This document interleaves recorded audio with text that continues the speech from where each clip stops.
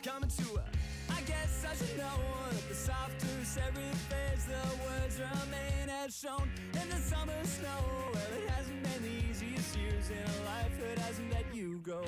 And then I see a smile between repetitive miles of well-worn dirt, and I thought you would show, I thought you would show, I thought you would show, and I don't even care that it's over, and I don't even care there's a wall. I won't ever look back for answers, and I won't ever look back at all.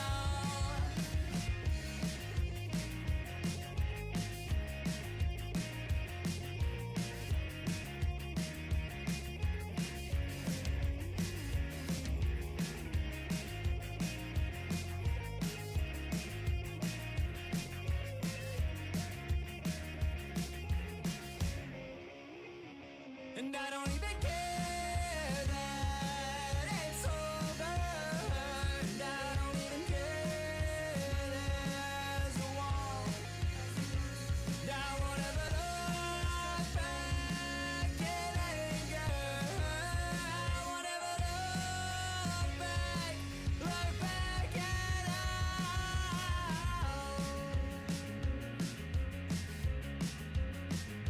It's coming to a close. It's coming to a close. It's coming to a close. It's coming to a.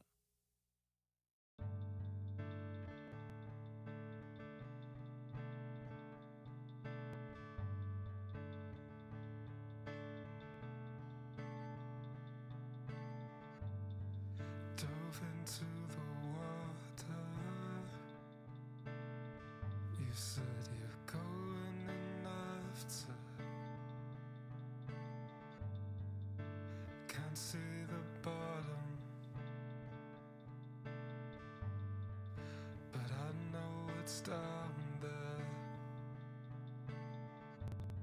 Sometimes when I don't look, I feel you behind me, but whenever I turn back, I can't see a damn thing.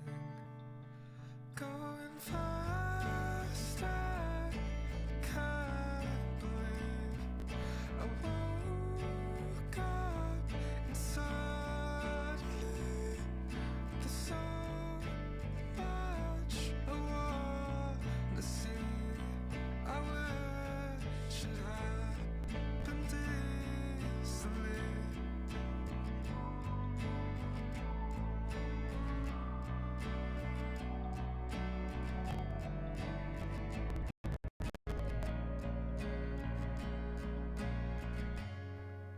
The road's filled with cars now, all empty inside. I look to my left, you look to your right.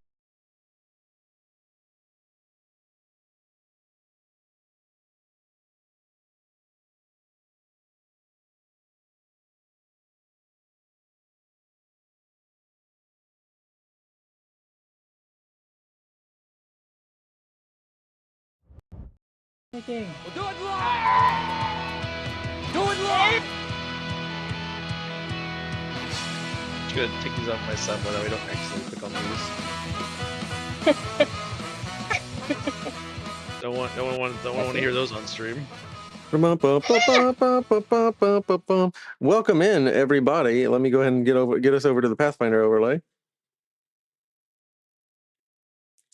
I apologize for anyone for whom that is rough on the eyes. I'm trying to find a less exclusive, more inclusive like intro. I love the punk rock aesthetic, the like screen glitching, but I know some people have like seizures and stuff to very high active images. I'm trying to find something better. In the meantime, I'm kind of lazy as a creator. Maybe I can just grab a single still from that image and just throw that up on the screen. But everybody, welcome in. This is session 36 of our Pathfinder 2E series, Kingmaker Misfits. Hello, everybody. I'm your GM now and always, Cloudheart on Cloudheart TV. We got Dex, our Dex Weaver, our lizard skelly man, played by Hoodie. We got Fekro, the alchemist, our goblin alchemist, played by Delta Blaze. And then we have Corey, played by Bakan, the King Corey. I'm sorry. Satis will not be in today. Let me go ahead. You're right. I'm sorry, my liege. And then we have Tilly Mothbutton, played by Wolf Prophet. And another mess up like that, and I'm gonna send you to the mines with the other elves. how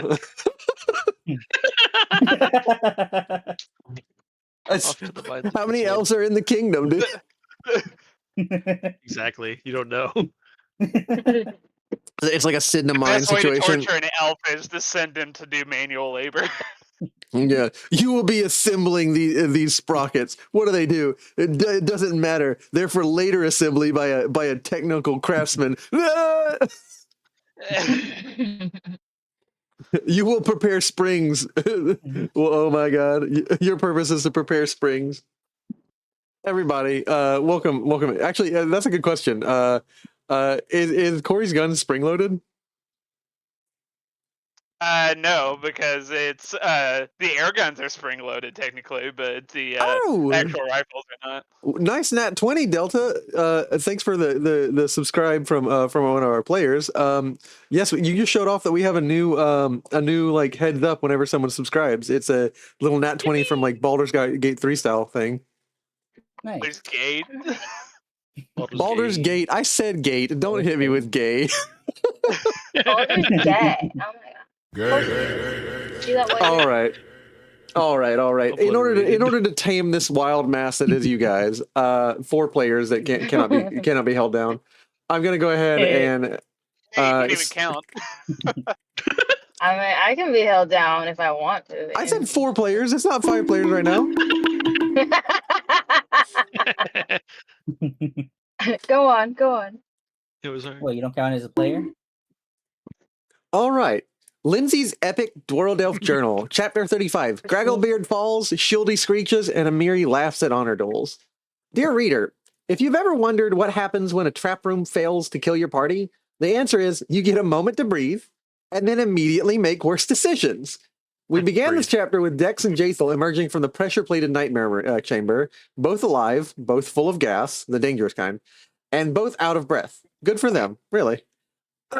We waited for the foul vapors to clear, thank you, Corey's Kingdom Health and Safety Initiative, and then descended. What we found were murals, runes, and bodies. The undead, the dead kind, not sleeping, not like the normal peaceful kind, but the long sleep. Some of the sort of ritual enchantment had been placed on them, like a safe. The undead would rise under one condition: when we entered the wicked warlord's throne room. I call him that now because after examining the wall art, and yes, I wrote it and drew it all down, we learned that this lonely warrior of Amiri's legend and local legend was less of a tragic prince and more of a war criminal with good PR. Multiple campaigns of cruelty, horrible subjugation of farmers, horrible subjugation of the simple peasantry who lived in this land and have just generally always lived here. Several beheadings of his own troops. One documented incident of cutting off a soldier's legs because he marched too slowly. Classic misunderstood loner. We entered the chamber.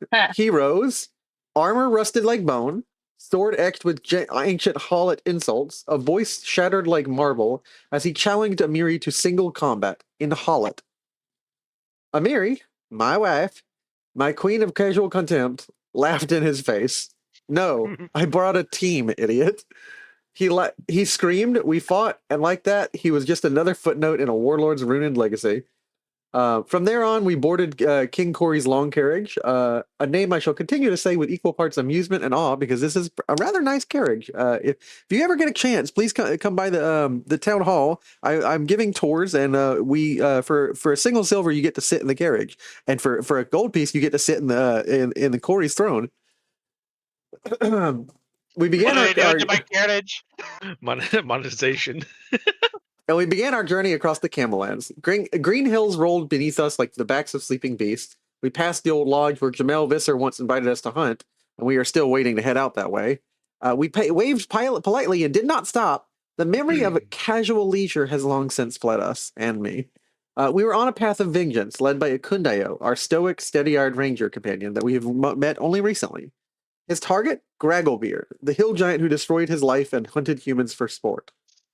We found him at the edge of the old broken bridge, and with him 4 ogres, and later we found 1 wyvern, large and angry, and 1 terrible plan. That the bridge was actually set to break the second someone stepped across it. The battle that followed was chaotic, bloody, and at one moment airborne. Shieldy, the wyvern, named after all the the creativity of a toddler, snatched Amiri into the sky. I screamed because I could do nothing. Corey fired, Jaethal cursed. Uh, uh, Dex did what he could to save people from the rivers, and Fekro threw a glue bomb before it took off.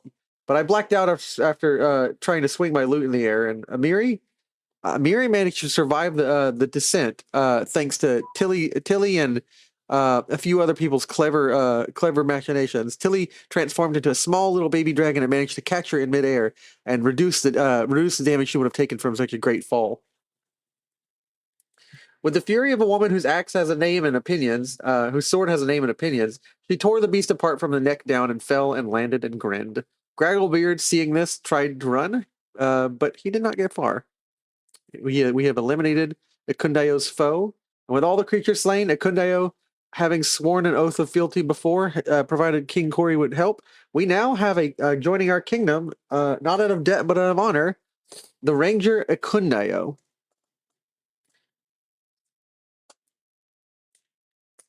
Oh, and we're heading to the Valley of the Dead next because Jaethal says so, and Corey agrees. And I, you know what? Fine. Signed off. After my reflections, I'm still here, still writing it down, still watching the Valley of the Dead grow closer, still wondering how long before we join it. Lindsay, emissary of Dwardelf, queen of cross-referencing systems, wife of the most terrifying woman alive, professional skeptic of any plan involving a valley called Dead. But that leads to the greatest stories. And I will go ahead. Of the Dead? Right. I'm sorry, what was that, Fekra? Would it be better if it goes to the Mountain of the Dead rather than the Valley? No, I'd rather us not go to the land of the dead things. I mean, no offense, Dex. Hello. What about the Valley of the Recently Departed? Yeah, that sounds nice. I mean, that actually makes me wonder why there's so many people who have recently departed in the valley. None of this sounds good. You realize that, right? What about the Long Departed? That sounds like a funeral home that's turned into like a really bad business situation. It'll be fine. I'm sure it's good. Brave faces, everyone. Brave faces. Right. Brave face. What? I'll put on my mean face. You just wave my hand over the skeletal head. And Amiri is just kind of like sitting there, like on the and I'll transition back to the map we were on, showing all our dead foes at this bridge.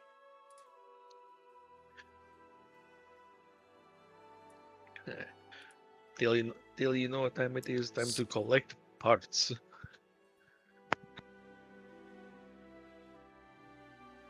Oh, sorry, this is the wrong one. I have multiple bridges. You go for the eyes. I go for the bones.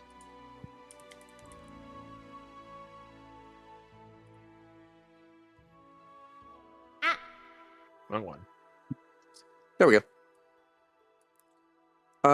You find like Amiri is just kind of like breathing. like Lindsay has kind of dotted her eyes and is like walked over across this basically standing, and you can hear. I'm assuming that this conversation takes place after everyone has kind of crossed over somehow and has made it to the other side of this destroyed bridge. Amiri is just kind of, Well, well, it did pretty well. well done, Tilly, and like, I hope you don't ever get any smaller than that. I hope you get bigger and bigger and bigger until you can take out the wyverns yourself, Tilly. And like she just kind of pats you on the head. Thank you. Somebody get me a drink. There is a river right here. And she nods, and she will kind of like wait for someone to either bring her some water, or she will just kind of like catch her breath until she has the strength to go get it herself. I'll make a little. I'll take like one of like the chunks of log that he has here and just make a little cup. Yeah. she gladly glabs. What the fuck is going on with me? She gladly grabs the cup. That's what happened. I tried to do a tongue tie.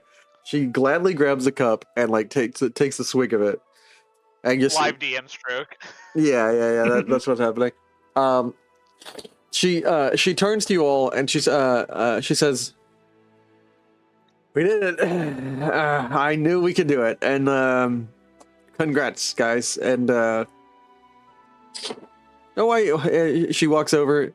She sees Lindsay like super concerned, and she walks over to Lindsay and just kind of like takes a big hand and like wipes a little tear away from Lindsay's face, and she said, "Oh, why you gotta look like that? Nothing bad happened. I'm all right. I'm in one piece." And like Lindsay and Amiri give each other a big hug. Meanwhile, Natavi and Akundayo are left, and Akundayo, you can just hear him screaming,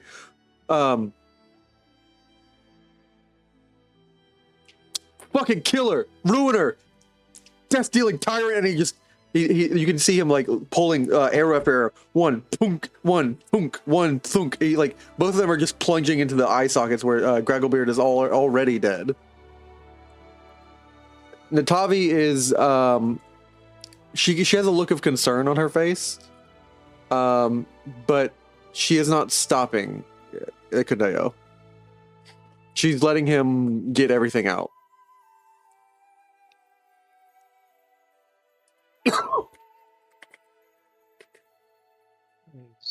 You took everything from me, and he pulls 3 more arrows. Thunk, thunk, thunk. And he just stands there looking at the corpse, furious, and then just looks up to the rest of you. Like there's a look of fury, defiance, and like he hasn't considered how he looks. Like he's just he realizes there's not much more else he can do to this corpse beyond like his rage is only so deep. He looks up to the rest of you and like is like basically like it looks like a mixture between like he's challenging you and like he's lost in it.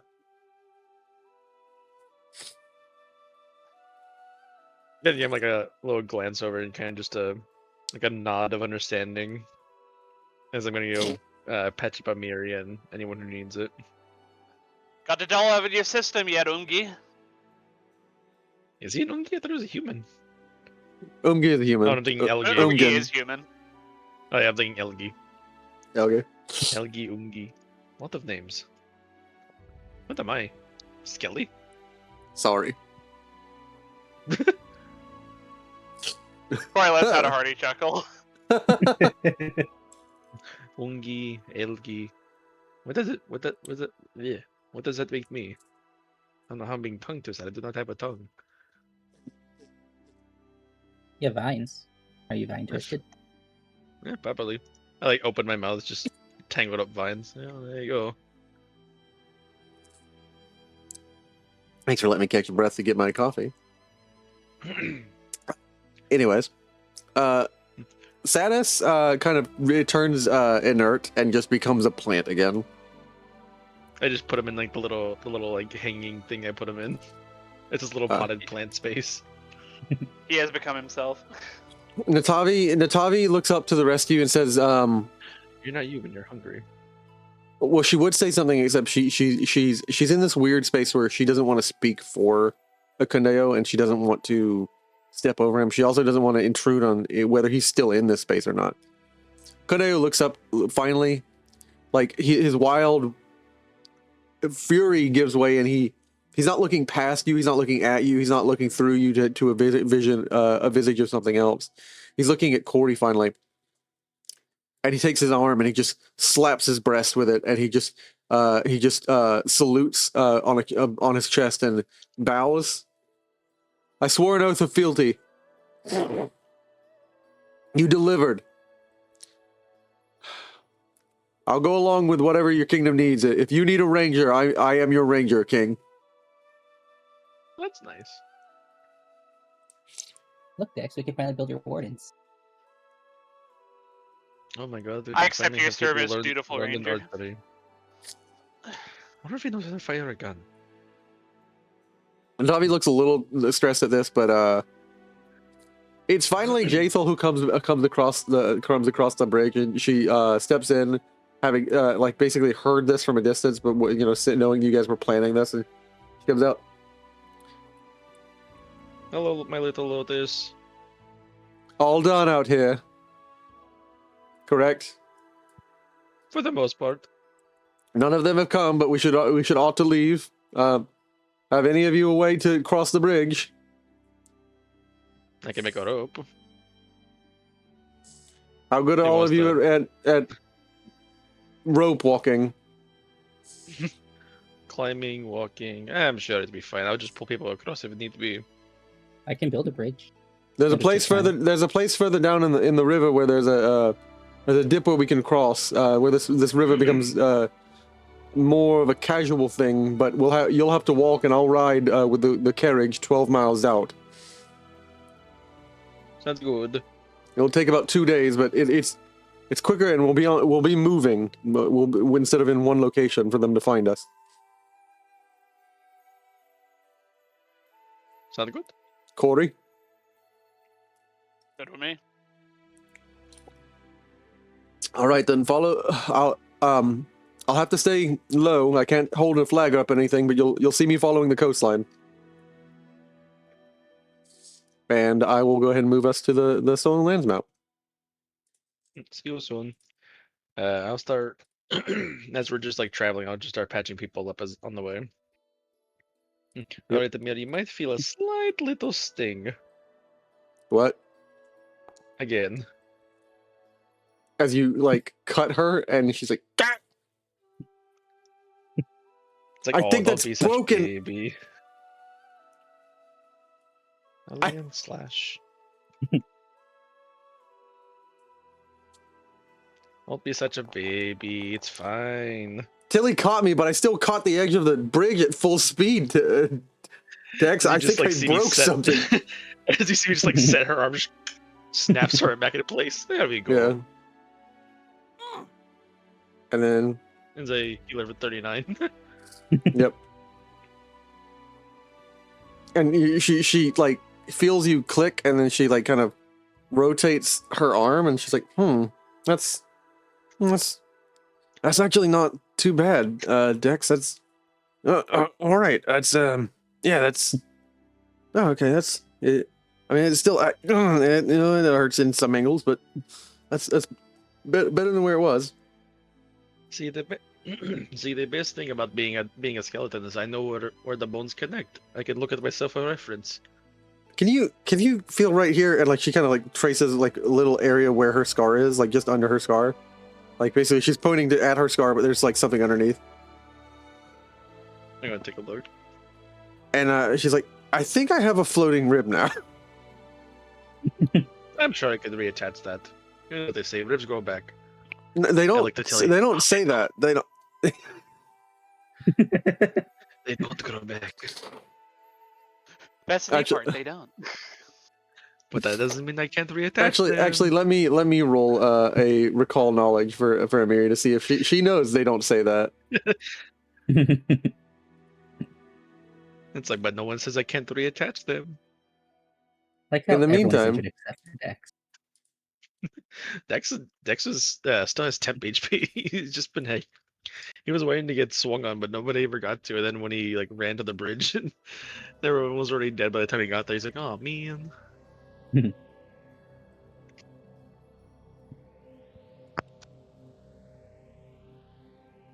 I know I blasted somebody with a laser. That's I think most of what I did was shoot somebody with a laser beam.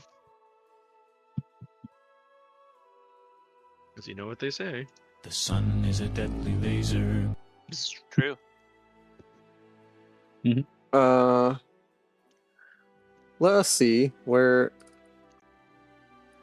the river is best to cross. It actually comes to like a horseshoe, like an oxbow lake. Like basically I forget what they're called, but as an oxbow bend. Hmm.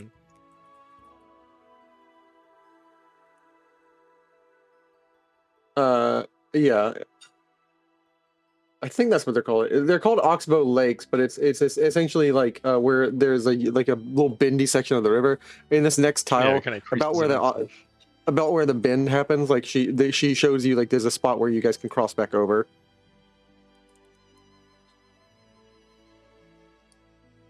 That is one of your travel actions for the day, and I will move the time for. Thank you. I will move the time forward by 2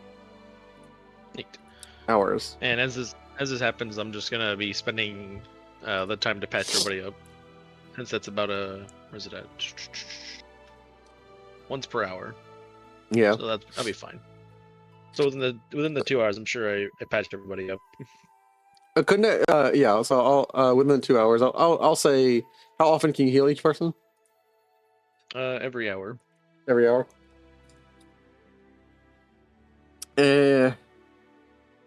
I'll heal everybody save for like 5 HP.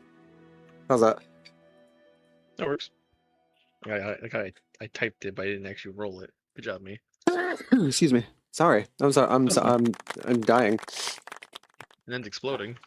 Yeah. R.I.P. People used to not believe back in high school. I got in really in trouble in middle school because I had a really hard ass, which it wasn't a hard ass. He just thought I was being over the top, and a little bit I was. But like you don't intentionally choose your sneeze, and he thought like you're just making it up, right? And I'm like, I didn't sneeze like that like on purpose. Like I don't know why I sneeze like that, and even if I did, I'm a fucking kid in middle school. Like I don't understand my own psychology. My buddies called me a dad sneeze. I'm like, I'm not a dad, I'm an uncle though, so I'll just classify it as that. Yeah. Yeah, we had someone who had to blow their nose really, really hard, and the teachers would get really pissed off. But I'm like, man, whenever I get congestion, I have to, or else I can't breathe. Poor kid. All right. Yeah, and I remember the one time I tried to hold my sneeze and my head almost exploded. Almost everyone has healed. Let me double check in Tavi,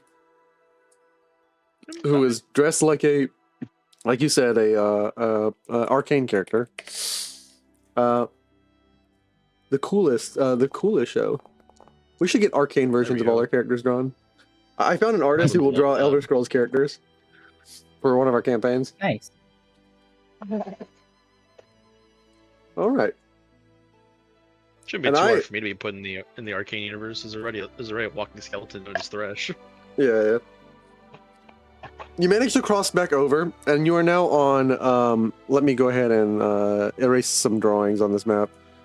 So you see this bridge? That bridge is still there. You guys are now on this section of the right here. You are predominantly like in here, this area right here. Mostly on this map, but you're on that side of the river.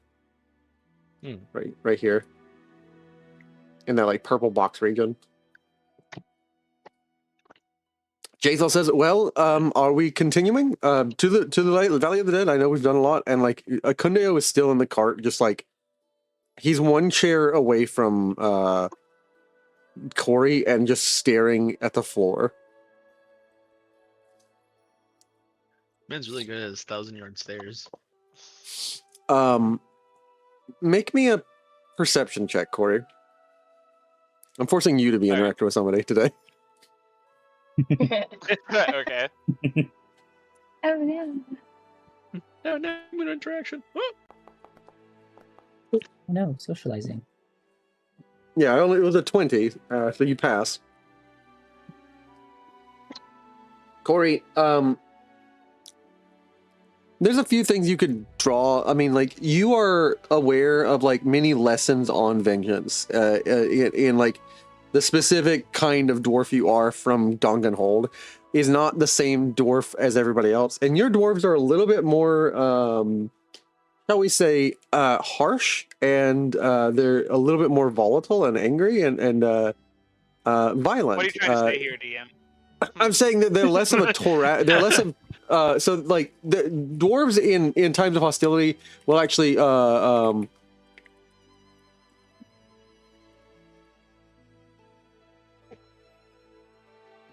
Oh, we're waiting. in times of aggression and times of peace they will rotate back and forth. Their main head of the pantheon, even when they're rotating away from it during times of aggression, their main head of their pantheon, they still respect him as the head of the pantheon, Torag. But Ongrad, his half brother, is a demigod who aggressively seeks out threats to eliminate. And I would say Ongrad is not bad, not poorly honored in your place, which is a euphemistic way of saying he is very revered. Ongrad is the brother who the head of the Torag is the head of the pantheon, but Ongrad is the one who seeks out threats to eliminate. He hunts down and destroys evil.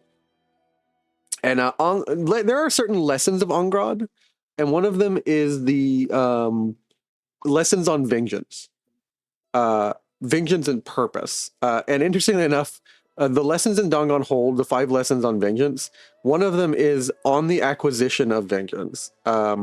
It's like the 3rd or 4th lesson. It doesn't tell you to not try and go get vengeance on somebody. Interestingly enough, the Dongenhold lessons on Ongrad don't tell you to like Ongrad's lessons on vengeance don't tell you to not get vengeance. They tell you the best way to do it. You were right. Yeah. And they tell you that like when you achieve vengeance, there is a danger of the hollowness. There's a danger of the hollow feeling. It couldn't I how you it dawns on you looking at him and you're thinking about your dwarven culture and people and like as you always are, and it dawns on you this man has achieved what he was sought out. He achieved and destroyed the object of his vengeance, and he has lost everything. There is no more clan or culture or town. He has won and eliminated a target in his book of grudges. But there is nothing left. And Ongrad's 4th lesson is one needs purpose. He continues to stare at the floor.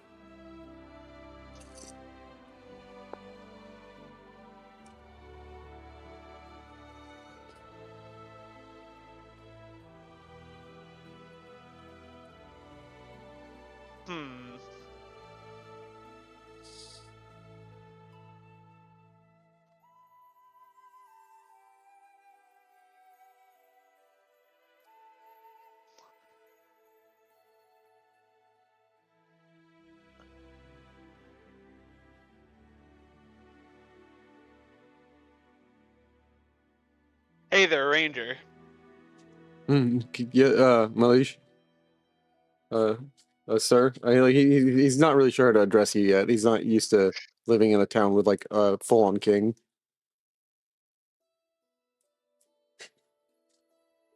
Do you want to keep staring at the floorboards there, or would you like to live up to your title and scout ahead for us?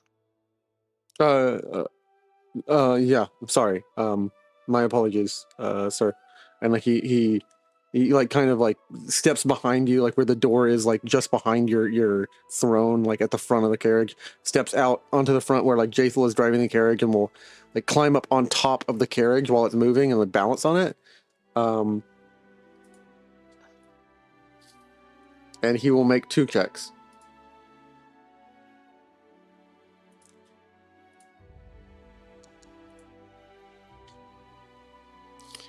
He's bouncing perfectly. It's like he's surfing the carriage, no matter what it bumps, what rocks or bumps it. Right? It hits. And as he's up there, he's like making another roll to see what all he sees from up there.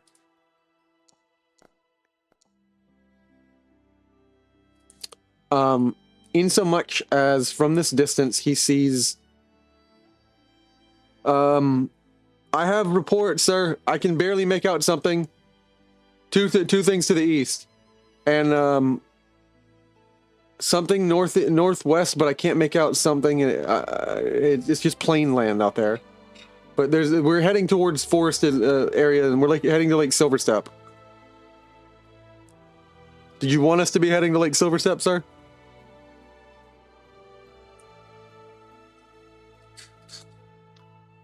Well, I think we're supposed to be passing the lake, aren't we? And like Jaethal like eyes him when he says, "Do you want us to be heading that way?" And like she just kind of yaws the horse and like ignores like in anticipation of like whether there is a yes or a no. She's heading this way.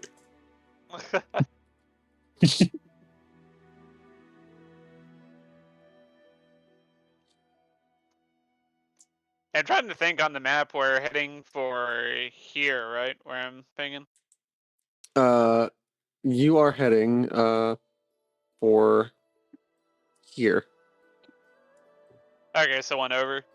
Yeah. So it's a straight shot 4 tiles east, but you're going through mountainous terrain, which eats up 3 of your actions. So it'll be several days of travel because you only have 4 actions. Even with Tilly, or even with I'm sorry, not Tilly. Lindsay. Tilly's dead weight. She's slowing us down. Yeah.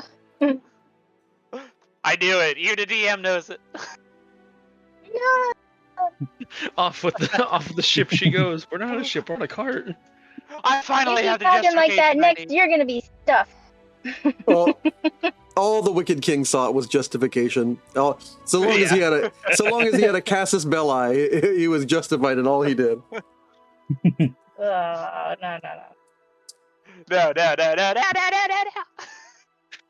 I just imagine throwing a plush on the club. Just like the Kirby meme.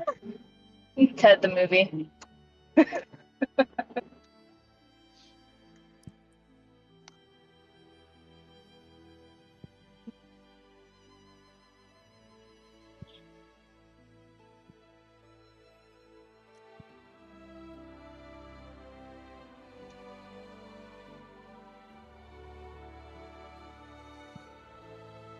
All right. So you said it's going to be about 4 days? Mm-hmm. Oh, interestingly, can the party not understand Taldane? It cannot see messages that we send because the party doesn't understand Taldane. Hate it when that happens. Or the Twitch viewer doesn't understand it, so the Twitch viewer needs a character. Oh, the You test Belly. viewer had a character. It's It like does. a Yeah, they have a Mandela character. effect thing. Nobody understands it. So. This is how we get past censorship in the Twitch community. We just speak to them in a different language. Speak to the Twitchmen. They will know their way in the hills. The Twitchmen. Let me give it language, and let me just give it Taldane. Let me give it common. It will not see when people speak in other languages, but it'll understand when people speak in common. There we go. Well, I would like to spend 2 of those 4 days doing some rune transfers. Okay. Make me some rolls. So we are assuming just 3 straight so this day will be the next day, and that'll be the last day of today, and you arrive in a gulch. And it is fair for me to say when you arrive in that gulch, it is now. Let me check the time. Let me get the time set up. It is now 7 o'clock, and you guys are going to bed and making camp. Yeah, it works for me. As you arrive in Dragon Leaf Gulch, the little Selin River narrows as it passes through a gully between 2 rocky hillsides here, flowing around an oblong, thick island with vegetation. An island thick with vegetation, rather. I got that backwards. This narrow island is 10 feet wide, 75 feet long, and the river narrows to a width of 10 feet on either side on the island. The cliff walls of the gully are 40 feet high and can be climbed with an athletics check.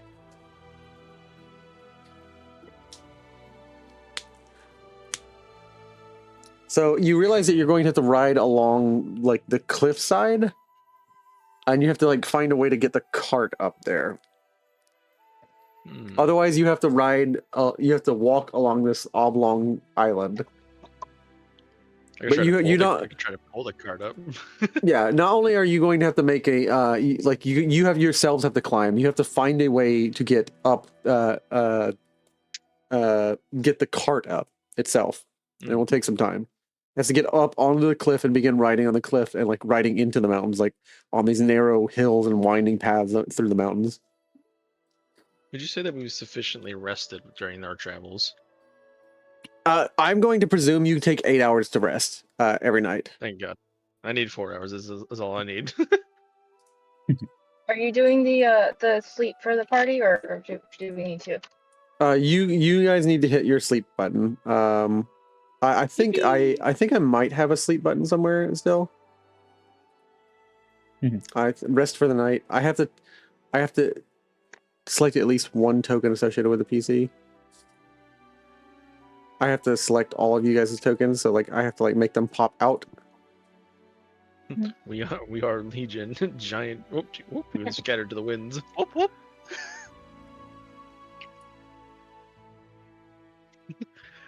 When the party hits a one piece, we get scattered across the map.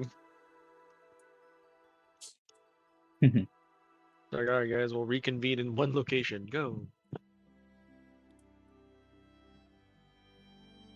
All right, and then I can hit sleep for the night, rest for the night. I'm assuming you're making camp. I will not make you take watch, but everyone does camp. It did not do it for Wolf Prophet. It did not do it for Tilly, so I don't know why. For the Wolf Prophet. It's probably because you have spells that you have to like reset and stuff, Tilly. So go ahead and hit the rest for yourself. Which one of us? Tilly, Should you. be in the top left. It's Yeah. in the top Me? left of your character sheet. Okay. Yeah. Okay.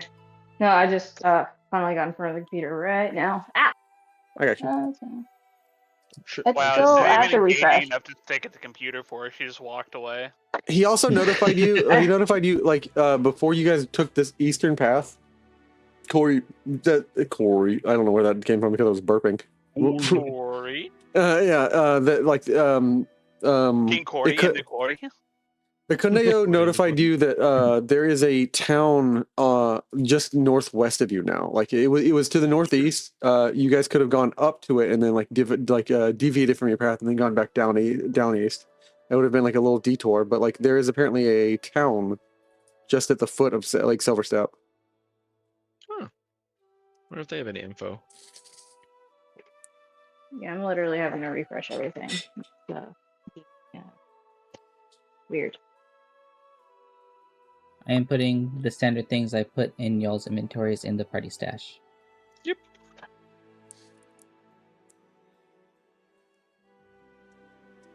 Dex carrying a backpack full of bones. What are you doing with those bones, Dex? Don't worry about it. It is for research. I have eyeballs. purposes. Yeah. Well, use it for collection. Mine are for research purposes.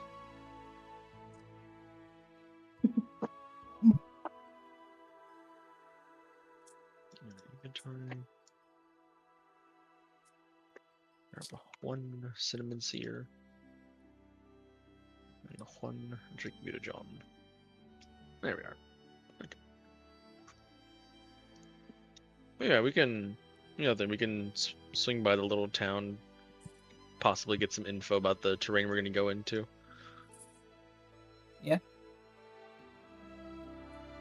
All right. So I will. In that case, you're not taking a rest here in the Gulch. I will say that you took that detour up here.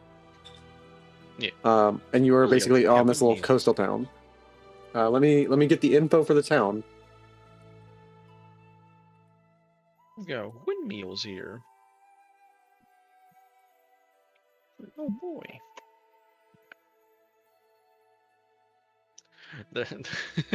My head, I was just like, look at the info for the town. They definitely hate the undead. It's like specifically skeletons. Oh man.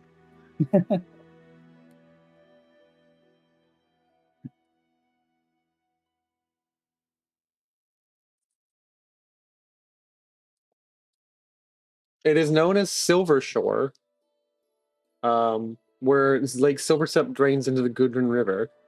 Let me see if I can get some info on it. Okay. Yay, it's working.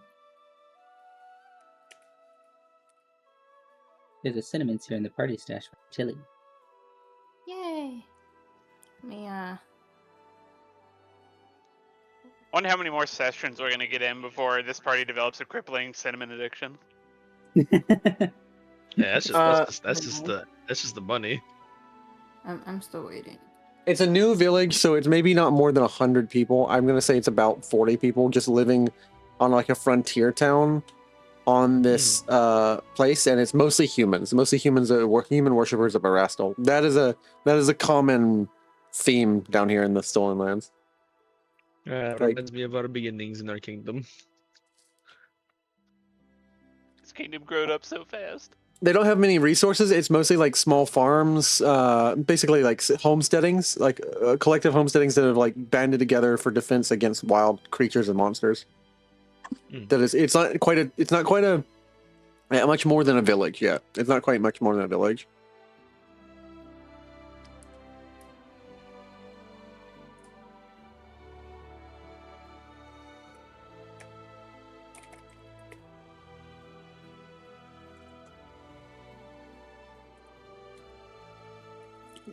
I will say, for the purposes of buying or selling stuff, there's no specific quests in Silver Shore.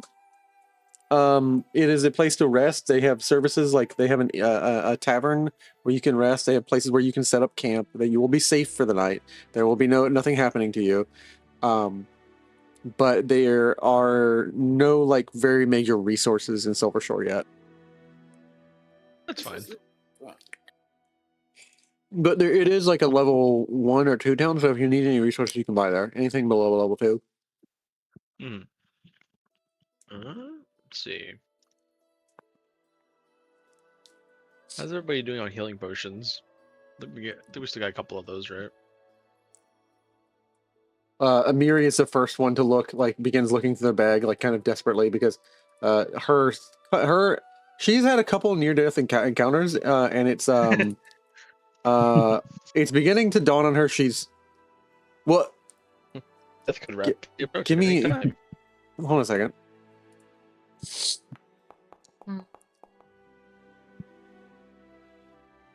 Uh, 30-20. Did the blink? Amiri isn't afraid. She's not beginning to get afraid, and she doesn't think like Amiri has a middling response of like an intelligent person who's been in fights and keeps going down. She's looking for the potions, but not desperately. She doesn't think she's not buying her own hype, and she's not afraid. At least she's honest with herself. And she's just looking through potions in the party stash. Yeah, we have a couple of minors, and looks like I have an elixir of life, and do you know what this is, Fekro? And she like hands you like a pyramid that's like a spike. The pyramid-shaped spike attached to an armor's chest piece. When you activate the spike, it shoots it's called a savior spike. It shoots a strand of force to help you gain purchase, giving you +1 bonus to the check. If you roll a success on the triggering attempt, you get a critical success instead. Basically, whenever you would get knocked over, like a spike, it shoots out of the chest piece and like balances you. That's pretty cool. That is pretty cool. Very nice. Very, very nice. She's like, I found this while we were traveling, and actually, I kind of think I looted it from the what were you calling him, Lindsay? And like, the Wicked Warlord. Yeah, I like that name better. Yeah, I looted this off of the Wicked Warlord. I thought it was kind of looked cool. I don't know. She kind of points to Spike face first towards herself. No self-preservation. Let me see. Maybe I can figure it out. Can What you is this, send like me? a Is it a talisman? different link than this? It's like a. I'm sorry. What? I can't. Is this the correct link? Because it's been doing this for a while now. It says your stream is paused. I'm not sure what you're looking at. I'll send you the link for the game, but like. Nope. Yeah, because That's just Discord. it's not supposed to be showing Discord. It's supposed to be showing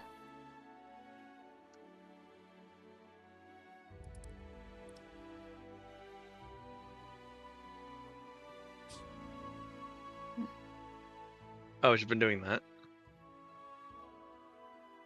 It's just been doing that. Yeah. Well, Let me. Try to get a new link and see if that might work. I just sent her the link that I have for it. It's nothing that would cause her. It might be your like internet speed or something. What is it doing? Because I didn't see when you shared it.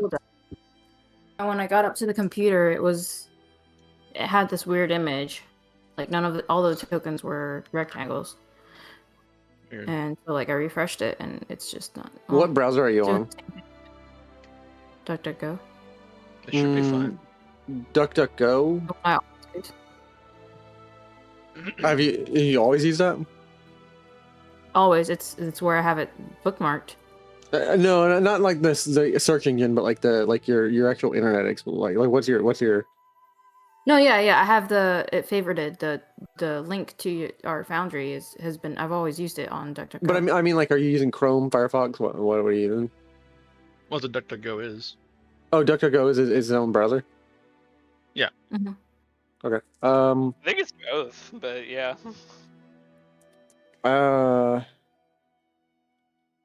Follow that new link and let me see you real quick and get you connected. We'll go ahead and do this and so we won't all be like ignoring you in the background.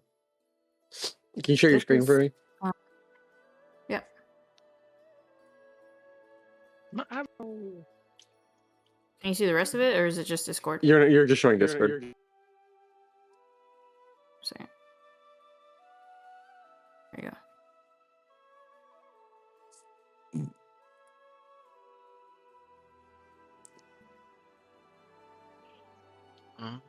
Let's see.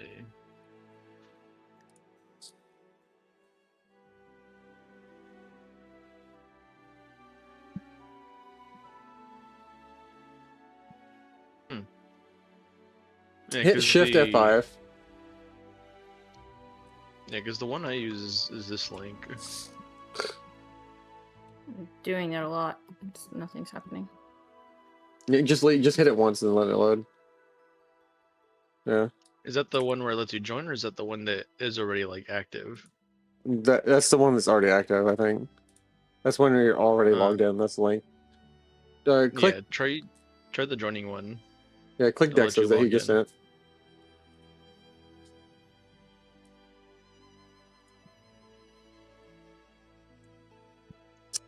Also, I just realized we're still in the lounge. Huh. Oops. I'm sure We're slacking. It's fine. It's fine. I'm not gonna stress over it this today. Yeah. What's the worst that could happen? The other tables start popping in. Oh, you sent it to everybody. Okay. Yeah, I sent the open chat from the lounge.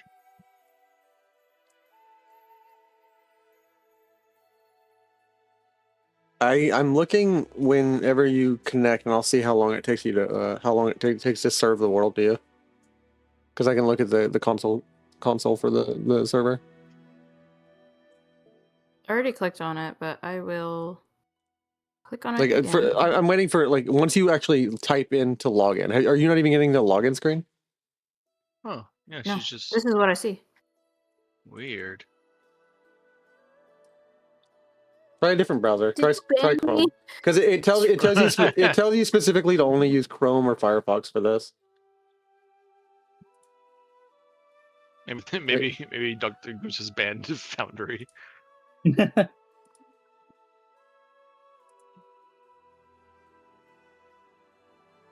have a question. Can you try direct connecting to it instead of through the address there? Yeah. Let me give her the. I got it. I can send it to her real quick. Okay.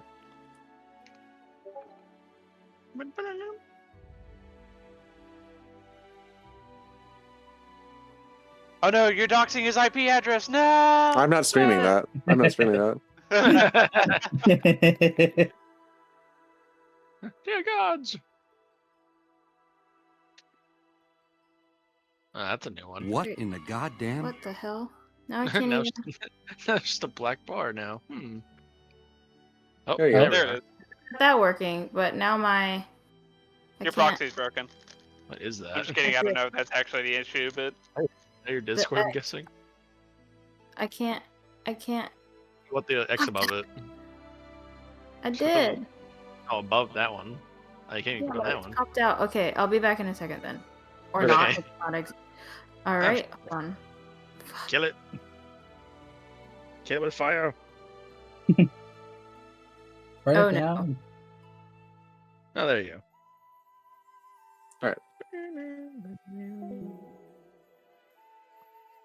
Okay. Wait. Stop streaming. stop it. All right. Now that we're done fixing Tilly's technical issues, because Tilly's bad at computers. It was frozen. Thing was happening. Rest in peace, Thank the mighty you. Tilly. A whiz with the wizardries and arcanes, but not what a whiz. I don't know why. I don't know why. It makes me think that her DNS cache was messed up because it wasn't resolving the link. Like Yeah, it was just once it had the infinite direct loading. IP address, it loaded, but like without that, because like it's like her domain name server wasn't serving the IP address to her. Which is weird because I've done Adelaide and I've done all of Tilly. I've done all of it through the same thing. No, so- it's not your browser. It's like something in your like your lower level internet stuff, like Yeah. More of a subroutine than a primary. yeah, it's like the you would know. I don't know if you're netcode, Buckan, but you're my go-to when I don't know something. Like you're like the more of the expert. This is basically the phone book got messed up, and I had to give you the number directly. Yeah. This isn't Alright, your phone wasn't working. It was you had a bad phone book. So- Yeah. All right. Why is So my It's like you're pages just looking at the closed? yellow pages and you had dyslexia. Who yeah, let the moths in? Why are they eating the pages? Oh God. Mike Pondsmith. Banana. We're loaded in. We're loaded in. Everybody, everybody is here, and now we are back in the scene. And Tilly, Kuneo has scouted, and he has led you guys to the doors of Silver Shore. It's mostly a settlement. Like there's young men, young women. There's like a couple of like old gray hairs, wizened types. And there's children playing. This is maybe a community of like 3 or 4 families that bonded together in this like wildland and like decided to frontier it out. Maybe like 40 people. Amiri has looked through her things and she says, "I have an elixir of life and this," and like she pointed at herself, and you're looking at it and you grab it and point it around. There's like a button on the underside that you can like press, Fekro, of this like this pyramid looking thing. So is it like an item? Is it like a talisman? It's like a etc.? spike that you attach to your chest piece. It magically has a rune on the back on the bottom side of the pyramid that it like fuses to the chest piece of whatever arm you add, and then the button's on the bottom. Hold on, Amiri. I'm going to affix it to her armor then. Hey, wait, what are you doing? And like she sees where your hands are going. So this is a special device that'll help you. Well, it shoots out a spike essentially, not towards you, away from you. It's to help. It's to help with balance. It's like catching yourself. She pauses and thinks of what just immediately happened to her maybe like a couple of hours ago, 4 hours ago, and she says, "Thanks." Am I supposed to have a And, search bar on my screen? A search bar? Say again? No. What do you mean? What did you do? Start calling you I don't TT know. I for just exited technical out of the ability. help thing, and then this thing is here because it popped up. Search Aw. bar. Oh. Hit, Are you on a con- MacBook? hit control space. They shouldn't show up for you. I don't know why you Oh. decided to break it. Make it stop!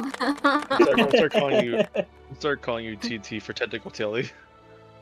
What are we doing? I'm sorry. My immersion is Right now, we're currently affixing some They're bits affixing bits and some bobs to armor. like what is like a pyramid shaped thing onto Amiri's fur armor, her like fur and leather armor.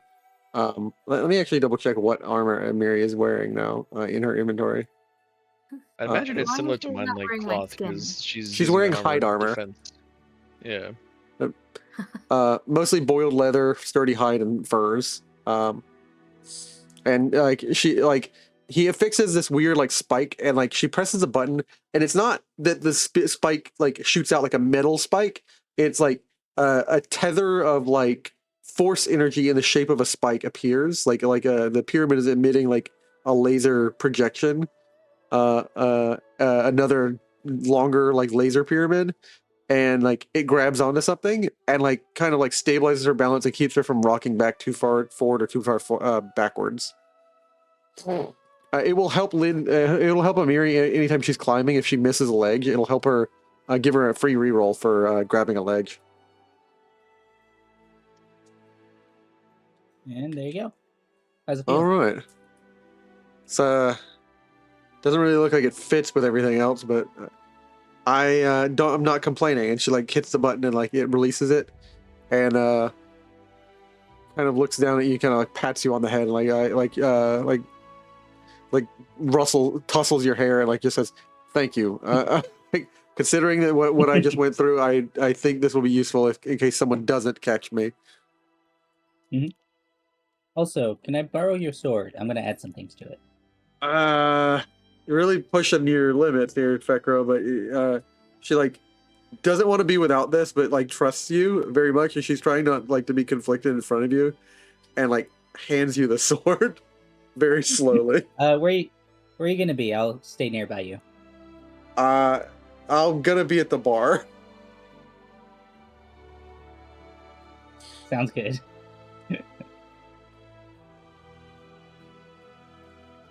And she like you basically set up a makeshift shop next to the chagrin of like of a Hollet named individual.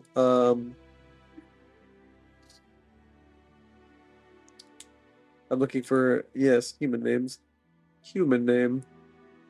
There's a human, right? I need to pick the human name. Hugh William. Hugh Manning. Horgo. Jamaican, it's human. Horgo is his name. Horgo Gresk. She hears him say that name and looks up and like gives him a questioning look, and he looks at her and says, "It's Khaled, my dad's side. Ma brought him out to the Stolen Lands," and she nods and just kind of smiles and gives him a nod, and she like Mead, and like he nods and then like reaches back to the back shelf and like grabs a barrel and pours for her. And I will speed this up along if you guys would like. I know it's going to take us 3 days. I'm going to take time to transfer from the broken cold iron bastard sword the flaming rune onto her sword. Okay, flaming rune. Do you need me to give you her sword? I don't need the sword itself. I just need to make a crafting check and spend money. Okay, cool. In And then terms I add it. Oh yeah, then I add it. Yeah. Yeah. So I need to add a flaming rune to it. Property rune, flaming. If I pass this crafting check. Yeah. Let me see the DC for crafting. Roll Yeah. and then G. Transferring runes. DC of the crafting check to transfer a rune is determined by the item level of the rune being transferred. Item level. What's the item level of the rune? Of the rune. Flaming rune. Level 8 item. Level 8? Is the flaming rune? Yes. All right. I've got the DC. Go ahead and roll. It's All one right. higher than And the one then I it's had. going to cost 10% of the rune in gold, which is 50 gold because it's Okay. 500. 500. Okay, that's neat. So I mean, I'll remove 50 gold after I make the roll. Okay. And I'm gonna use a hero point on this actually because I want it to be nice. I want to be nice.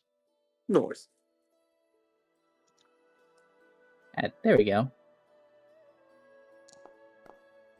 Wow. Wow.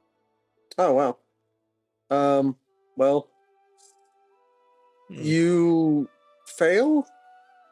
Like, Hmm.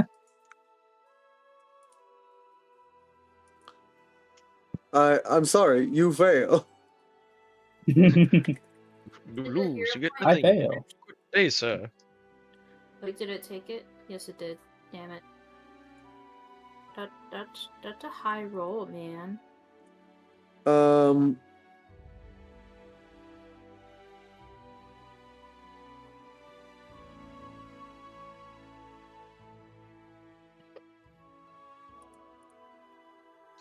Contemplating what to do now. It's like, well then. Yeah, like if an item if you fail the roll, the DC is it's pretty. It was on a runestone, right? It was just like, or it was already on a other weapon. Yeah, I was on a weapon, so I was just transferring the rune from one weapon to another. I'm trying to see what happens on a failed craft check. You fail to complete the item. You can salvage the raw materials you supplied for their full value. If you want to try again, you must start over. So you have to try again next day. I'll try again the next day. We have 3 days. Yeah, you realize it's really hard to work in like a bar where people are actively, and like the bartender's not helping you when he's like cleaning up behind you and like sweeping underneath your feet, and like basically Hungo is very much making it plain to you that like he's like having trouble there. Like he's like kind of like looming over you, like making it difficult to clean, and like Amiri says, "Lay off." Like we just had a hard day, and like he nods, rolls his shoulders, and just all right. Sorry about your thing. A dragon or a wyvern. Sorry about whatever you're doing. It'll just take more time. It's not a big deal. And he will leave you alone, and it's just for the rest of the night. I say you guys would rest. Are you reconning this area to claim this town later for your kingdom? That'll be the last action you'll do for the day. That is up to That Corey. sounds good. King Corey, do you wish to claim this land? Yeah. Do you wish to recon and say, "This one mine," plants flag? Well, I think we can recon, but wasn't it something we talked about before where we can't actually claim land unless it's next to our currently claimed land? Yeah, but it helps to like while you're adventuring to reconnoiter and recon it, and like basically say you have checked out this land, so when it comes to time to begin claiming lands, you can just boop boop boop boop boop connect the dots. Yeah, I'm fine with going ahead and reconnoitering. Okay. I just wanted to basically double check that we can't actually like literally claim it yet. Yeah, not yet. I will say, in keeping with the previous command you give, Corey, you give him a command. What do you say to Ikundeo to tell him like recon this area and check this town out? Ikundeo. Considering he lost his last town to like an aggressive, tyrannical giant. Surprised this town's still standing if that's the case. Yeah. You know, we probably saved this town. I like to think we can tell them that. At the base of the mountain. Yeah, I could basically ask him. Go around the town. We need to figure out how this place has been able to withstand the giants that have come. That knowledge could be useful.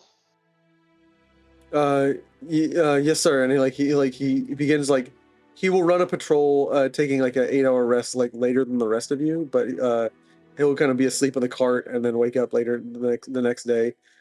He reports back to you that by all rights this town should have been destroyed.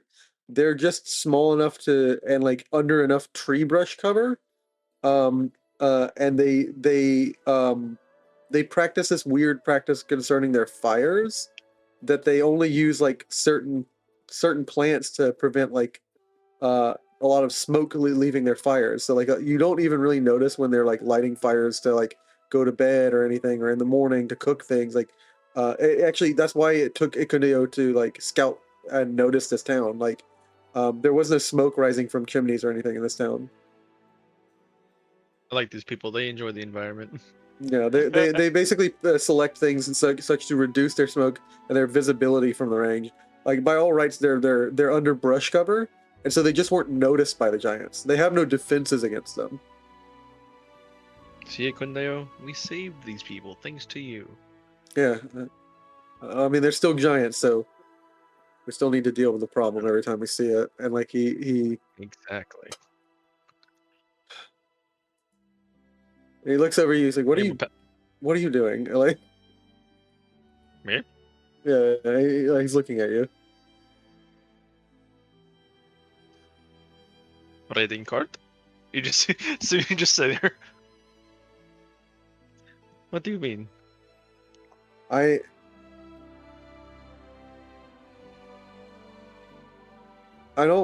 not.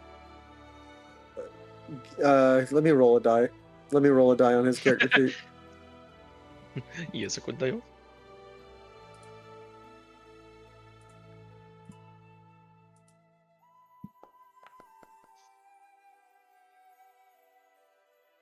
We're not friends, okay? I'm doing a job. Sorry if that wasn't clear before. I just and he kind of he clams up to you. It is fine.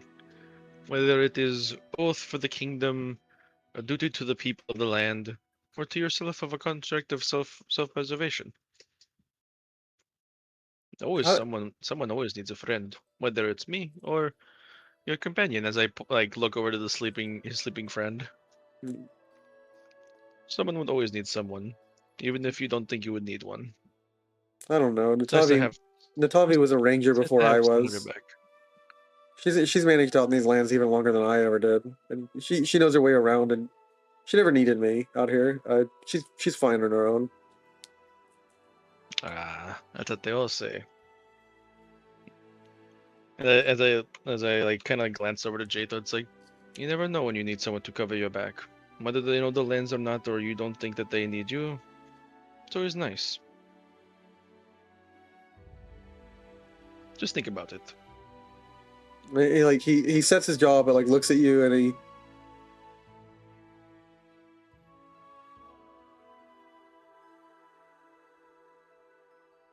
Why don't like there's a moment where he gives you an element of vulnerability, just a drop of vulnerability. He says,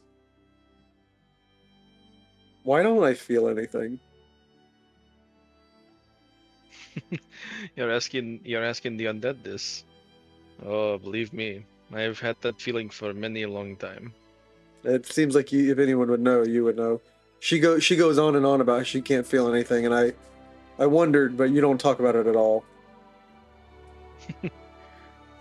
It's a quiet one, say. Given whether you're undead or whether you're alive, there is always something to be had. Now, given your past and what you've discussed, I could see why it is hard to feel anything really. That happens. It just takes time.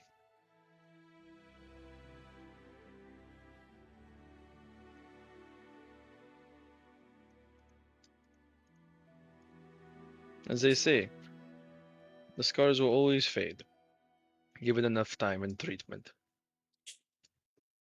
But never forgotten.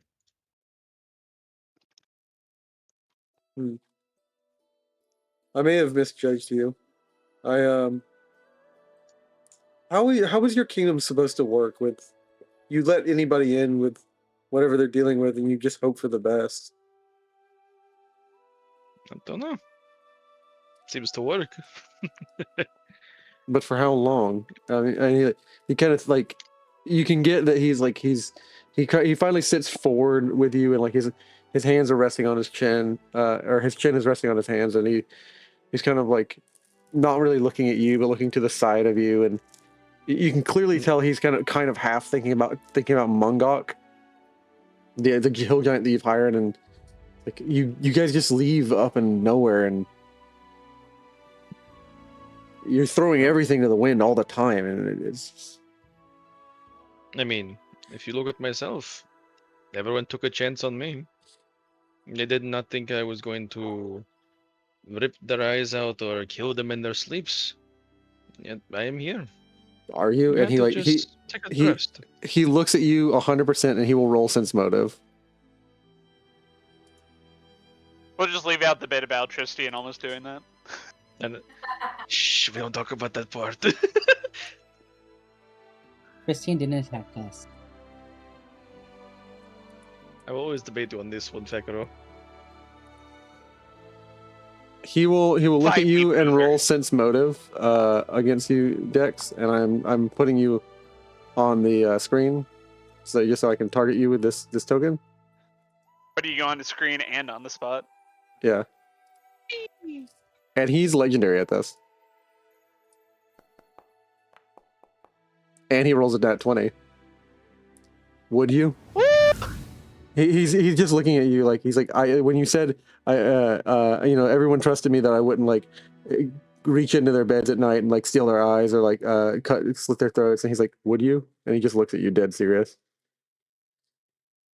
I like my like face like drops a little bit, like no longer like kind of like a glancing smile, just never.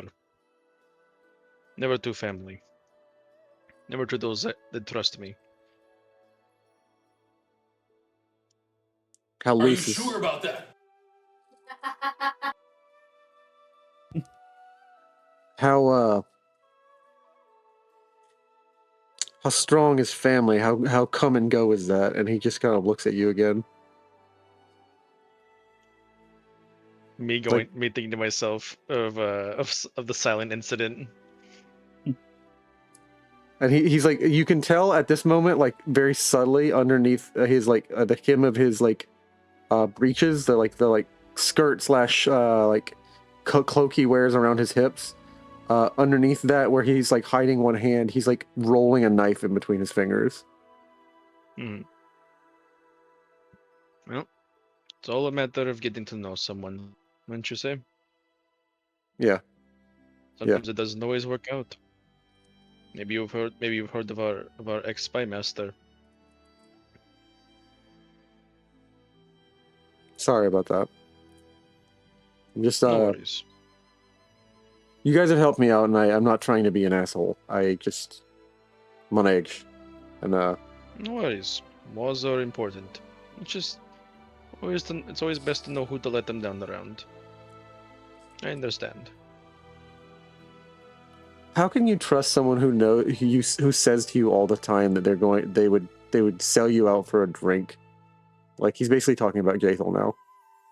Yeah. I don't know. I guess it is within my nature to see the best in those, or at least to help them see the best of what they could be. Whether they see it themselves or they seek to perceive that perception of what I see them as, it is their final choice.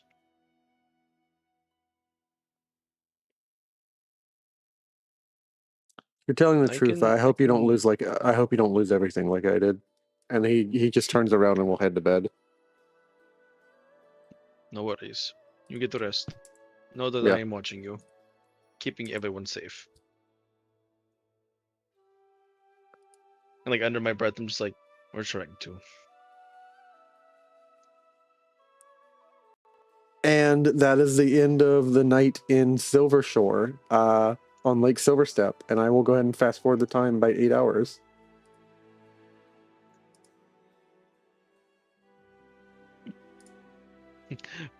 Dex stealth gun over the silent situation.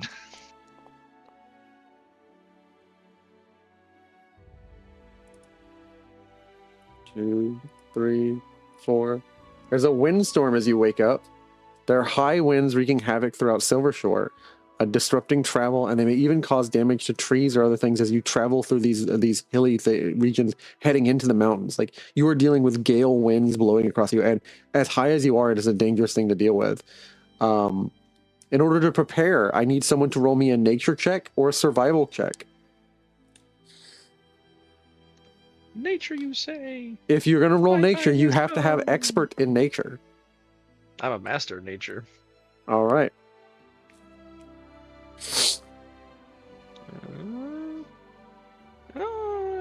Just to be sure, I'll use a hero point. That's nice, spell hero. Yeah, you guys leave in like 5 do what o'clock I in the did. morning. You basically, I'm gonna say, you begin to deal with these winds, and like you already can feel them before you ascend. And like Dex, based on your role, is how well you prepared, or how well you were cognizant and deal. Oh fuck. 28. Not a crit. Still, for master, actually, like you could have rolled a 2 and still passed this. Like, as long as you didn't roll a 1, you were fine. You were good. Like you can clear these pretty You easy. good, fam. You good, fam. You good, eh? Dex, you wake up ahead of everyone because you only sleep for 4 hours, and then you had a late night conversation with somebody. You sleep in the middle of the night, and then awake in the beginning and the tail end, and like early in the morning, you can just like stick a bone finger up, and you can feel like the wind is going to be wrong as you climb these hills. So you begin to prepare in all the ways you know to basically make sure that the cart's treads are sturdy, make sure that the cart is in no way going to catch wind, and none of these decorations are out that are going to catch large scoops of wind. Distribute weight evenly on the cart. As long as the windstorm is going to persist, the effects of wind on movement are in effect. Overland travel in a windstorm is treated as difficult terrain. You're already in mountainous terrain. It will take you all 4 actions to travel through one mountainous terrain for this day. So you won't even be able to reconnoiter this area. Now, luckily, you're not in mountainous terrain yet because you still have to go down here to the left. So like you're going to spend 3 actions basically to get down here.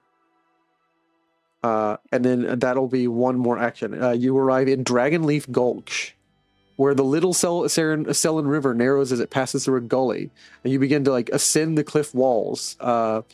This is the first problem, that during all this wind, you have to find a way to like pull the cart up onto the cliff. Otherwise, you're going to have to abandon the cart, and you guys are going to have to like walk through essentially what is a narrow island that is 75 feet long and 25 feet wide, 10 feet wide. Where the river narrows on a width of 10 feet on either side. And there are great 40 feet high cliffs climbing higher and higher into the mountains. I have an idea, but I want to get everyone's perspective on this first. So, we could leave the cart behind, taking the path as we've seen, or I can attempt to turn to a stronger creature and help pull the cart up into these areas. Corey, do you want to try an engineering check? You may try an engineering check, or you may be as clever as you wish to get this cart onto this cart is down on the ground. The cliffs you're looking at are 40 feet up. Think and solve. Time to get the rope pulley system out. Yeah. Yeah. I'll roll an engineering. Why not? I will make it a DC 25. Tilly's Maybe dragon help maneuver. How many? If not at lift. Weird question, Jim. How many bones did I get out of those giants? Those giants, you got about 16 bones. I'm gonna say 2. Well, no, there's 4 of them. 2 from each is 8. 2 from the giant is you got about 10, and then 1 dragon bone. Nice. So you get 11. 1 wyvern bone. A wyvern bone, because dragon is a big deal in Fantasyland. Oh yeah. What if we spend multiple days just building a giant ramp? I will progressively lower the difficulty. The difficulty will start out at a lower 23 or 20, same DC, but you're building a giant ass ramp, and so like I'll progressively lower the DC as you source some wood from the area. Are you saying that this is what you're going to be doing for the next couple days? No, that was a joke. Okay. Just imagine, just in the middle of just nowhere, big ass ramp just going up the hill or mountain. Yeah. Corey, you just kind of look at this, and Amiri like walks up next to you and like just kind of looks and spits to the left where both of you were standing. She walks up on your left and spits to the left, and she says, "Fuck, I've got no idea." She just looks at the cart. She looks at the cart, looks at the like giant cliff, and she says, "I mean, it's not happening." Like she goes and pulls the cart out, and she's like, "I can lift it," and and then she like shows that she can like kind of lift it high enough on one end that she can lift one end by herself. But this is about all I can lift it. I can't. And then she jumps with it, and she's like, "Oh, maybe a little this much," and she's like basically like hauling one end of the carriage like up, and like it's maybe at her 9 feet high. It's 9 feet high, 10 when she jumps, and she's like, it's not happening, and she sets it back down. Saying it, Chief. Like, you know, like 4 guys who are staring at a car trying to figure out how to fix it. Like she's just staring at the carriage, and staring at the cliff, and it's like it's just not happening. Corey, what if we get a platform large enough to hold the cart, and then we rig up a pulley system to pull it up?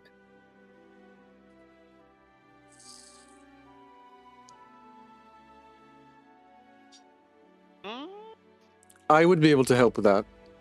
I have had many jobs. One of them was a builder, a craftsman. And Jaethal like steps forward, and I know that you don't prefer to work in the medium of wood, and she gives you a like fucking come at me grin.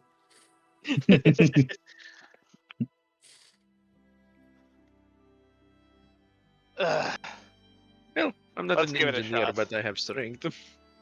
I can break the wood with my beak. You're not permanently transformed into a dragon, by the way, Tilly. I know. But, okay. She knows she's a dragon. She's like, I'm a dragon. I am. Anytime you refer to yourself, you're using the wrong anatomical terms. You're like, my beak, and it's like, that's a mouth. My claws, this is your hand. I still have a beak. It's just I'm not wearing it right now. Mechanically, your body, your permanent body is the puppet body, and I love the idea that you're like, no, my real body is what I transform into for 1 minute. This is the cage that seals me. This is the cage that keeps Tilly in. This is a cage that Tilly's got to break out of.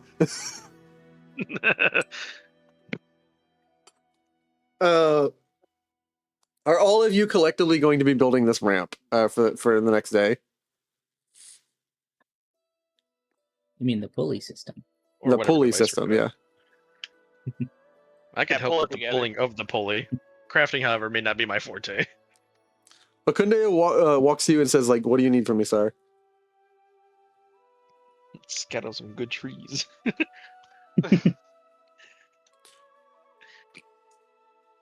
Just me. I'll say. How good are you at assessing trees? We need some fine lumber for this idea. I'm no foreman or lumberman. No woods, but I am a woodsman, and like he. How's your lumber knowledge, Jack? Let me double check his nature. Let me double check his nature and see what his skill is for nature. He's trained in it, so he's like, I'm no expert, but I have an idea. I know a rotten tree from a good tree. Yeah, and he pulls out of his bag like essentially what is a piece of like camping equipment or like scouting equipment, and it's like an orange chalk, a piece of orange chalk, and he will for the next 4 hours go around and just begin marking trees that are rotted, and then marking like every tree that's not like sorry, reverse. He marks the trees that are good. He marks them with an X, the ones that he knows are good. That he's inspected. That passes 4 hours. Yeah, I think this would be fine. I may not be an engineering man, but I can help pull the pulley. Time flies when you're working trees. Yeah, like the rest of you are kind of like setting up shop to like essentially work. A little Well, table for what blueprints. what tools do you have on hand, Corey? I know. Don't even begin to tell me you don't have any. And like she looks at you and Fekro and she says, "Follower goal met. 60 followers. Amazing. Thank you guys. Woo! We just got to 60 followers. It gave me a little blast. It's happening! Oh my god! It didn't do Mom, anything get on the the stream. camera, get the It didn't do anything camera. on the stream because I don't have a stream alert set up for follower goals, but it did it in Twitch. Thank you guys for getting us to 60. Yo, I'm usually a lurker, but this stream's pretty solid. I had to follow. I'll bring friends to tune in again. So thank you, Anafire. Nice. That was nice. Look at that. We get peoples. That's hot. Love the praise. Yeah, I love the praise. Praise me more. All right. Yeah. I will go ahead and I will go. Sorry, that got me distracted. I'm usually not doing that, but it had a big confetti appear on my OBS screen. Every time I can see, I'm excited. Yeah. Hit the dopamine button. Yeah, I love being able to engage with the community. I love driving engagement. I'm hitting my KPIs, Mom. I'm finally worthwhile. My key performance indicators. Anyways, we are building this pulley system. She looks at you. She says, "Don't even begin to tell me you don't have any tools. I know you have tools. What all do you have?" And like, you begin to spend the next 4 hours like reaching under the cart, like things that you have strapped personally down there, and that Dex like moved and like they're not located where you want them to be, but Dex like refigured the weight, like reconfigured whatever was mounted on the underside of this carriage, and like you pull out essentially 2 or 3 crates worth of tools that are on this cart at any given time, and you set up essentially a woodsman shop to build this pulley system. Because we'll need cantilevers. We'll need to make a set of 3 pulleys per each. What are you thinking? And she turns to you, Corey. I could probably go find some animals to help out.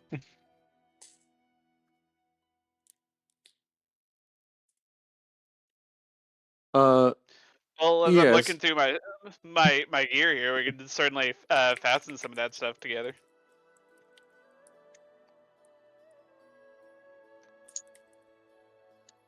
Dex, do you want me to help? I can run through the forest and you can grab whatever animal chases me. Well, I mean, like, more is to pull the rope for the pulley system. I don't think anyone's hungry at the moment. Yes. Oh, I thought you were talking about No. getting animals for their leather. She looks and she begins to like after Kundio is done, she calls him and said, "Hey, you boy, over here." And like he stops and looks at her and just he's just standing at a distance and he says, "I'm a grown man." She looks up. All right then, Kundio, come check out their equipment. And he says, "I answer to the king." Jesus. What just happened? My keyboard went muggy. I just darkened the entire. I plunged the world into darkness. Dear God. The map is gone. 1,000 years of darkness. I don't know what you did. Oh, I think minus 36 miles? I think I put us underground. He said just backwards in time. Yeah. I actually can't click your token. I can't. What did you do with it? I can't find it. Hold on. I can fix this. Hold up. Apparently you don't. There we go. Yeah, you sent the party 36 miles underground into the Hollow Earth theory. Yeah, they're in the Underdark now. Finally, a theory to match the knowledge in my brain. Yeah. Sorry, guys. I just really wanted to use my plane of Earth, not the lore. Please, great elementals, make a ramp so we can drive up onto the mountains. It would be super duper sick. Rolls in that one. You get a crack on the ground you fall into. No, they build something, but it's stairs. That's like enjoy lugging the wheels up each step. Like, dang it. Yeah. It will take you some hours. I'm gonna say this will take you an endeavor of 8 hours. It'll bring you to the next period of the day.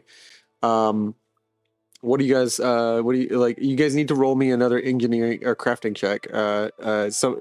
With all you guys working together, I will give you a +1 to your roll. Who wants to make the crafting roll? I believe. Let me see what her crafting is. Jaethal's is. She has a 10, so she's skilled in it, but she's nowhere near as skilled as you, Fekro, or you, Corey. And like, it actually begins to frustrate her that she's looking. Oh, she's. Sorry. What are you saying, Tilly? I don't want to talk over you.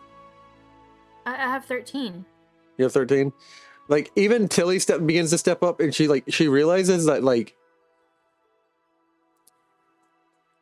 Someone make me a perception check as like during this conversation, she begins to suggest things, and like Corey immediately looks at you. Corey, you look at her and immediately suggests like a better version. Like she suggests like we could build some simple pulleys, and then that like it. You look at her and she's like, "There's other ways to distribute the weight, and like a simple pulley would be a 1-to-1 weight transfer, and we'd have to have someone who could pull on each corner of that weight, and then you could just do this." And she looks a little confused. Then Fekro suggests something, which is how to distribute the cords, and like all she told Ikundeo is to go go check that make sure all the ropes are good. You guys are beginning to discuss more complex machinery, and I need someone to make me a perception check before you make the crafting.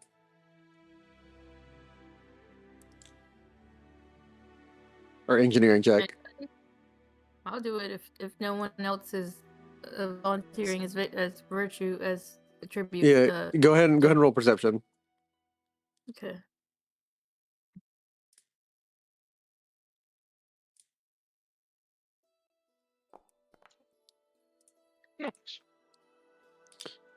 You fail. Also, I need to set up my seeing eye game. GM Corey's got me beat in master perception. I want what he wants, or he's got. Jaethal looks frustrated and flustered, but you can't tell why. Is it one check per group, or anyone can make it? I'll let 2 or 3 other people check. I'll let whoever else is crafting there. I'll let Corey or Dex, because Corey, Dex, and Tilly are like all talking over Jaethal. Blah blah blah blah blah. What was it? Business. Yeah.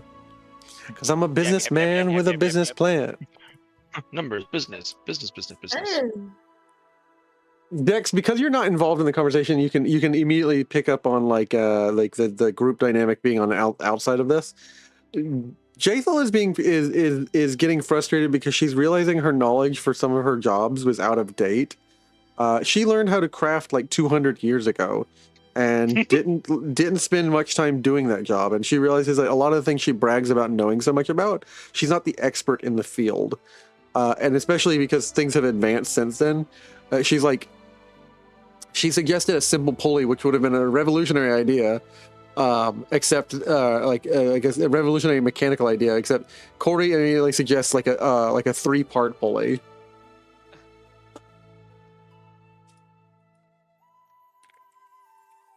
I see. Checkmate it. Checkmate.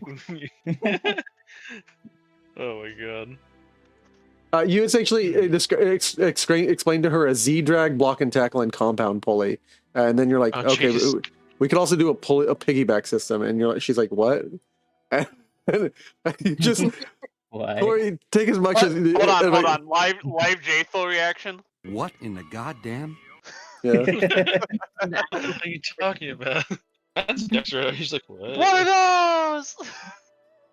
Dex is gonna, with a little bit of knowledge that he's been learning from Fekro and Tilly about their drinks, he's gonna try to make Jaethal a tea to help soothe her in these troubling times of lack of knowledge. Yeah. You basically explain you wouldn't need someone to be able to pull much more than 50 pounds, and she's like, she looks like that person.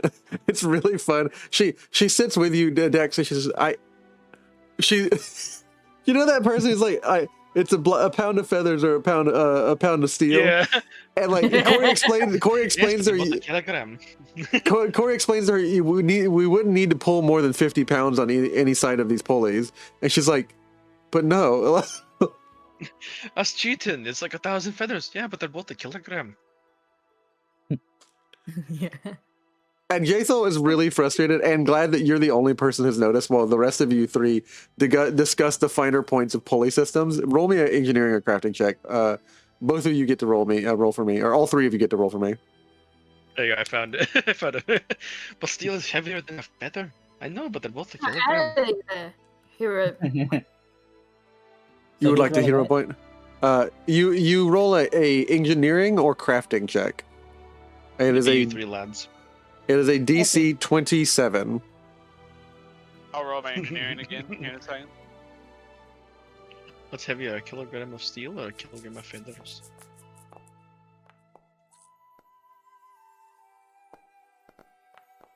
Wait, does my untrained? Never mind. I got the exact same engineering roll again.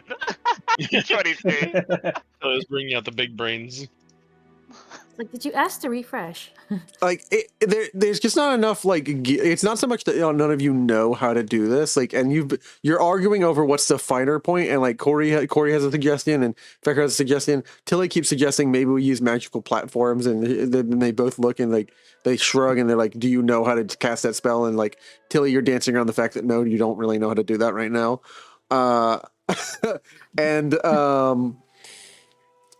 haven't tried yet. yeah, and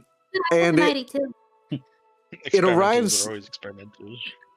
It arrives that you guys don't have like a bunch of like pulleys and stuff on hand, and you'd have to craft them yourself. So I'm gonna say you failed. You spent 8 hours, essentially crafting a bunch of pulleys because you haven't agreed on how to lift this cart up.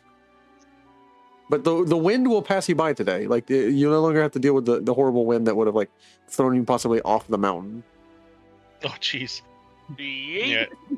Yeah, with my nature knowledge, I'm just gonna like kind of go around and gather some like leaves and some good materials for some tea for everybody. I gave the first cup to Jaethal.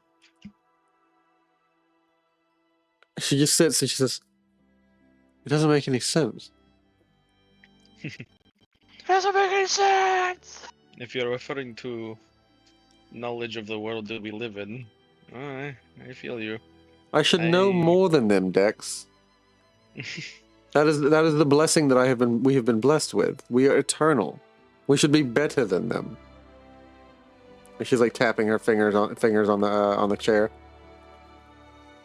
I've lived 200 years. That dwarf at best is like 50, and like, she has no exact idea how old Corey is. Would you say Dex knows how long he's been dead for, right? Or I remember you told me. But You've been dead for like 1,000 years. What's it? It's like if you think your knowledge is something to be thinking about. I've been dead for 1,000 years, Jaethal. She's like just staring at Corey and them angry and frustrated. She's like 50 pounds a day, and then she hears that and says, "Excuse me." Come again? Yeah. I've been dead for quite a while. You're older than me. Well, in terms of my bones, yes. But I have not somehow I had not considered that was possible. And she like taps on the glass and she looks at you like kind of a bit playfully and a bit like there's something else underneath. I should give her like a little side hug. It stifles whatever she was, but whatever awkward or riled up energy she had, and she's like, "Dex, how much do you know? Do you know about any of this?" Does this make any sense to you? And she points at she's generally gesturing towards the pulley systems and the weight distribution and things, and she's like, "Can you explain it to me?" Just like, oh, where's it at? Oh my goodness, where's my sounds? Can't find my board. I wait with bated breath. She's like, "Can you explain any of this to me?" Just you actually hear in Dex's head, just not a single clue. Like, there's an actual like cricket in your head, and your skull. Yeah, Dex like shakes his head a bit to like get it out, but he's like, not a single clue. When you mentioned pulley, I was baffled but of words. When they started explaining everything, then I was truly lost in everything. It doesn't make any sense. We should know more than them. We're older than them. We've lived longer lives. That is the advantage. Like our immortal lives, it sets us an advantage. And like she's trying to convince herself of something, Dex. Can I try to what's the word? It's in the abilities. I don't know. I mean, hasn't she partied away her whole life instead of being in college?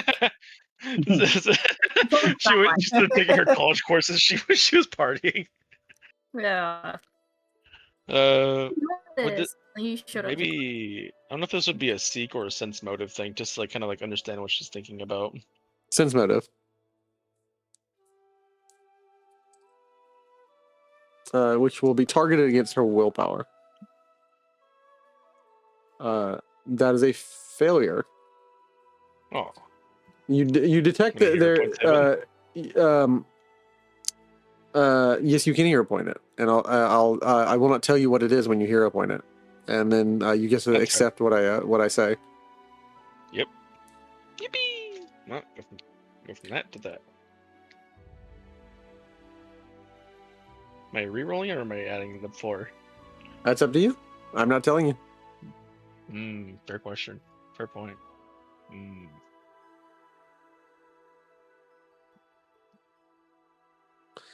You have a 15 out of 20 chance to improve it because like +4, you rolled a 5, so like oh, I see. You know what I mean? You'd be better off rolling. Yeah. Yeah, I'll go ahead and take the reroll then. Me just gonna. Where are you? It's just, do you want to take chances when I tell you you're better off rolling, and then you roll ones? Nice. Who knows? The world may never know now. What was the original question you asked, or what are you trying to sense motive on? That you said she was trying to prove something to herself. I want to see what she thinks what she has to prove to someone. I was too busy trying to psych you out, and I psyched myself out. I heard you catch that. But yeah, essentially what I'm glancing is that what you described is that she's proving something to herself that we should know more because since we've been alive longer. She's trying to simply prove that she is superior to everyone around her right now. Yeah. It's an ego thing. She's trying to prove this out of her ego. That's what you gather. Okay. From what the roller was I'm not telling you because I shouldn't be telling you because it's a secret roll. I'm not telling you what this was, but this is what you gather. It's more of an ego thing. Yeah, it's more of an ego thing. Oh wait, so Dex, you finally realized that now too? Yes. Did I have an ego trip? I knew it. Thanks for helping me understand, Telly. Dex, the mightiest, the biggest ego of them all. No, Jaethal has an ego trip.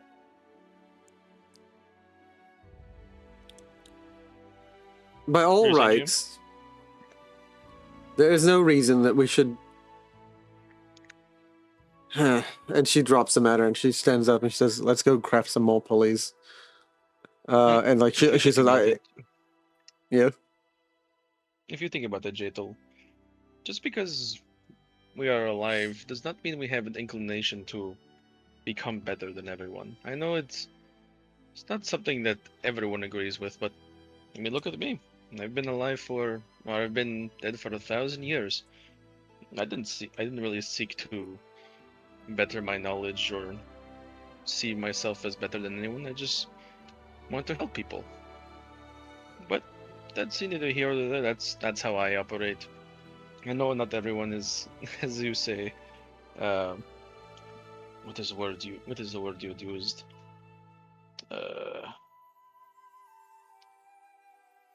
See, right? This case in point. I am forgetting the words.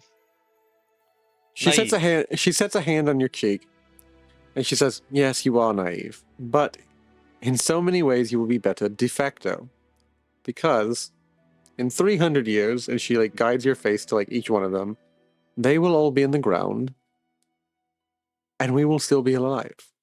And who's going to be the best craftsman then? And then she laughs to herself. It's all a matter of what history left behind. She walks over and then gets again frustrated that she doesn't understand a fucking thing about how this pulley can lift 1,000 pounds for 50 pounds of pull. God, that 50 kilograms. Yeah. Doesn't make any sense. At least Dex is somewhat happy that he got her out of her mopey phase. Now she's back to Team Rocket. Oh, like better than everyone again. Yeah, it's like, now you. It's now 8 o'clock. You've tried for the day. You've crafted a lot of like pulley systems and pulley gears, but you're stable in this area. You make camps where you can. And are you going back to the area? Or are you going to use one of your travel actions? Are you camping right here in the Dragonleaf Gulch? We're fine right here. Okay. What does everyone else think? I thought you said that. Okay. Okay, interesting. Let me write that down. Let me get that note. Can I get that in writing, please? Everything will be just fine. Dex. So about those giants, Ah! I'm sure it'll be fine. I can't pull up the camping sheet. It's far outside of my reach.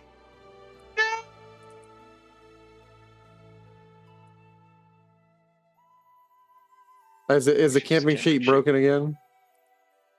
Is anyone else able to pull it up, or is it just me? It's broken again. Fucking A. Is the kingdom sheet broken?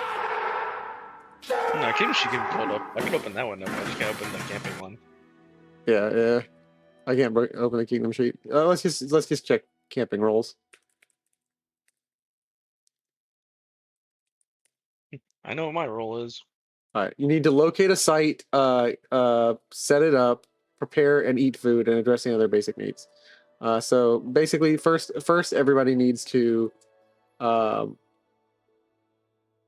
You're in currently. Let me see what zone you're in. We in the zone. Yeah, we in the zone, baby. No. No. No. Do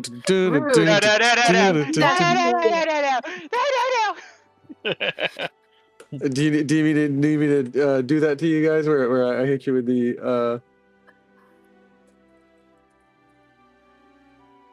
You know I have echolalia. Yo, what now? Come again. Echolalia. What's that? Repetition of words and sounds.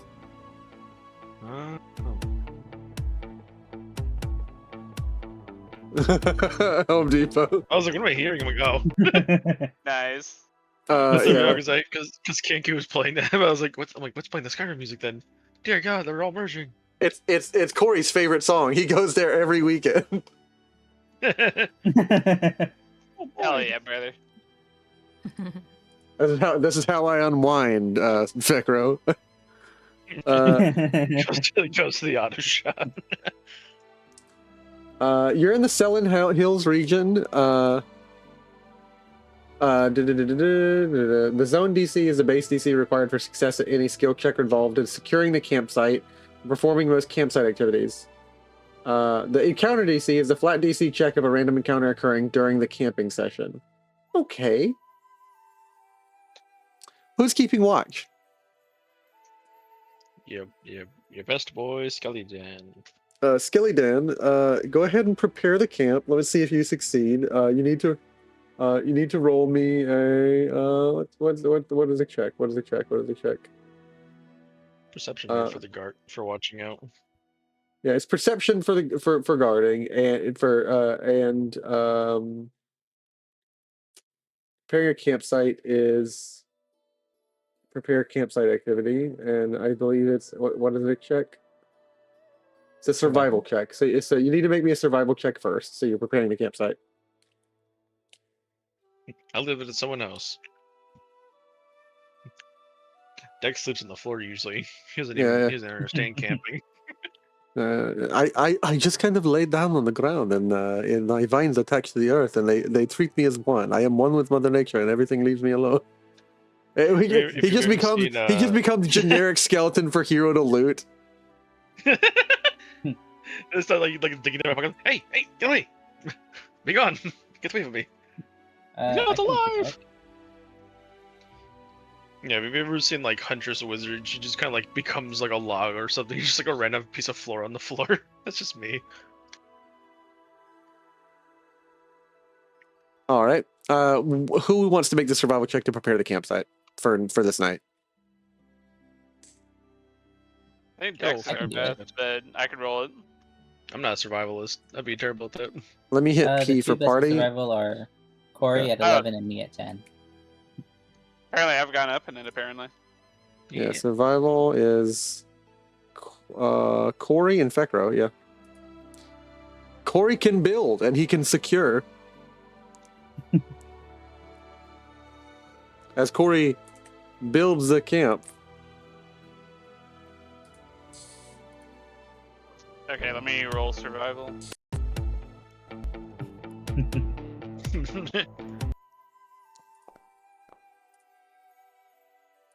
At the Dwarf Depot. Yeah, welcome to Dwarf Depot. Let's see here. Let's see if that succeeds. Yes, you managed to build it. While you perform this, everybody else can do other activities. If you'd like, you can decipher writing, identify alchemy, repair, identify magic, or treat wounds, any of that for free if he succeeds. You can also attempt to influence an NPC or companion or attempt an aid check during the preparing campsite. Does anyone want to talk to an NPC? You got party members with you. You got Kundayo, Amiri, Lindsay, who's actively just joddling and Jawling. I'm really having a strong. She is jotting and sketching, joddling. She's jotting and sketching in her journal.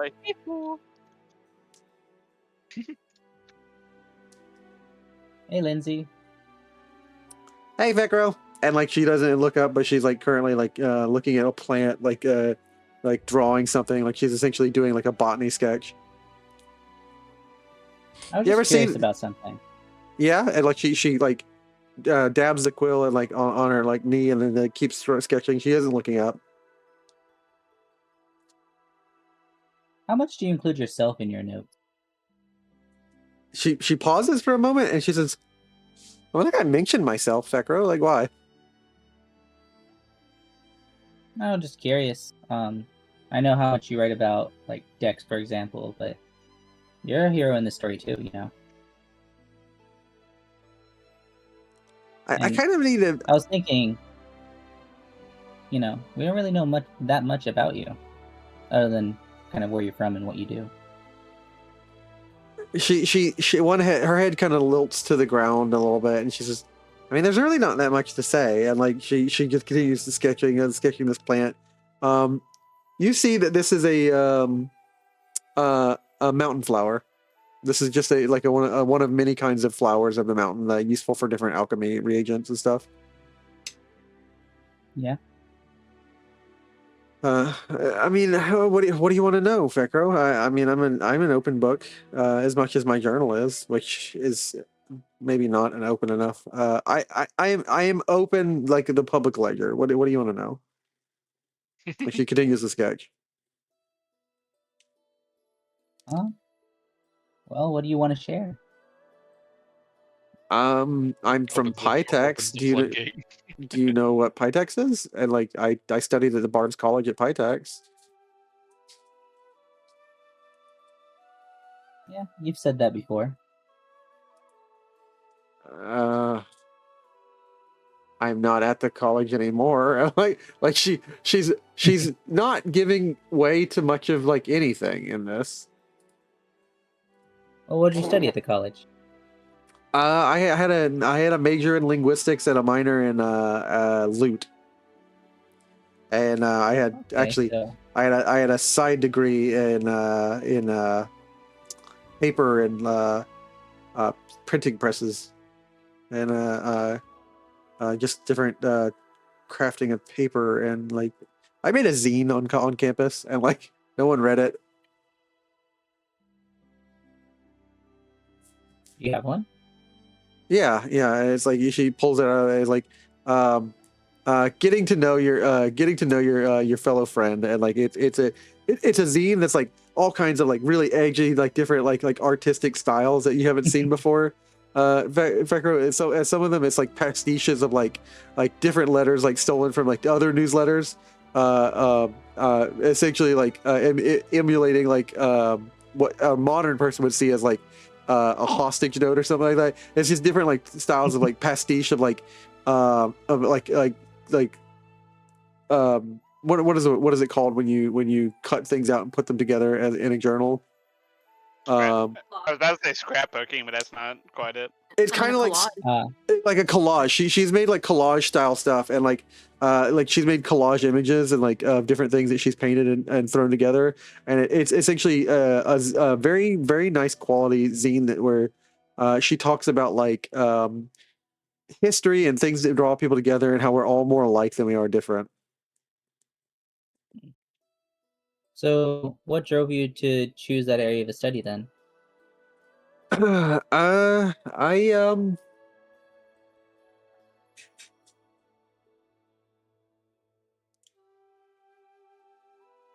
wanted to perfect my craft in Pytex, but you know, they said that Pytex was the center of the arts, where I'm not originally from there, you know, like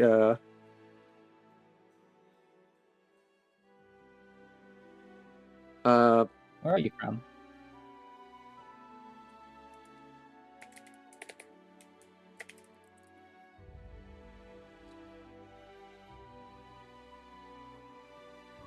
I hail from like a small village in Galt. I was from a farming community. They did not read a lot. I actually had to have someone teach me how to read because no one in the town could read. I was a wandering priest. They're the one who got me into hero tales and writing about heroes, and I've always loved heroes. That's the first couple books they gave me. Okay. Who was your first hero? Well, it's hard to remember after all this time. I've read a lot of stuff since then, ever since I went to college. What was the book titled?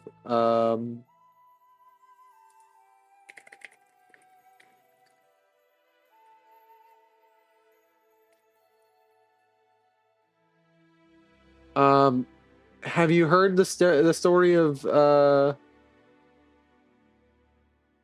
Valeros? Or the one of the hero gods? Like there's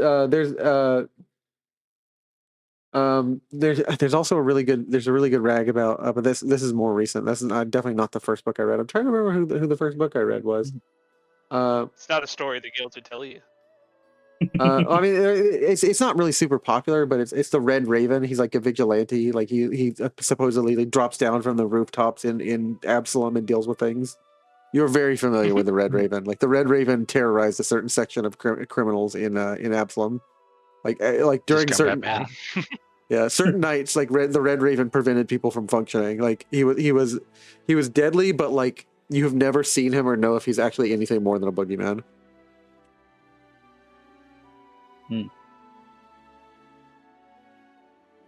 How much do you know about goblin culture?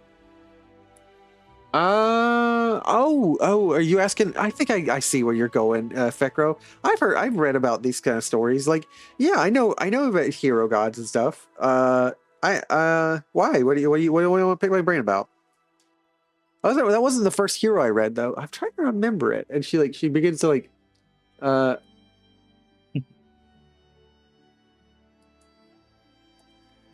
Well, you kind of said something that resonated with me. You grew up in a small town. You had to have a wandering priest teach you how to read. You see, generally with goblins, reading is forbidden. As you can tell with Knock. Oh yeah, yeah. I actually hadn't. I didn't even think of that. You know, I actually got lucky. I grew up where I did. My clan didn't prohibit reading. Still superstitions around it, but you know, I was lucky in that I was able to pick up a book and read. Although I had to have someone teach me too. So I guess we are kind of similar in that way. She actually looks up finally. She kind of gives you a really nice warm smile. Lindsay just kind of looks up at you and she's kind of beaming. If I had a way to show you some art from Lindsay's from the adventure path book or from the companion book, I would show it to you, but I don't. You know what? Fuck it. I'm screen sniffing this and then just sharing it to you. Excellent.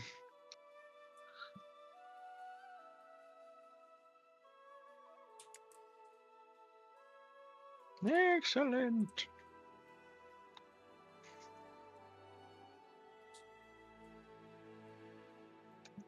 And I will grab this screenshot of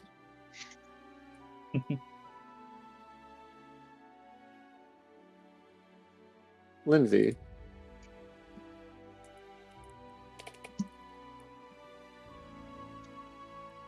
And she pulls out her lute and she will begin like strumming something a little bit and she looks at you and she says, "That is nice, Fekro." And I will pull out an image of happier Lindsay when she's not holding a weapon out like that. You've seen the Not got a knife pointed at us. yeah, she doesn't have the knife pointed at you.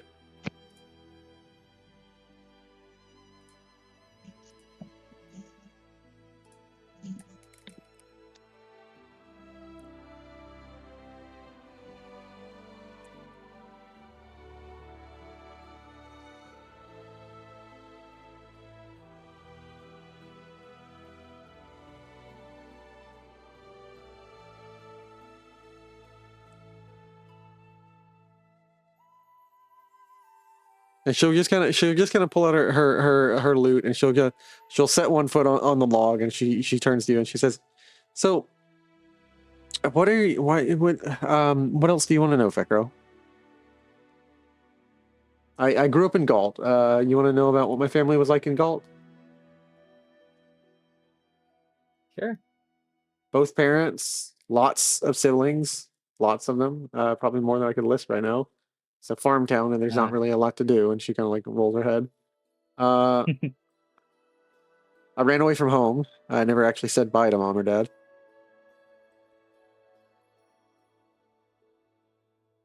You have a right to them? What? Don't really know what I would say. Don't know if they'd be mad or sad. Hey, Or Mom. angry. Mom and Dad, I met a giant woman. She's my wife now. Or angry, yeah. My wife. My wife. I don't really Giant, know much scary woman. about your culture, but I'm sure they'd appreciate just knowing that you're alive. Yeah. Roll me a make an impression check against her willpower. Yeah, the chief, I believe in you. Make an impression. There it is.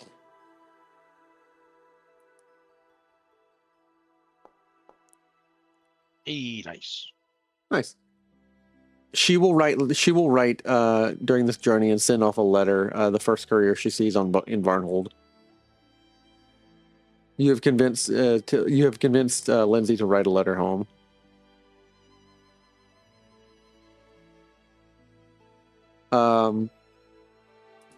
She does not tell you this much, but she will write a letter later. She tells you.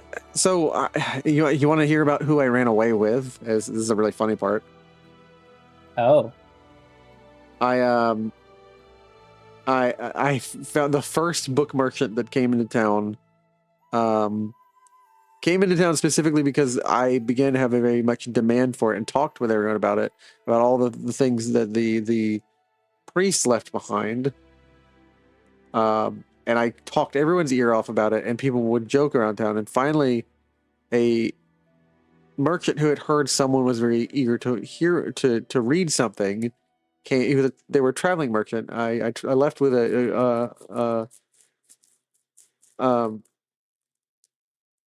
I left with a girl named Tessie the Quill. Tessie the Quill. Tessie the Quill. The Quill. Okay. Was that the merchant? Yeah. She was a bookseller. I traveled with her for a while. She supplied me with a copy of the Legend of the Arch. Oh, that's what it was. The Legend of the Arch Knights of Avestan. Yeah, here. She pulls out a copy. She turns to her favorite page. To many, the Arch Knights of Avestan were legend. To others, they were salvation. And to the wicked, they were. And she reads it like she's reading her first childhood fictional tale. And she actually loses herself in it for a bit. Their deeds were many and spanned from the central jungles of Gurun to the realms of the Mammoth and Lenorm.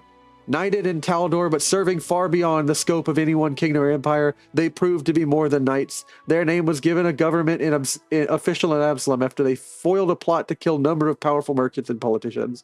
Yet for a band of heroes to be legend, they must be more than great as individuals or as a team. They must have motivation and great, and they must have class great. These knights were said to find no injustice beneath their time or skill, yet one goal did strive them like no other across the face of this continent beyond. It was said that they sought the answer of the greatest mysteries of our time. What happened to Eridan, the last god of the Aslanti? The world trek put them in a position to help many, but it was all made possible by their desire to unravel the true fate of the living God.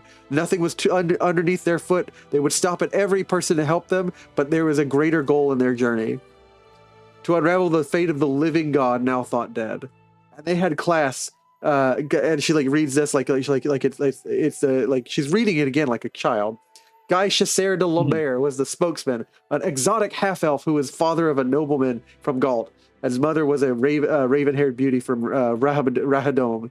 Victims of a political turmoil in Gault, Guy's parents were executed by the device that would later inspire the creation of the final blades during the country of Red Revolution. Guy fled the land of his father and clawed his way up to be a great swordsman, wilderness guide, tracker, and archknight. His political prowess was said to be as sharp as the dual elven swords.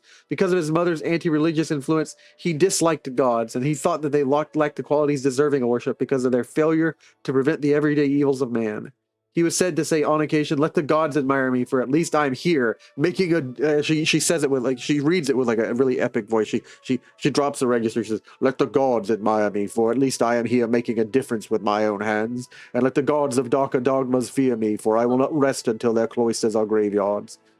Attained in glamored armor, this outdoorsman dressed as elegantly as any could in that profession, and he danced around his opponents like birds of prey. After surviving slave pits and having a child to fight, and having to fight and survive in the wilderness alone as a child, he grew to be a man with purpose. The world seemed to fall apart when Eridan was lost, so Guy vowed to find him. And she says, oh, the book goes on a few more pages. This is listing off all the heroes, but Guy was Chasser de Lambert was my first hero that I ever read about. He's what inspired me to write really detailed stories, because I loved every little bit in this description. People forget the details, and people think oh, you just give a name and what he did, but all these little details I learned about the world, and every little detail I learned things I had never heard about. Thanks, Fekro. I had forgot I had this book. No problem. Hey, do you mind if we read some stories again sometime? Yeah, anytime. I think I have volume 2. Yeah. Well, I'll read about the next hero in the Arch Knights of Avestan. That sounds nice.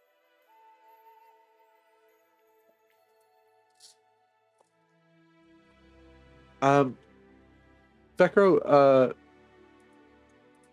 if you ever want to know more about me, I mean, there's not a lot to know. I was just a farm girl from Galt. I learned about a lot of languages so I could read a lot of books. And then I stumbled across an interesting professor, Professor Thumeline.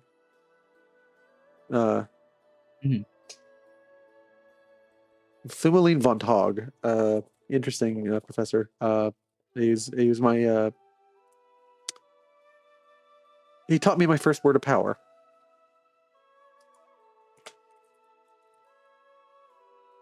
I see. Wouldn't teach it to me for the longest time. I could perfectly pronounce like the same word in 17 different languages.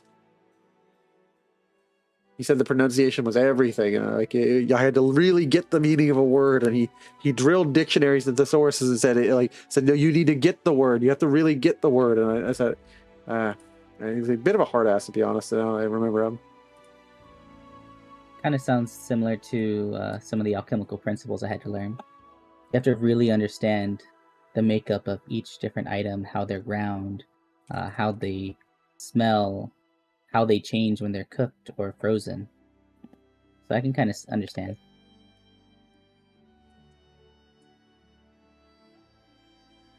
The intricacies of things. They're important. Yeah, he taught me my first effect word.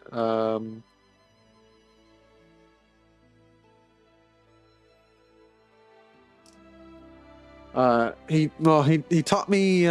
Funny enough, he taught me the words for good and evil, and like she flips through the book, the power words for good and evil and abjuration.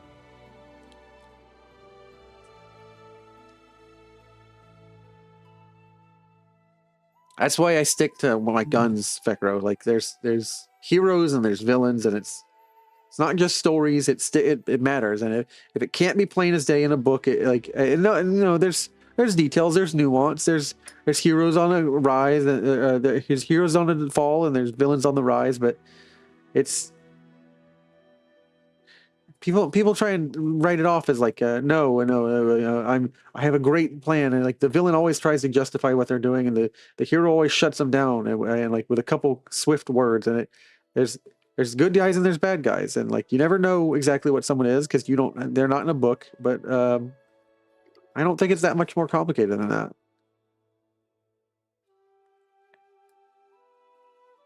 That's why I give Jaethal so much grief. I don't know what she wants to be.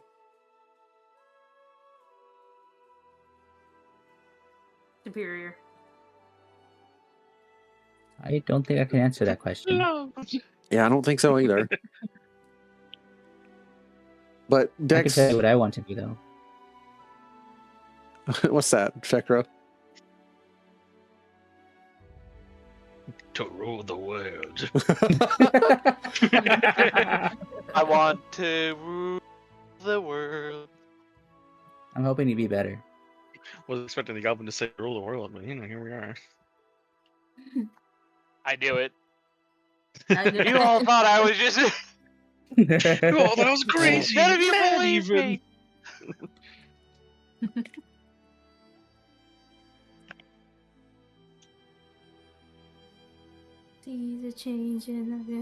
That made me think of the man who sold the world from Metal Gear Solid, like who rule the world.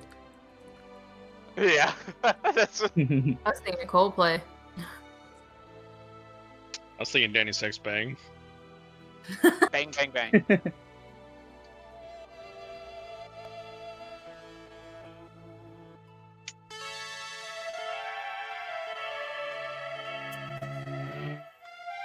Why did it travel from my left ear to my right ear? Oh. Just circling my head. What is going on? It's just a song, as a meme. It made me immediately think of that. All right, I can play like 10-second clips without getting content ID'd. She kind of like thanks you, Fekro, and she'll you say, can you repeat that one more time? Your line. She said, you said you want to become what? Line. I want to become better. Yeah, I do too, Fekro. And like, we'll get there. I'm like, you get the notion that Lindsay has never thought much of herself in regards, like she writes, she knows that she's doing things alongside you, but she's never thought of herself as the hero alongside you. She is following heroes in her book. She has come to write the story of a bunch of heroes. That was her entire reason for being at Jamani's hall that day. She came to write the story of a bunch of heroes who would build a kingdom. She is Lindsay, incidentally in the I came book. over here. Incidentally. Yeah. The reason I came over here is because you're always present, but never really hear much about you yourself. And I don't mean just personal anecdotes or, your background. You're a part of us too, Yeah, but I don't really I can't really fight, Fekra. I don't know what you're talking about. You've put up one hell of a fight so far. I mean, I can't do what Amiri does. I don't throw bombs like you do. I have a quill that shoots ink, and I have a magic book that writes stuff. I can play my guitar or my lute really loud. Hoodie cheered 6. Nice. Thanks Hoodie for the bits. Hurry for emotional content. Let's go. Yeah, I love moving content. Your magic also empowers us to be better at what we do. Yeah. Just because you're not the one drawing blood doesn't mean you're not a part of the fight. There's other ways to fight. Yours just so happens to be with quill and ink. Yeah, and I have something in plan for that. I'll let you in later, Fekro. Maybe I'll tell you later. How do you feel about writing a new zine?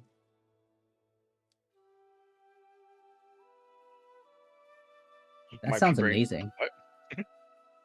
Well, it should get in about a month, so I'll tell you more about it later. I'll look forward to it then. Okay. Thank you. Yeah, hopefully the shipment comes in all right. Mm-hmm. They scratched it, those sons of Just bitches. remember, you're a hero too. Thanks, Fekra. And that means a lot coming from you. In my mind, I'm just like, what is she talking about? We literally would have died without some of those +1s. Very much literally would have died. All right. I will go ahead and say someone needs to roll me a perception check, whoever's keeping watch, to see if you get into an encounter tonight. Midnight encounters, let's go. I love midnight encounters. Midnight encounters of the 5th kind. 25.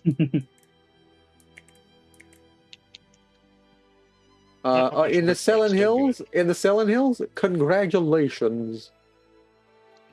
You crit succeed. You stare for miles, and you can see in this region there are shifting below, or actually shifting on the island, snapping fly traps that would gladly walk over across the water towards you, and they would eat you, Dex. But you are engaging in a little bit of conversation with them. It's like, how about you don't eat us and I give you food and tell you where you can find food? Nah, hungry, feed me, hungry, gotta eat. I pull what's called, some of the bits of giant from the bones, kind of just scrape it off and just try to throw that at them. There you go. Want a fly? Want a deer? Want a cow? Oh, here's giant. Meat. It is giant flesh. Person meat. And they begin diving on it, all fighting over it and thrashing over it. They have a taste for a giant's blood now. they will pull away. Go ahead and get the EXP for. Let me calculate the EXP for 6 of these bad boys. Maybe they'll try to eat the giants now. Yeah, I need to move to a map to test something real quick. So what map is this normally on? I need to the map. To the map. Map. Map. Map.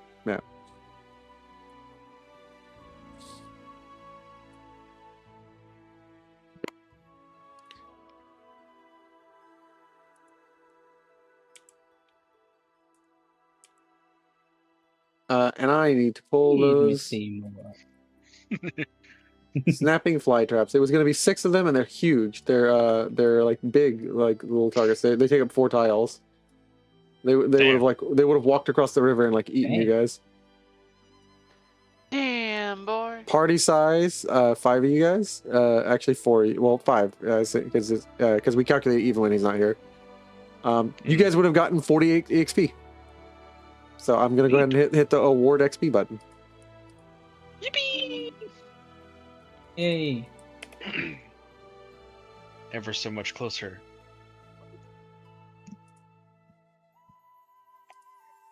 It's 110 points away. You also notice that there is some treasure, Fekra or Dex. Let me go ahead and go back to the Stolen Lands map and see what treasure you find. As I had to drag some tokens to the screen for it to auto calculate. I actually don't know how to get auto. I don't know how to manually calculate stuff. Sometimes the danger of automating stuff is you never learn how to do it on your own. So here's a fly trap treasure. I will show this to you. I will actually let you be able to open it like this. So here you go. I imagine like I take like the watch from Jaethal. I give her a cup of tea to go to quote unquote sleep, and so I just sit there, I'm just sipping on tea. I'm like, Tada, what is it over there? Oh, those are bigger than I had imagined. Yeah.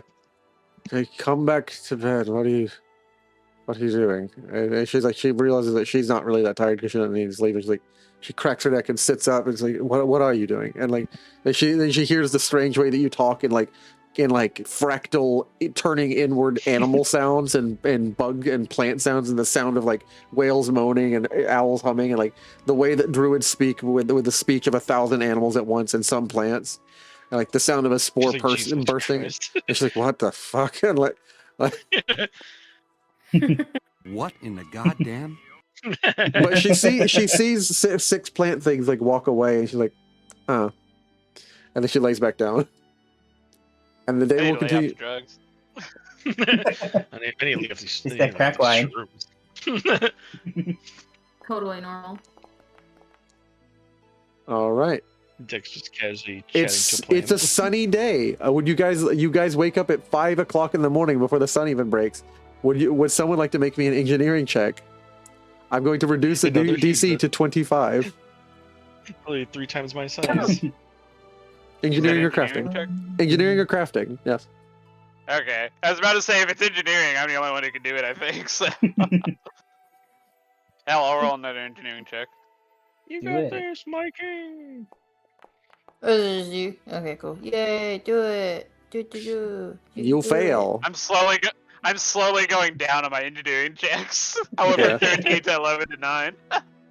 You did the fail. Would you like to roll me for me, Fekro? I can roll a thing.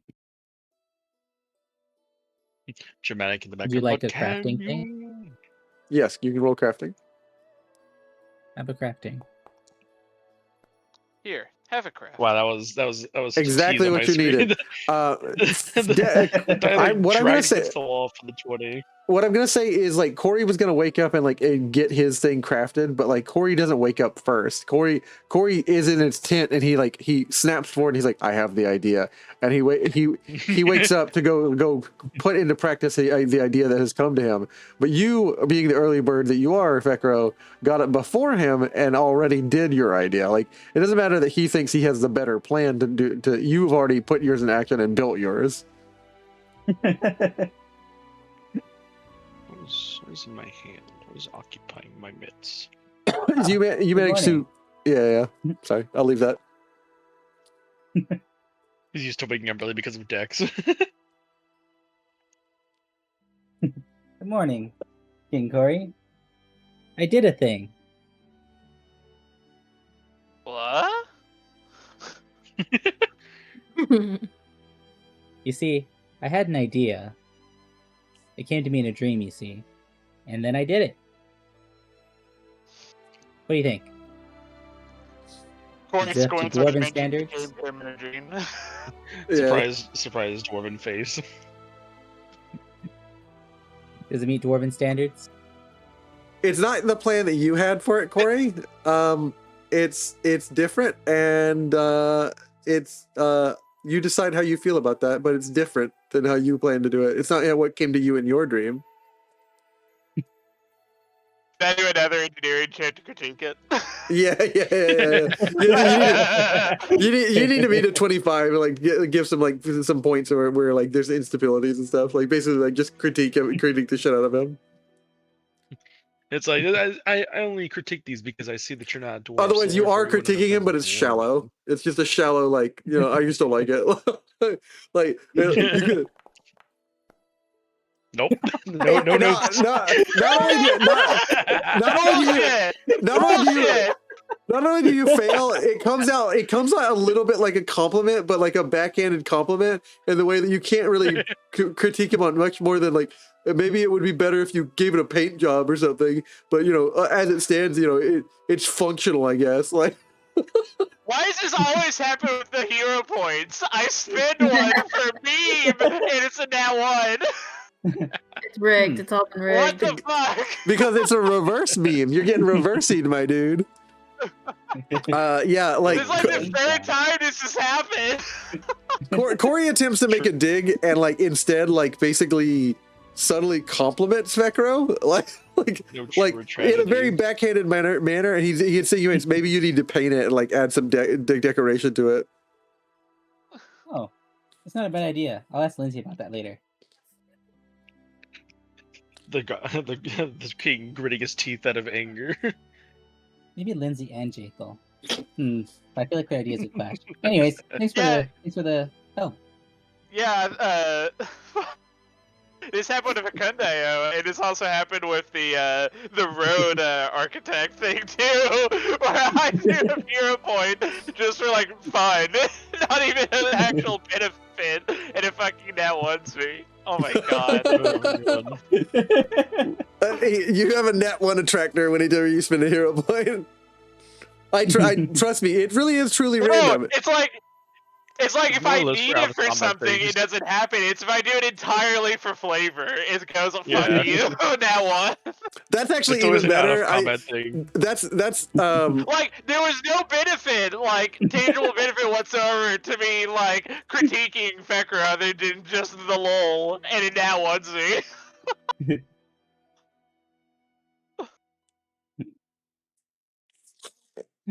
amazing. I just take it as a compliment and I walk away.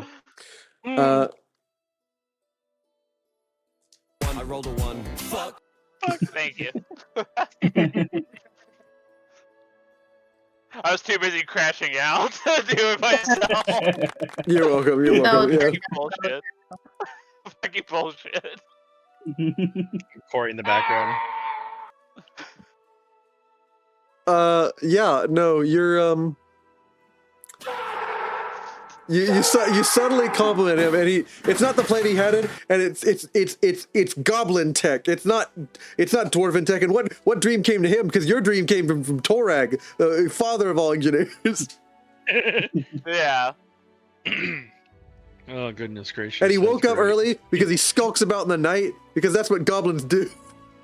Yeah. Hello, this has been the. This is inner monologue going on. This is Corey's inner monologue. Hi, this is racist Corey's inner monologue. I'm gonna forward the time by 4 where Fekro has basically managed to speed up everybody. It takes you guys a little bit of time to get the cart up, but like I'm gonna move it forward by 2 and then move it forward by another 4, and you guys manage to ascend up onto the cliffs and roll, and it'll take you 3 travel actions, but you'll get to the next region. You have 1 travel action left. We did it! Jaethal, finally. I cannot believe how long that took. Well, at least we have nice, pleasant help. At least you didn't have to enlist any elephants or anything, Dex. How would we have pulled it up without them? We would have figured something out. Actually, if we were without them, we could simply walk wherever we were going, Dex. It's not like anything wants to eat the undead. Walk, walk, walk, You'd be walk. surprised. As I Time walk. recount everybody to like the plants that almost ate you all in the middle of the night. Vultures. No, not actually vultures. They were like big plants, and I mean big. They were Bigger than the they were giant. these. I'll show you the image for them. I'll show you the image for these monsters. they were like you have like Lindsay a vivid description. She just draws it out. Yeah, they were It's like vivid. it's like deck that's horrifying. Feed me, Seymour. They were feed me Seymours, yeah. Except they were like writhing a mass of 6 of them. So it was like a bed of these things that would have like eaten you. Oh God. They would have rolled across the lake, floated, and then like moved under your camp and just started snapping like at you. Well, do you mean rolled like a tumbleweed, or do they like slither across the ground? With They slither with like, little root legs, like little fucking spider situation underneath. Like the snippers in Fourth King. We just see it. It's like you can move. Yeah, they skitter basically. Like, see, Jaethal Namiri, this is why I talk to nature. Or else we get eaten by nature in the middle of our sleep. Hey, the shamans taught me to respect. The shamans taught me to respect whatever you do, Fekro. Or Dex. I get it. And like, I talked to her about it, and like, I understand his value very well. Thank you, thank you, Dex. Fekro. Yes. Do the pulley thing, and like she opened the door. Like you've lifted the cart up. It's like it's on a pulley. Like you open the door to release the cart and like let them roll forward, and the horses begin to pull everything, and they begin to walk off of the platform that you've built, and you are now on the mountain proper, and you're now in the Ironstone Gully. A shallow cave extends from the mountainside here. To the untrained eye, this cave might seem unremarkable, apart apart from just being a cave that you could go in and possibly mine some things. But to someone who might succeed in a nature or perception check, they might learn something else. It is Ironstone Gully. Perception I'm gonna roll. play a Not perception nature. That dice spun weird, but I like it. Hey. Oh, nice. Tilly. You find out 2 things. One, when you stick your head in. Thank you. I think I woke up all bright-eyed and bushy-tailed. And, I see what you did there.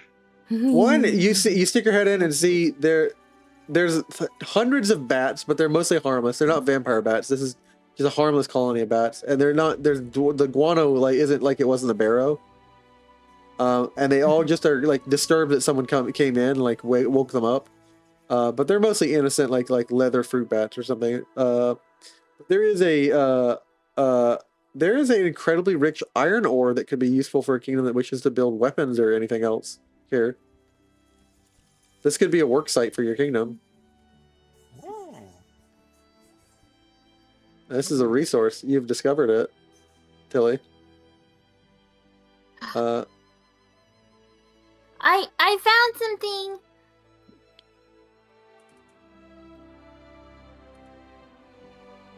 Somewhere. But it's a secret. How's it a secret? What secrets have you learned? I'd like a favor in trade.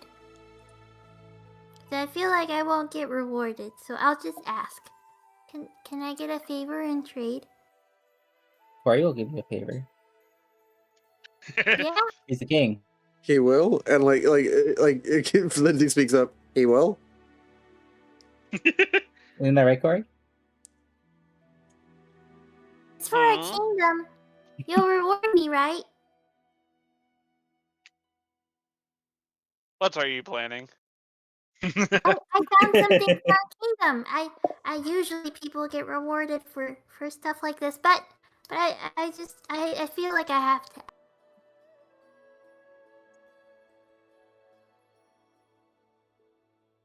feel like this is going to be a terrible idea, but fine, you have my word. Or look, come here. She like takes her little fluffy paw and like without him like realizing, like starts dragging him by the hand and pulls him so he can see too. Think about hop on his head and like Ratatouille him over there. It's, like, Yeah, all those you see dra- that there is all an those incredibly fucking deep, incredibly long, useful ore vein that could supply iron for gates, portcullises, doors, the dishes, armies of metal, iron, like suits of armor for your soldiers. Like this is a deep ore vein that could be useful for a kingdom. It runs deep. This is a good ore vein. Tilly did good for a kingdom, right? Tilly did good. Dobby did good. It's unfortunately close to Varnhold. I think this is in Varnhold's territory, isn't it? It's not claimed by Varnhold. There's nothing proving that they stake this region. I see no sign here. This isn't Varnhold. This is. We can make a sign though. I'm gonna put my hand, like little paw touching it. My hold. and you're my king, so it's your hold. See, you put your hand there too, and it'll be your hold. Someone want to set up a sign telling Varnhold to go fuck themselves if they find this place? It's like a handwritten note found by mighty Magister Tilly Mothbutton. Yep. Hey. I mean, Varn like owes me, so. You didn't you teach me, Dex? Didn't you teach me the wild song? No, I did not. I taught you how to. I taught you how to cast a spell to speak with animals. I just can't directly teach you the actual druidic language, but I can teach you the spells to speak with animals. Just like how it's like speaking with plants. It's I think different Dex. Have you explained that to them, Dex? Why you can't do that? Oh, I don't know why I can't do that. I just know. I just know it's like a thing that I feel in my bones. Oh yeah, you don't. You're not. But generally, you know that you're not allowed to tell them how to speak it. Yeah. I was looking for it, and I don't see the. I don't think I see it anywhere here. Because there are spells for speaking with the animals, speaking with the plants, but then there's druidic language. Yeah. Or druid speak. Wild song. There, that's the word. Because I was gonna tell the bats, hey, watch out, cover this place, anybody, not me, and I'll bring you the fruits in trade for security. The fruits of your labor. Exactly. Dex, would you like to talk to the bats? I can help Tilly with that. Yeah, I'll just convey what she wants. I'll give them fruits of their labor for security. And I'll keep them safe, and we just gotta have stuff, and in trade, we can use this stuff. Yeah. I somewhat covered Tilly's bright light. That way the bats aren't freaking out. Is it? It's not even morning. It's not even morning. Yeah. The way you describe it, I always thought it was just always on. Always on display. I think it's emitting RGB lights. But that one rave song. Where is it? For me, it's under my equipment. I'm not sure where is it? Those are containers. That's treasure. Scroll of harm. Yeah, I essentially like kind of dim her light, like apologize for the bright intrusion. Oh my gosh, it's so it's supposed to be bright in the cave. What do you want? We'd like to hire you for your services. We will provide you food and sustenance, and you will help us guard this cave. Oh, that's not a good idea for that kind of deal. We do echolocation services. We can find fruits on our own. and I can just do this. Ah, and he unleashes. That's what you hear, but he unleashes essentially a screech, and like basically, like you can see him flapping around, like flying around you in a perfect circle. I could try to use command animal as my skill that I have. Why We're does not it really- sound Chili. like We're not really fighters. Like that's like our cousins, like the vampire bats. But like at best we can kind of like nip at someone. But the teeth aren't really made for that. They're made for the leathery fruits.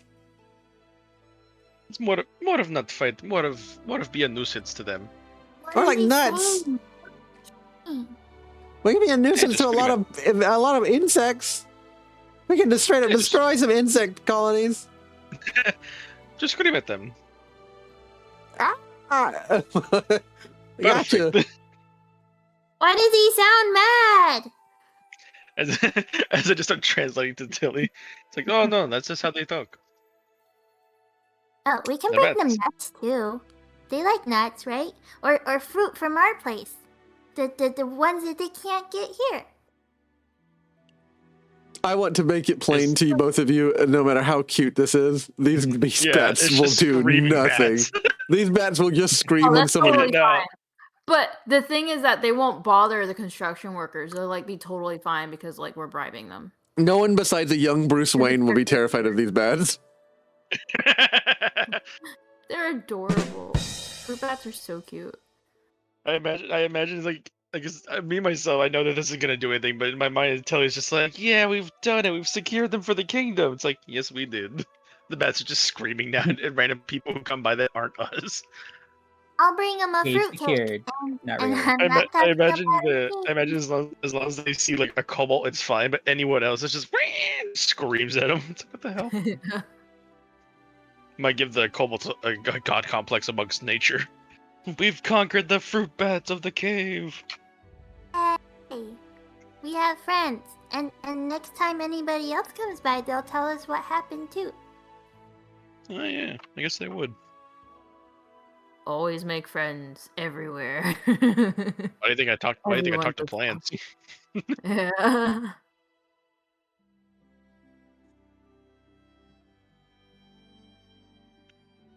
All right. Are we moving east again?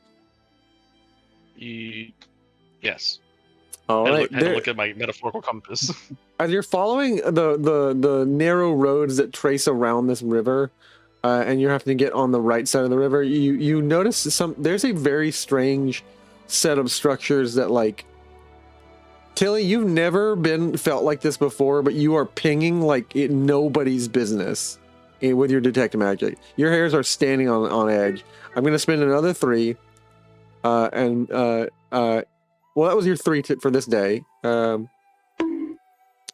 will move you to the next day if someone would like to make me a prepare campsite, and then we'll move the next day. I'm sorry, I'm having to do this in order. Since we're spending another day, could I roll another crafting check to try to transfer that rune? Yes, you can. You can. Might It take is a- you Come worry on. if you can set up camp. That'd be great. Oh yeah, I forgot I'm the survival guy. Yeah, it is a. Come Do on. I feel stronger or just feel weird or what? Oh, you rolled it. Okay. Crafting check. You managed to It's nice succeed being all in over the giving and succeed. Okay, let me do this in order. Guys. We'll get to Tilly's last because that's when we arrive into this next tile.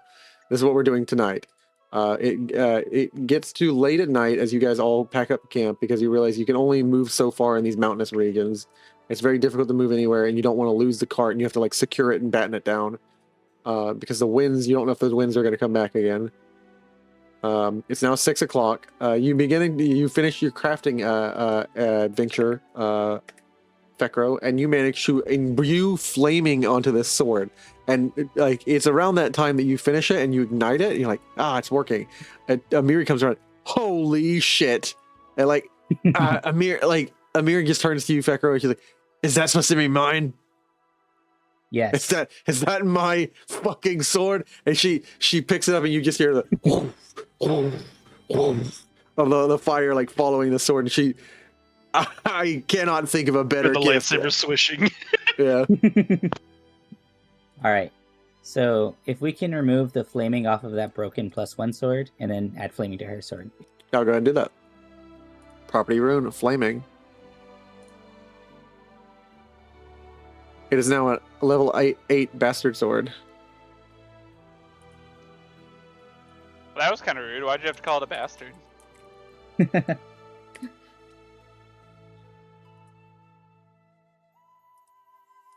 Well, you see, when a mommy and a daddy aren't married, and they love each other Sword- very when- much. When a sword and another sword get in contact, they argue. That's it. Love on each other All very right, much. let me. Well, okay, so please stop. Next roll, Corey, you rolled an 18 for survival. Let me see what region you guys are in. What region you're camping in, rather. You are in the Tours of Lebanese. Which means that you critically failed.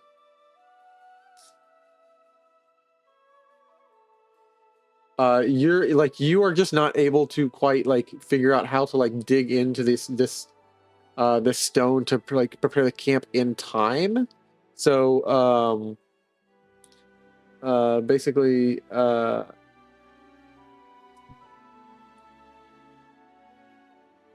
prepare a campsite.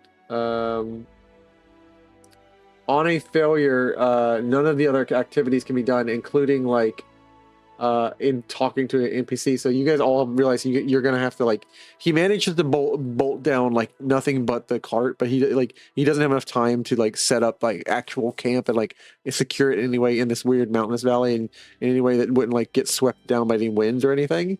You just don't you don't have the equipment to, or the immediate knowledge to what to do with your equipment that you have on hand, how to batten it down in case another set of those winds comes down, Corey. So you're just the best idea is just us all sleep in this cart. At most you can talk to one NPC, but you're all in the cart together and you have to sleep in chairs.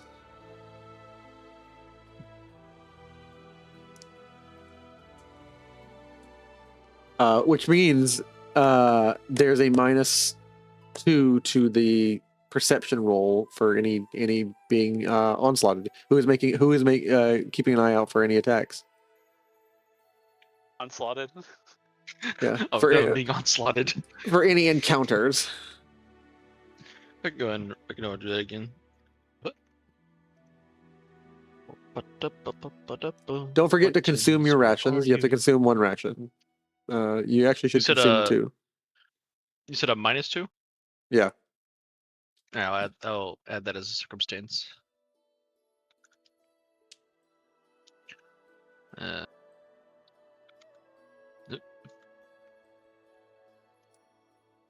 That's not a spell. There you go. Add. Bop. There we go.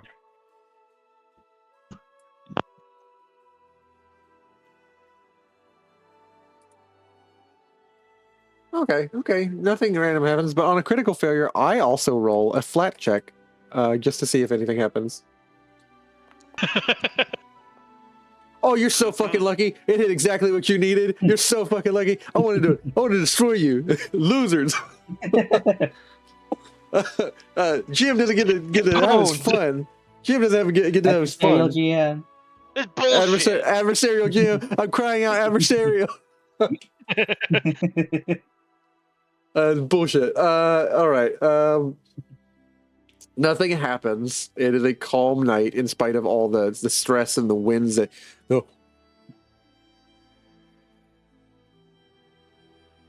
the howling winds that are just rushing around, whistling around you. There's not much note besides that, but it's kind of hard to sleep. It's because you're in chairs and you're hearing the whistling wind through the valley of these mountains.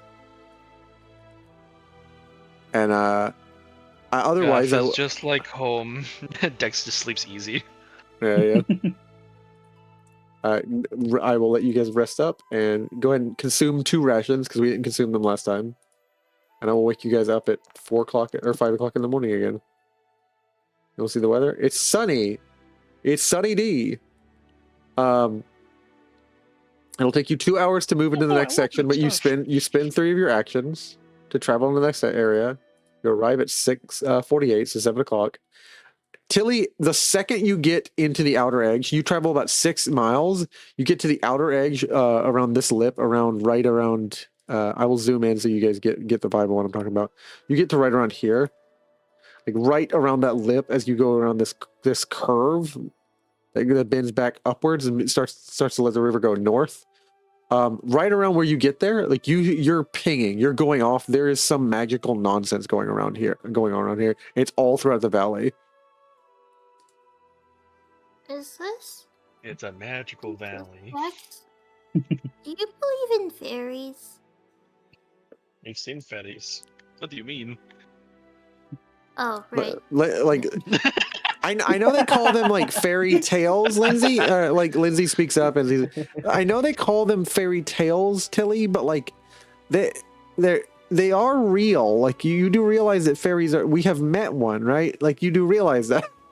It's important to me that you realize that. I mean, the ones with the like wings that are tiny, like pixies. Anyways, I was told about them when I was littler, and it feels like we're in the fairyland right now.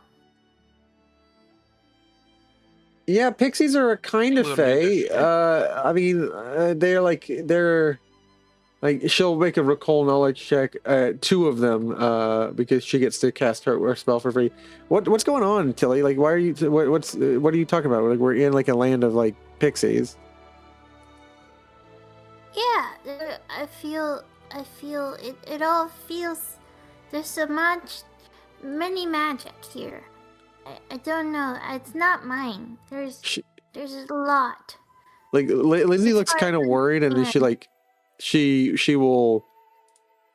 I'm gonna arrest her for the night because she didn't get arrested. She will cast her highest level spell, she didn't get arrested.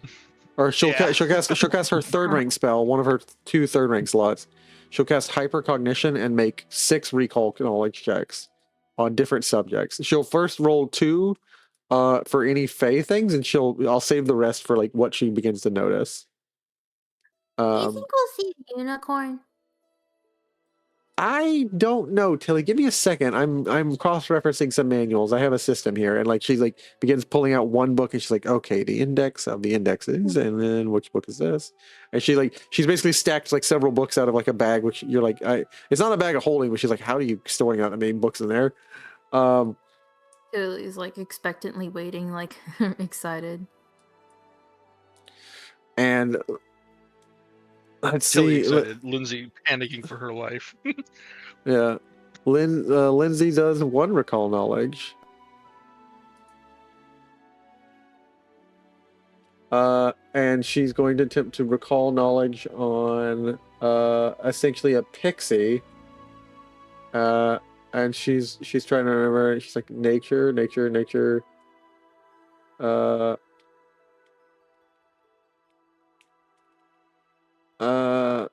No, it doesn't. I don't think that would be here. And then she's gonna roll another recall knowledge check. She's like trying to figure out the architecture in this area. She's like, something's off about this place. I agree with Tilly. Something's off about this place. And like, she looks through and she's like, deep in the tors of Lebanese, where the Little Selin River cascades over a cliffside into a deep mountain tarn, there is a strange island.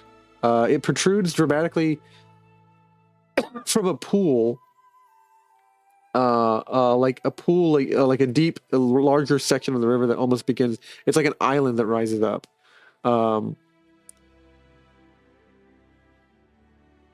There is a massive 100-foot tall naturally formed stacks, like a weird naturally formed stone stack that rises from the center of essentially what is like a small lake within the river proper. and it seems like it's all limestone. Like it's a 100-foot tall, like weird little naturally formed structure. She's like, that doesn't normally happen in the middle of rivers, right? Like how would it have formed? That doesn't make any sense. Look at tower. Can it be my castle?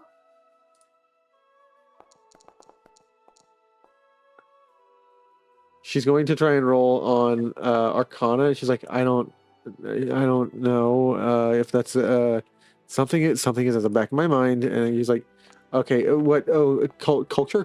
What's the culture of this area? And she looks around. And she's like, this is a lot of giant culture, and like it could do sits forward. I'm sorry, what? Cinnamon helps me think. You want mine? Yeah, Tilly, I'll magical giant territory. well, we ran into those seers, right? You remember those, Amiri? Like, yeah, I remember those. And like, give me a second. What? Here you go. I know candy helps me remember things. A jagged limestone cliff hems the scene. A mighty waterfall rushes over the edge into a wide pool of black frothing water. In the center of the pool stands a 100-foot tall limestone pillar, weathered stone, the last lonely sentinel marking where the cliff once stood in an age-long past. At various points on the island's top, plumes of black smoke waft upward from this structure. Did you want me to transfer it to a party stash instead for her? Oh, you gave it to her? You already handed it to her? Well, I'll put it in the party stash. That way you can consume it. Yeah, I'll consume it. Deactivate. And I'll give her a reroll for the next roll. The next roll, she's trying to roll like some sort of like history check. So she's going to roll religion or occultism, or possibly like crafting to understand why the top of the thing is smoking like that. And I will give her a free reroll. Where's my cinnamon seer? Where's my cinnamon seer? I can't see it. Oh, cinnamon seers. Thank you. It's right here. It's in my fur's in the way, as always. I'm moving that myself, and there we go. Thank you, Tilly. She's gonna use that, and she's going to do her another recall knowledge check, her fourth one. It's really Vecro that makes them, but it's, I mean, you're welcome. And she's going to roll 2 free knowledge checks on that, seeing if she crits. She'll take the better one, so it's 18. And she begins to think, what? Why would she's like, she points up, that's not natural. I'm just going to tell you that right now, that the tops of limestone stacks don't emit black smoke like that. There's someone living in there. But 2, mages make towers. I know that much. Giant mage. Yeah. Like a powerful mage, because he has this tower existing apart from the cliff face, and it survived like destruction and erosion of the cliff face.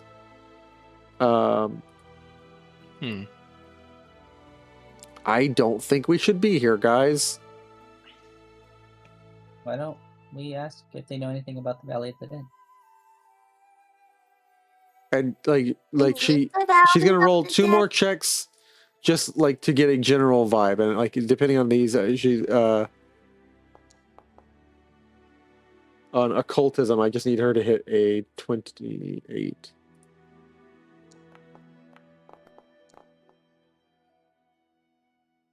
She turns to you and she says, I get a really bad vibe, Fekro, but we'll do whatever everyone else agrees to. I just am getting a really bad vibe from this. We need to keep going east, right? We can just ignore this. And Jaethal says, well, yeah, I would like to get my information from the priestess in the Valley of the Dead, yes.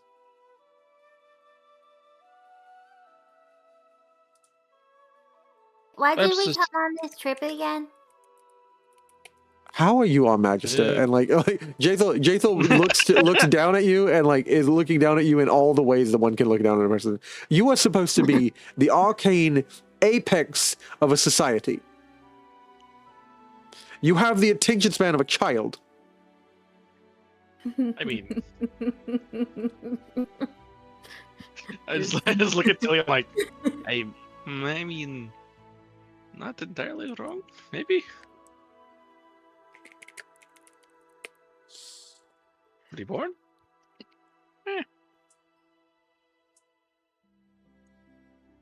I was told I'm only a child around Papa.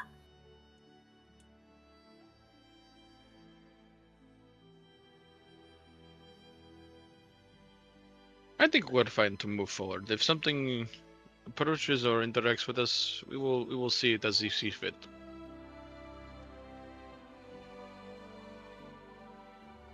Ow, bigger. Sound good? I follow you, Dex.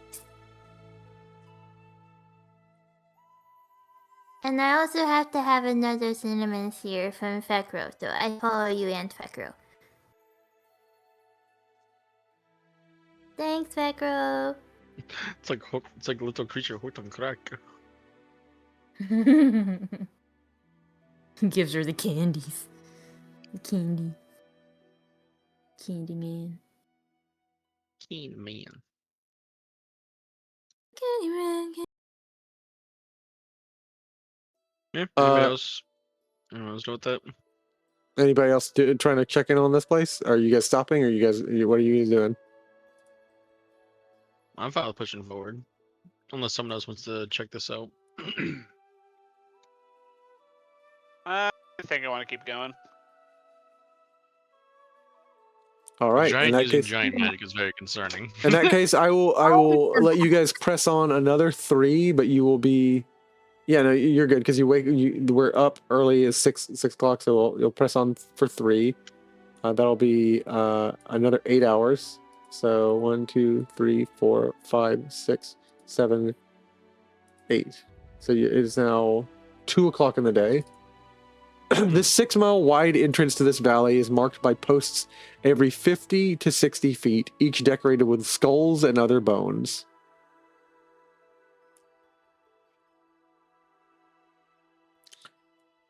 Oh boy, bones. Both you and Jaethal feel like actually at ease here. Like you feel something relieve tension in you, and like you feel a click and alignment in your spine that is just right, Dex. Everyone else feels like a sense of dread building, and I need them to make a willpower save. I need some gun. I need to make a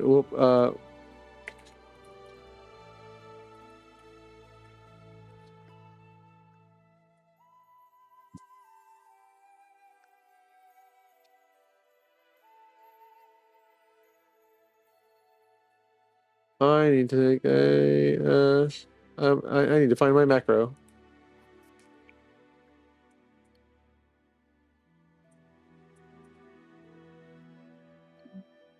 I turn off my Dragon Disciple dedication. You don't have do you to. mean? It's generally passive. Yeah. What does it do?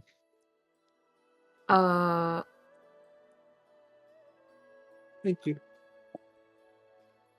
What do it do? Help? What do it do? Like let me look. Oh, so you should be able to post it in the little bar. Oh yeah, I'll just do that. But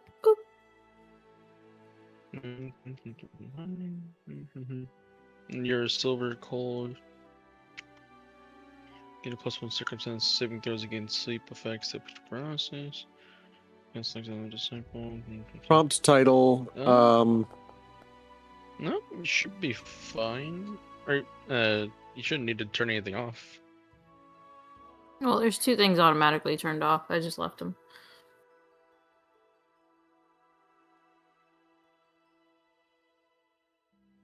I said pop it and something else. Oh, you're talking about when you're rolling something. Okay. Yeah, I mean, you would just choose whatever you would think would fit there. I think it's fine. Unless like it disables things that would be more useful than others. Essentially, when you're doing those, you just want to pick with the best what you got. Should I delete mine and just press yours, Game Master? You want Did I it, roll? yeah, you rolled, but it's a 25. You need to hit a 27. And would you like to spend a hero point to succeed? Be unspookified. Yes, please. Tilly will know that there is something scary in this land, but be unfazed. I need you, Fekro, and I'm going to roll for Lindsay and Amiri and a Kundeo. Lindsay, Amiri, and a Kundeo. To not be spooked. Yeah, to not be spooked. You are. Because you immediately enter this land and something feels wrong. Like every 50 or 60 feet, there's a sign with skulls and stuff on it. There's like there's a Scooby-Doo episode. Our party's getting spooked. Okay, it doesn't let me click it, so I'll just roll it myself. Oh, The two it might undead. be because it's the party. We don't have our tokens out. Ah, makes sense. Because when I click it, I get missing statistic will on selected actors. Ooh, a crit fail. You're actually scared. You are feared too. I'm spooked. Man, we're really out here. Everybody getting spooked. I don't feel so good, gang. the two undead. What a lovely scenery. Everyone else shaking in their actual boots. Where's it at?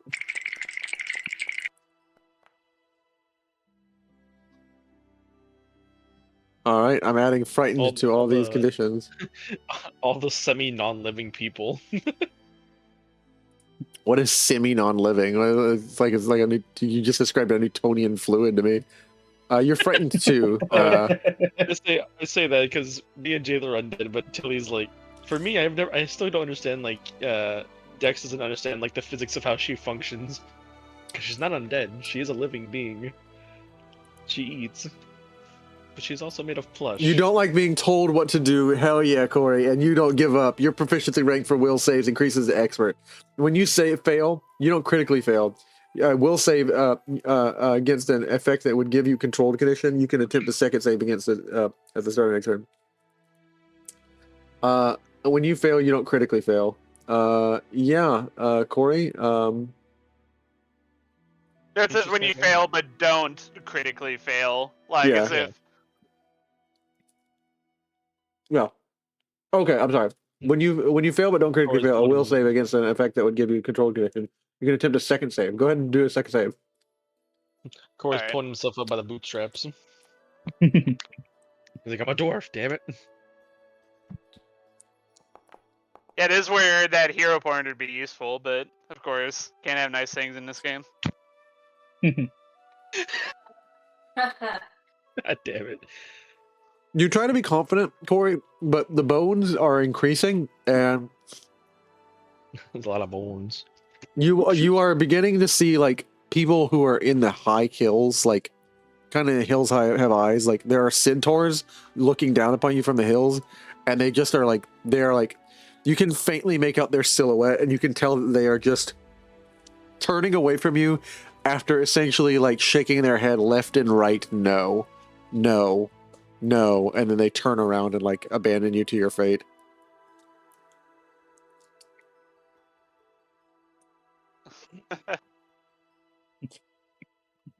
Centaurs are not known for being great with people, but they did try and give you at least a warning.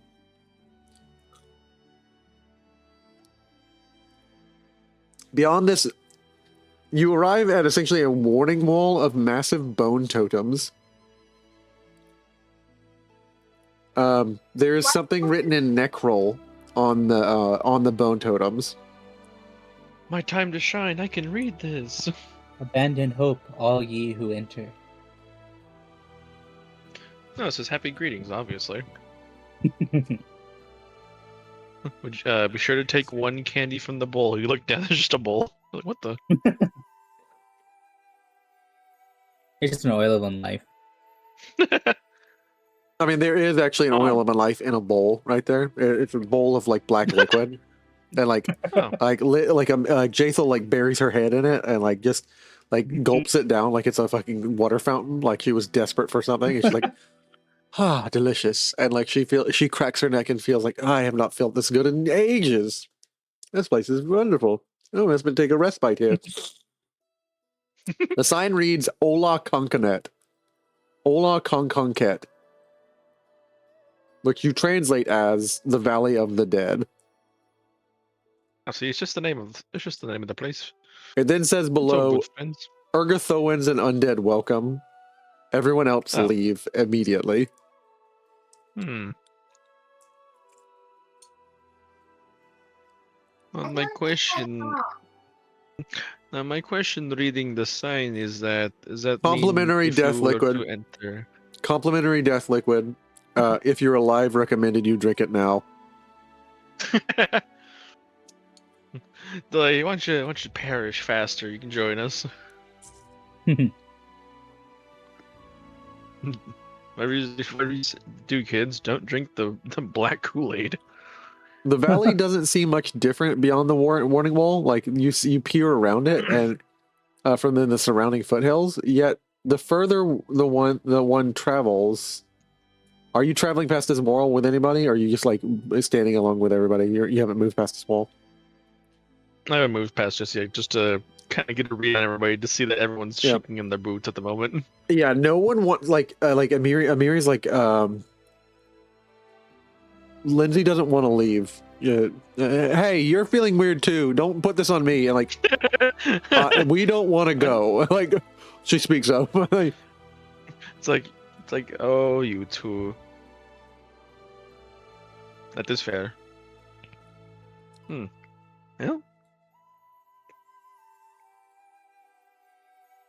It says we're welcome at the mansion, but I'd be fine to go in. If you would like to wait out here. Shouldn't be too long of a discussion, I imagine. Like the tunnels. Hold on a second. Lindsay walks up and like she's like, I think I read this too, and she's like, it's like you forgot something. She slides the like basically stand where the bowl is. And she's like, and Jaethal gets really angry. Hey, don't spill that. And she's like, I'm not spilling it. It's gonna hurt me if I spill it. And she slides it, pushes it barely from like low as possible. She doesn't tip it over. Oh. There's a bunch more underneath at the bottom of the sign. Small. It's the fine print. Woe to those who enter eternal undeath. Turn back now. Face torture and bone scrying and shattering of limbs. She like gets more and more nervous the more she reads this because it gets more specific about exact forms of torture and like names of torture that she's never heard of. Bone scrying just sounds like a tattoo to me. Pulling. She begins to list out.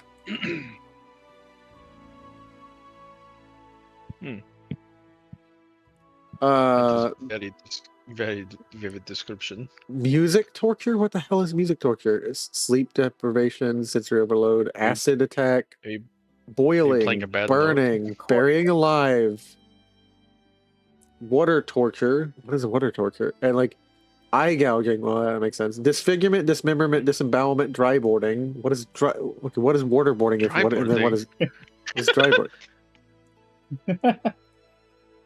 On the rack, the flaying, the wheel, flagellation, flaying. We prefer flaying. Flaying is fun. Why did they specifically say they like flaying? Like restraint. Slow slicing, really slow. Like I love it slow, so slow. Why is who's writing this? It's like who wrote this? Like, tarring and feathering. I feel like this is more Urgathoan than it is undead. Welcome, Jaethal, welcome are you parade. the queen of this place? Welcome parade. Why does the last one seem the most worrying? Welcome, Parade. Hmm. Dex, I don't think we should go in there. Well, I mean, I believe I would be fine. No, they're listing specific tools now, and then like they're rating them. Like, and then she pulls out like a second slate. She's like, "There's a set of slates," and she looks around and is like, "Oh, and there's a trap. If I had reached my hand in there, I would have lost it." And she sticks a stick in, and sure. She sticks a stick in, and like the bear trap goes off. Then she reaches for the stone slates. Oh, look here, we have racks, and then they like 4 out of 5, rope, 2 out of 5, stocks. 2 out of 5 unless you're into it. Why is there utter notes? Thumb screws, 5 out of 5. The tramp chair, 5 out of 5, and I'm feeling it. The Wicker Man, that's not even a 5. That's not even a number out of 5. This is very interesting. The tongue terror and knee splitter, rare, unused. I recommend 5 out of 5.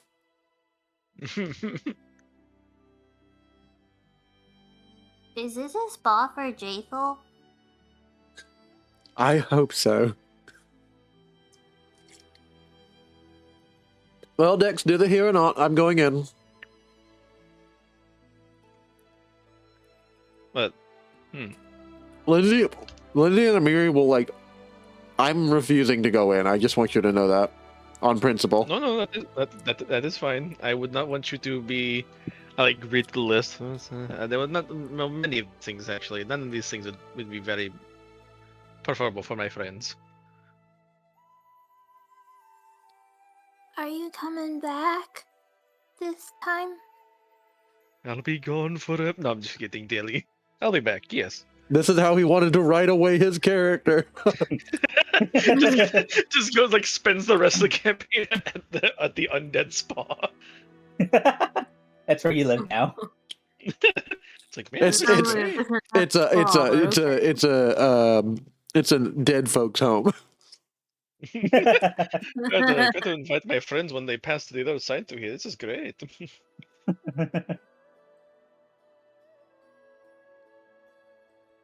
Yeah, no, I mean, in terms of going, I'd be fine with going because I think this is all just stuff targeted towards the living. Yeah, is anyone else interested? I will not force anyone, but you are going at your own literal peril. Acundio had a brave face on. He mostly would have passed, but it's the moments where they just start describing like in vivid detail. It's like, oh look, the third one, like a review, and like it's like in vivid, excruciating, and like slightly sexual descriptions. And he's like, yeah, I'm out. I'm out.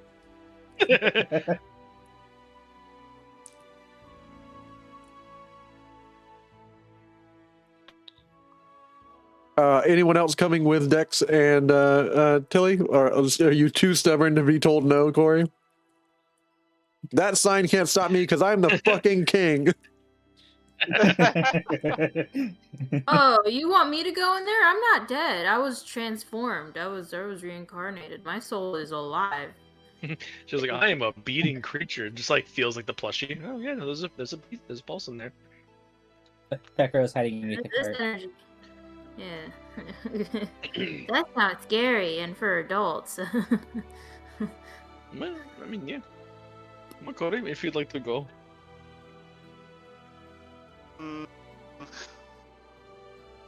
Given that I failed that roll, I think Corey would probably not want to be going in there. Asking him to kill himself? Wow. As much as I personally am like, this kind of sounds like a fun time. I'm sure you guys would be good. It would be fine, but I will not force you. I'm sure I will be back in no time. Dex, if you want me to go, you might have to force me. I don't think I can have the strength to pry you off of literal content. Lindsay will play the Tale of the Valley of the Dead. She'll step back and she'll like, I am just gonna make a bonfire, sit right here, hopefully not draw any attention, and we're staying on this side of the line. So is it just Dex and Jaethal? I guess so. I'm never allowed to stay or behind closed when they're only supposed to be them. I wait here. Beyond the Alright, warning so wall we'll of just bone chat, totems, Dex and Jaethal adventure. say your farewells, Dex. Whatever you'd like to say before it's too late. That's a concerning What do statement. you That mean? sounds ominous. Dex come back. He is no longer dead. Oh no, what happened to him? He's actually been resurrected. He's alive right here. Oh. He's a very handsome man. He's got like a handsome Squidward chin. On a reptile head, just. Oh my god. Pokes him. I can't get in your ribs anymore. Fix Yeah, it. and there's Fix fix it. There's flesh there. Fix this. Open Fix this up. it. Terrifying. Alright. Whole But yeah. basket. But yes, I will be back in no time, friends. You have to actually like jog a Um, little bit to catch up with Jaethal, who is like just taking everything in. She's like humming to herself, but it's like a very tune, like, and like she's enjoying her little goth life out here. Beyond the warning wall of the bone totems, the valley doesn't seem much different than the surrounding foothills. The further one travels in the mountains, the more strange, well, it would be strange for anybody else, a feeling of oppression grows. But you feel a strange feeling of liberation and the loosening of shackles within your... I need you to roll me a willpower check, buddy. You need to hit a 20. These are going to scale as you go closer. Dex just falls apart. Will save. Where are you? Button. There you are. Do I have a bonus to roll saves? I'm sorry, it's going to be a 15. So 15 that you have to hit, and then it gets bigger and bigger and bigger. Oh, I do have a bonus. Basic undead benefits. Basic undead benefit package. It really is. Almost a crit. Pass by 4. Almost a crit. Well, because I told him it's actually a 15. I said 20 the first time, but yeah. Oh, okay, I missed that. Okay. You actually feel a loose, like something in this land wants you to, hey, loosen up. You feel the land itself calling you, and like the funny thing about the land itself calling you, Dex, is you can tell it's not the plants because they're not talking. This isn't the way that plants talk, because plants talk to you. This is something in the land, the spirit of the land, or at least the unspirit of the... Something's wrong here. And it's telling you to loosen up, like, give in to your... let go of your inhibitions. The wind seems oddly muted. Have some fun. Like, as it flows through trees and grass, the birds and insects are growing quieter and quieter, and the unusually regular crags along the surrounding mountains seem to crouch in expectation of your approach. Something doesn't seem right here. What do you mean? It feels wonderful. I actually feel the most liberated I've felt in a long time, Dex. Yeah, and that is the issue I'm sensing. Do you care for a quick street fuck? What? What? Dex is just like pondering. He's like, what? I don't know. I'm getting a kind of getting a Jones for something. Maybe something different. I could go for something spicy too, and not like that. I could go for a big spicy bowl of maybe jambalaya or something. I need something. I need some experience. I'm feeling it today. This is my kind of place. Gargathoa very clearly lives here. Perhaps this is a blessed place by Gargathoa.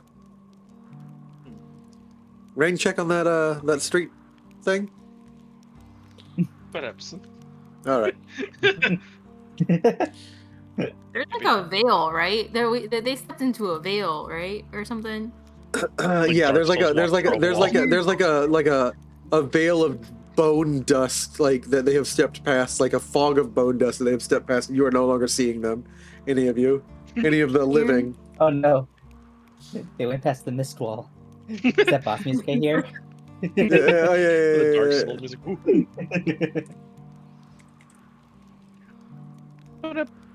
We will tend to your desires later. We have business.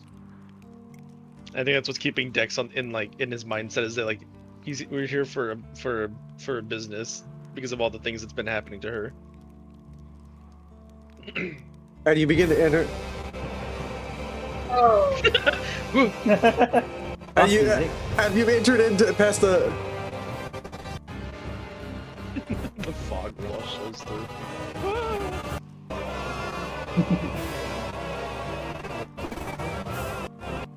No, I'm not gonna do that to you. That would be funny I though. just see it. King's just stuttering. Like, you got A that one? mile, you're now a mile past. You've walked far enough that they really can't see you, even if they wanted to and squint. They don't even see your silhouettes. The first of many gravestones appear. These are 6 to 10 foot tall stone pillars.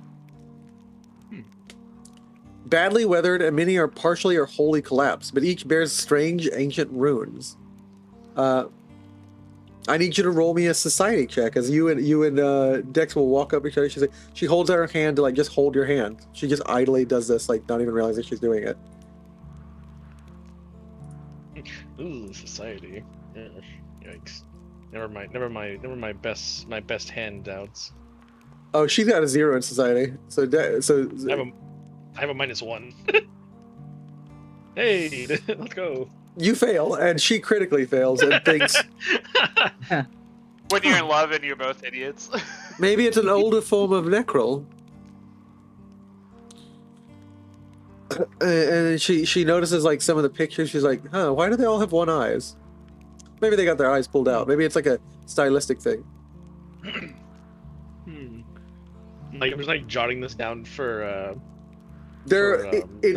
it's clearly a list of names, but you can't make out what the names are or like anything. Like you can't make out what they are because you can't read the writing. And then there are thousands and thousands of gravestones in this valley. Like it begins to dawn on you that there's thousands of these.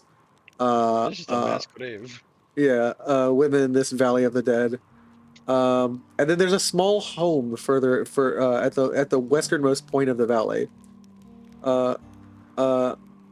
where the ragged tors of Lebanese rises 300 feet above the foothills. A crack in the cliff wall allows a 15-foot wide stone stairway to wind up into the mountains. It takes a circuitous route winding back and forth for the length of 8 miles. But about halfway, you see some figures stand up. And this is what would normally be a problem, and where I would normally play this, where the bone smoke.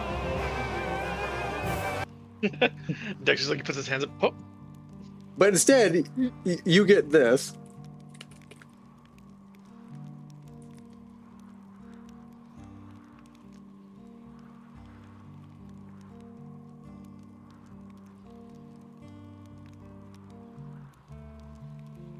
I hear the wind.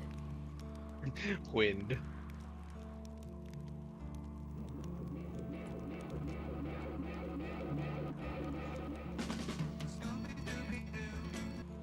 Yeah. It's like listening close and like, what am I missing? It's sorry. You're listening close to your mic.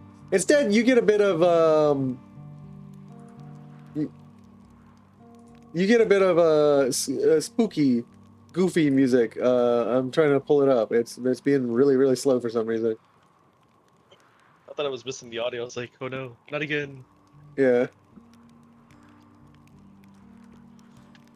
Not my favorite song, the spooky, scary skeleton. That's actually what I'm playing. Yay! As I show you the creature, 6 of these massive creatures that show up, and instead of being Dark Souls music for you, whoa, it's 6 of these massive skeletal hulks, dark and ominous shapes that loom at the throat of the stairs where the shadows gather. What looked like crags, what looked like just at first shadows and looming features, they all kind of crack open, and then like Jaethal like pops back and like kind of like throws out a hand to defend you and like throws up the scythe, and then they all kind of like nod and like roll a hand upwards to like the winding 8-mile staircase. And she's like, you're not going to say anything? Not even a fucking hello, welcome, come on in? Just not even a fucking. There's no, yeah, not even a fucking. Not even a simple hand fuck. Like, Or like a basket. There's no goodie bag. This is an Urgathoan site, is it not? And like they all like bow their head when the name Urgathoa gets spoken. They all bow their head, and they pose their hand up. And she says, "I'm not walking up this fucking flight of 8-mile steps." Dex. I'll carry you if you'd want. That's acceptable.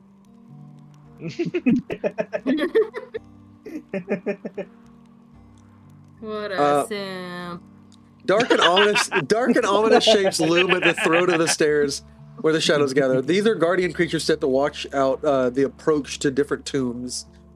Skeletal hulks from the bones of... Make me another check to see if you guys it dawns on you. This time, it doesn't have to be nature or society. It can be nature. If you can dawns on you what these things are. I'm like looking at the bones. I'm like, that bone looks familiar. Did I add the +1? I did not. But 22 would be it. 22. Oh, I'm not rolling. My natures are not having their days today. It succeeds. Huge giant made of powerful skeletons. This is a generic drawing. Ignore the skull. They've had to replace their skulls because their original skulls faded over time. But you can tell these are the same bodies as the things that attacked you in the hills when you first came to Barnhold. Dex, and you tell Jaethal, like, these are, because Jaethal wasn't with you this first time, these are Cyclops skeletons that have like scavenged and replaced themselves with the other body parts. That explains the singular eye. That makes sense. It also explains why they're so damn huge. Yes, well, the Cyclops did have a rather gifted ability, and I think they did have a hunger. Perhaps Urgathoa honored and blessed them for their insatiable hunger. Perhaps she taught them deeper, greater hungers. Yep, did not save them from the hands of my face. Well, no, I'm not talking about the one that bothered you that was still alive. I'm talking about these blessed beauties. Look at him, Dex. Look at that one. Look at his arms.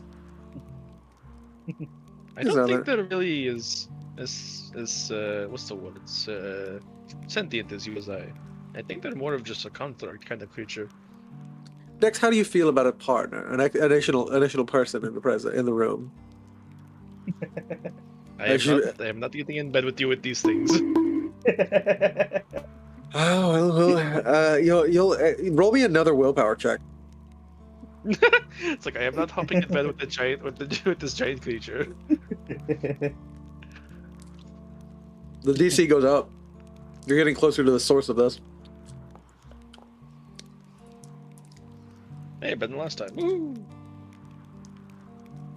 You critically succeed, and you will not need to make any more rolls as you ascend this and you steel yourself. Whatever's going on in this valley is not natural, and whatever tells you to give in and like, hey, listen to Jaethal or listen to any suggestion told to you. You're like, no. It's like think more annoying thoughts. It's just like I think of Silent. Oh, that son of a bitch. yeah. Are you all right, honey? I think the sound of these hills is absolutely beautifully silent. Isn't it lovely? Isn't it? Oh, you can occasionally hear a beetle crawl, and then it gets crunched under the sound of one of these big things' footsteps. Just hear, I hold on in here, honey. It's just lovely. Not a babbling crook in sight. Fucking babbling crook, Brooks, and like. But I like my nature. She's kicking her leg like she's having the time of her life while you carry her up these 8 miles staircase. It's like, but I like my nature. It is nice to hear the chirping of life and birds throughout the world. Oh, I know that you love your ephemeral things, your little timies, but this is what we're all going to have to get used to. At least if we all believe whatever the fuck that one I forget his name now that we're not around him. Harem. Yes, whatever Harem has to say. This is the end of all things. The end of all things.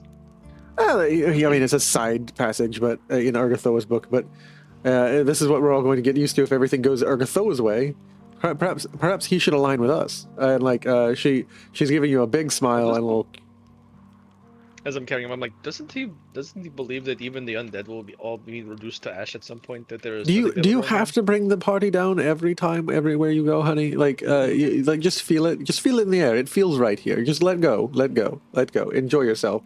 Here, and like she grabs scoop, like she set me down for a moment, and like she scoops up some dirt, and she like grabs like a bunch of basically different beetles and stuff. She hands you one. Yes. Snack, and then she pops one in her mouth and crunches it, and it lets out fucking disgusting juices. Like it's a Beetlejuice situation. I see. I just like let it crawl on my arm and just like it just goes in me. It's like, yep, and there he goes. I love you, honey. I really do. But you're trying sometimes. You're trying me. It's where your stomach would be. You're about four miles in. Then you feel another barrier that you have to step through of bone dust. And you're rising up to what is clearly like a small shack at the top of this like winding, circuitous, almost meditative route. And she's like, oh, Dex, it feels absolutely fucking lovely here. The wind, I actually think I can feel the wind on my skin. Fuck me. Nice. Fuck me. And like she turns to you like on the stairs. Yeah, I wouldn't mind. Once we take care of business, then we will take care of other business. Fine, Dex. Come on. It's getting progressively worse, and she's going to continue making these comments. But the speed along, like you're now 2 miles out, and you can very clearly see the unmovable lad. Let's go. Yeah, you're now 2 miles out, and you can see someone out and about.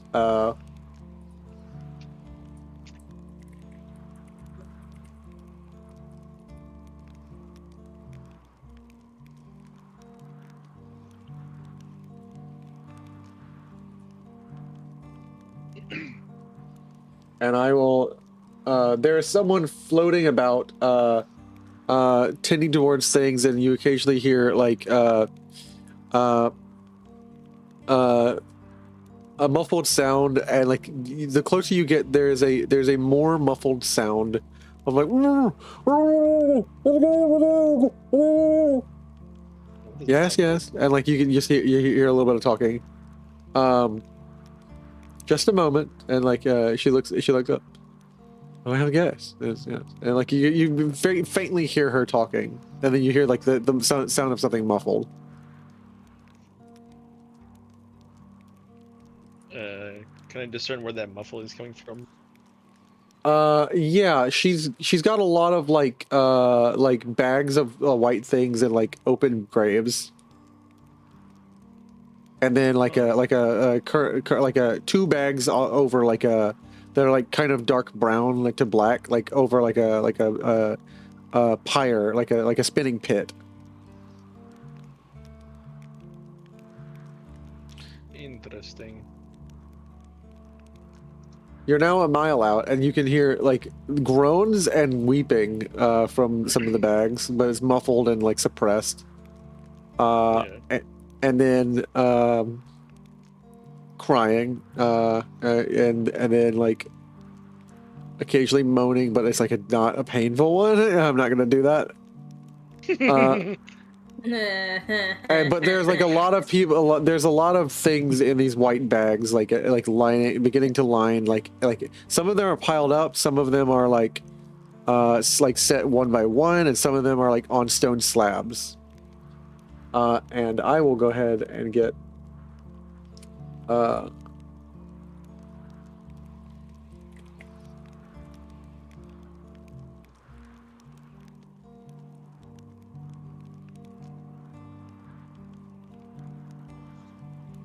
why is it not using? It's not pulling it in. It's not pulling the image up. No, work with me, image.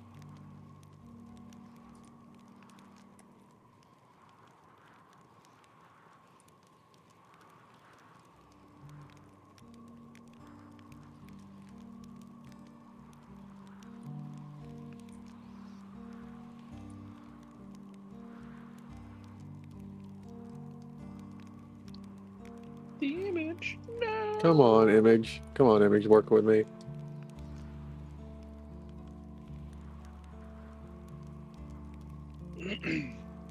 I will just find I will find a fucking way to get this to pull in.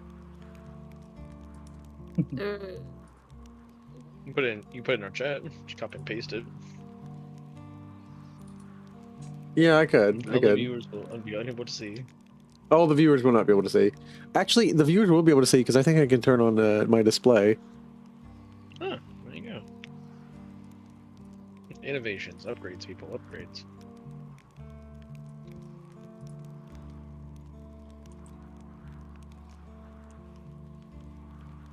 And let me just add display capture. You currently see for a moment, and I will go ahead and to copy this image, and I will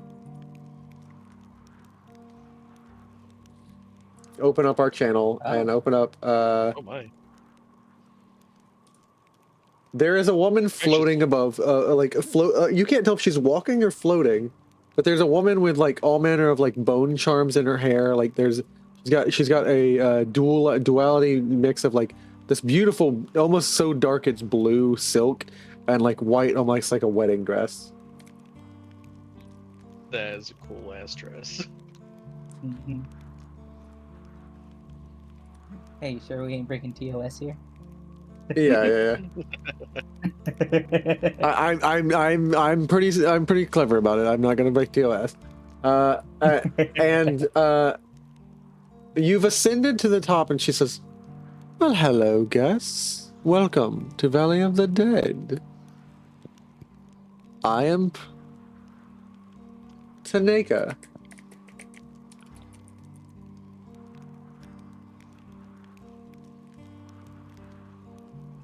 Tanaka? And like Jaethal like gets out of your arms and like I am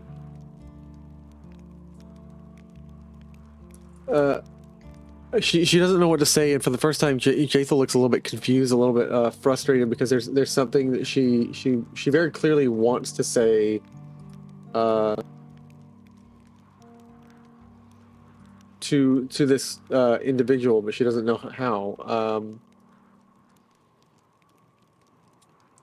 I am priestess of Urgathoa, and then Jaethal begins like opening her mouth, just spilling out contents like childlike in like desperation to get her desire. Like she's presenting her desire, so it will be fulfilled.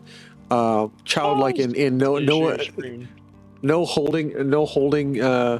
Oh yeah. Oh, sorry. Oh, you can see my screen. Let me turn that off, because now you can see the screen. She's childlike in her desperation to get her request given to her, like what she wants, what she desires, like, and like with no abandon, with no cleverness or like obfuscation. Jaethal jumps out of your arms, like almost like gets down on her knees in a way that like is not typical of Jaethal's behavior. And Jaethal pleads with the individual.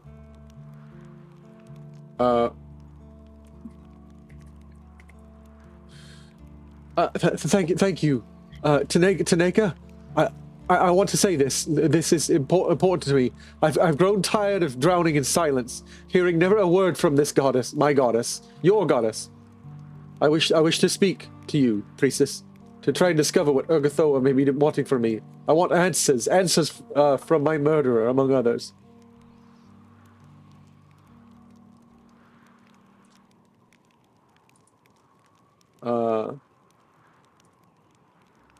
I'm looking for the dialogues.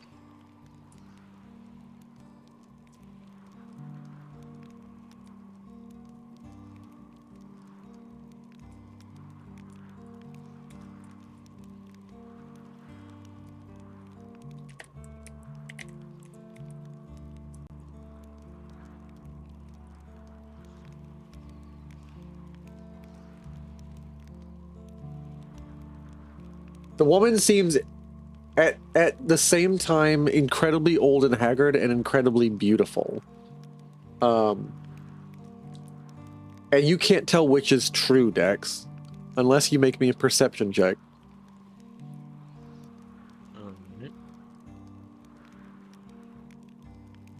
Busting out my eyes. Attack!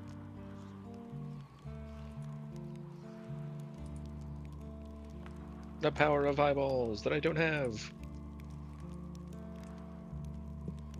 Oh, you made a 30. That's what I needed you to hit. She is actually incredibly old and haggard, as opposed to the vision that Jaethal is getting, because Jaethal is willing to receive it, of a beautiful young woman, lithe and graceful and supple. She is, by all rights,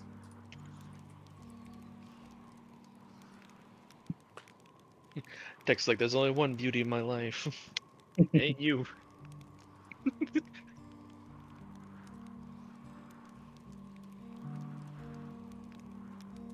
Although I do love that scythe. That thing looks cool.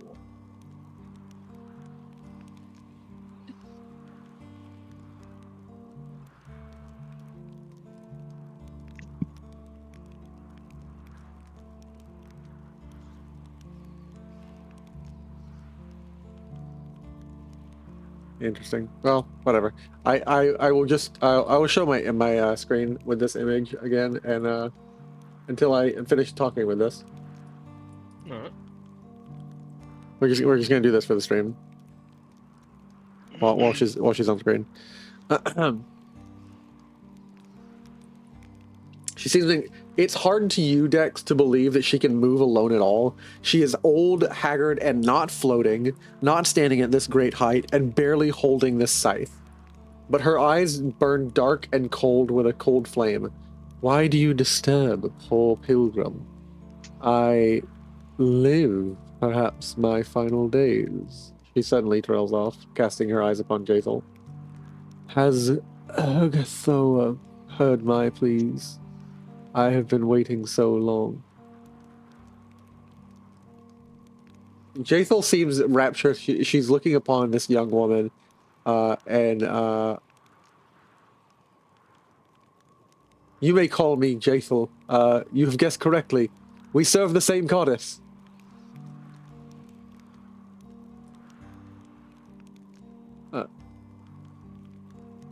In case you are unaware, there are servants of Pharasma in this land, harassing us undead in our rapturous existence.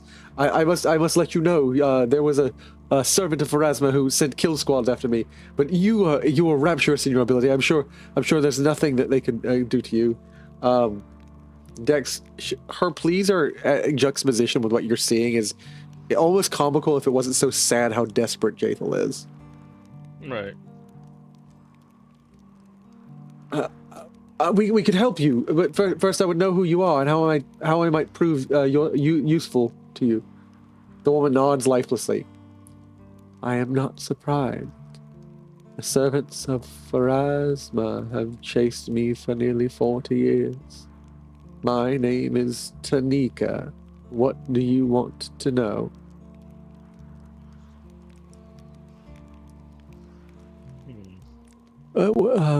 Dex, I'm at a loss. What should we ask? Who are you? And it's the first thing that comes out of Jaethal's lips. What would you have from us? The priest said that there were some secrets you had. I would gladly know anything you have to share. This cannot be explained. And she sets a hand and traces a finger across Jaethal's lips, and Jaethal almost goes to put the finger in her mouth. Long ago, I was powerful priestess of Urgathoa, the leader of a secret coven. I had everything: power, beauty, wealth, admirers ready to sacrifice their lives for me. I possessed the secrets of Urgathoa's ritual. This is what he didn't want me to know. Please, you interrupt. Oh, my deepest apologies. And she backs down and bows her head, face in the dirt to the priestess. Urgathoa's ritual, as I continue, and she sets a boot on Jaethal, the back of Jaethal's head. which grants the power to overcome death and old age. It demands the life of a blood relative as a payment. But what of that? And like, I know you are a servant as well, a long-time servant, Jaethal. And like, you can see Jaethal nod her face into the dirt. I had given birth to 2 adorable daughters and raised them in anticipation of the day when their youth and beauty would become. But I was overconfident of my power and met an enemy who destroyed me and all my hopes in a second youth. But why would you care about the grief of a dying old woman? Yeah, what do you mean? And like, Jaethal can't see it. She can't see the true form of this woman. Do you not see what she looks like, Jaethal? What are you talking about, Dex? Do you not see it? No rudeness to you. My brain just lost her name in an instant. Jaethal. No, not Jaethal. Oh, Tanika. Tanika. No rudeness to Tanika, but I like looked at Jaethal. Do you not see her wearied skin? Worn by the times and by the age? Jaethal will attempt a perception check. Look past what you are truly seeing right now. Oh my god. Ooh. Dex, you disrespect a servant of Ogathor. Bow, and she like grabs you like by the arm and like tries to pull you down. Dex just stands stalwart. I do not bow to a god I do not follow. I am sorry. Ogathor is about chasing her pleasures. Dex Weaver, I have heard tale of you slithering through the land as well, with all manner of creatures. A few beetles make it to our land, talking of a druid in bone, a dead druid, a mockery of Gazra, yes, and the green. And she thumps and like resonates your crystal, and banishing all other life from one realm to back to its place. Perhaps if we could find a different use, she thumps it, like she triple thumps it with like three other fingers, all the rest of her hand. We could reach a perfect tone. We could drive out all life from this land. And she runs an old haggard finger over the crystal that is your real being. I just kind of like step back a bit. Yeah. That is not something I am wishing to do. You must, after all, follow your pleasures. So be it, Dex Weaver. And she turns back to Jaethal. I still know the secret of the ritual, and I can share it with you, oh beautiful Jaethal. The ritual will grant you an immense power and pleasure. You can even become a living being again, if that is your wish. And like Jaethal like looks up, and you can just see her face smeared with dirt that she has buried her face in. Like absolutely no shame. All I ask is that you prolong my life. Raise me as undead. You were in the stretch of your youth, but you something must be killing you. Oh, how tragic the walk of life, and like Jaethal still can't see that this is an old woman. How tragic to be onset with illness, but I shall raise you in death. I promise. For this new gift I have been given, I shall raise any who desire such an ecstatic gift. I shall preserve you perfectly. Wait a moment. I don't believe that this is what they are wanting. I do not understand the machinations and the interworkings of your god. Nor do I try to understand many others. But preserving what is right now is, it would be cruel. There is nothing to preserve. Speak for yourself, skeleton. It is best to rest and return to the land. And she hisses at that like a loud sharp hiss, and like Jaethal pulls on you again, and I will make another roll for Jaethal to see if she is actually strong enough to pull you down and to force you into a place of prostration. I will enter mounted stance if I need to. Yeah. Which will give me advantage against being pulled or pushed. Jaethal will pull you again with a 14 if you'd like to enter and do a contested roll. With a plus 14. She rolls for a 20 to like pull you down. Get my thing real quick. Stance. Yeah, I'd get a plus 2 to bonuses. I guess any against shove, being trip, yeah, repositioned, shove, reposition. trip. Plus 2. Go ahead and roll athletics for me. Sorry, this is a one-on-one scene for you guys. I like Corey, Fekro, and Tilly, but sometimes this happens. I'm enjoying it. Athletics.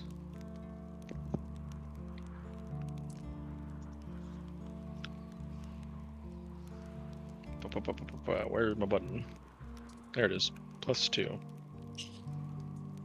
I think I would equip it to myself, but I don't remember how to do that again. Just do it circumstance, and if you need a hero point, you can roll a plus 8, and so make it a 10. If you want to, it's up to you. Actually, yeah. No, yeah, I'll just take the plus 11. I'll be fine. All right, here we go. Yeah, no, you're fine. You almost crit against Jaethal. Like Jaethal looks like almost taken aback that you won't like bow with her to her goddess, and you won't bow to this priest of this goddess. Like you won't abase yourself before this, like with no shame. Yeah. The priestess herself. The other roads to eternity are closed to me, skeleton. And I do not wish to die. Jaethal stands up and she says, "This offer sounds tempting. What do you say, Dex?"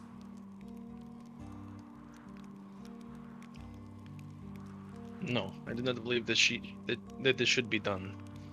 I will let you resurrect one person, and I know that is a gift that you have been gifted by your god, but to do something with it, that what I am, I've told you how I felt about this, and to be undead like this is something a choice that someone made. But being risen as undead as a servant, no, that is not the same.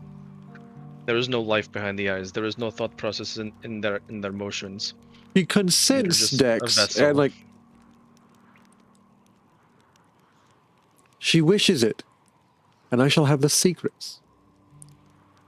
You are pushing your place, and like priestess, I shall gladly do this. Ignore my boneheaded companion, my lover, for he presumes much upon our relationship. And she walks on her knees towards the priestess.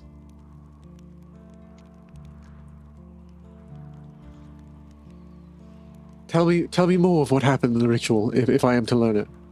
Tanika takes a deep breath. My ritual. It demands the victim be properly prepared. Some time ago, I took my daughters to the Coven's underground hall and lulled them into a magical sleep. It was to last many months. However, I did not consider that the father of one of these girls, also an adept of Urgathor, would put the life of his child above his passion for me, and all that we believed in and lived for. The fool secretly went to beg for help, and where? The Temple of Pharasma, no less. And like Jaethal like sneers and like along beside the woman, and like they look both at you, and like there's a placid non-reaction from your face. The Lady of Graves is not highly revered in our country. Only 2 old priestesses lived at her temple.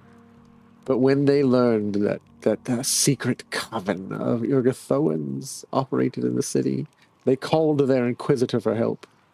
I remember him clearly. So young, incredibly handsome, proud, a half-elf of rare beauty, thick brown hair, a gaze that burned with the certainty of his passion and his goddess's favorite weapon.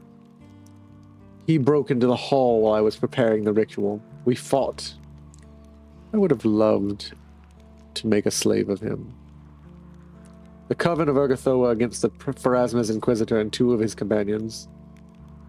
Everyone died that evening, save for the 2 of us.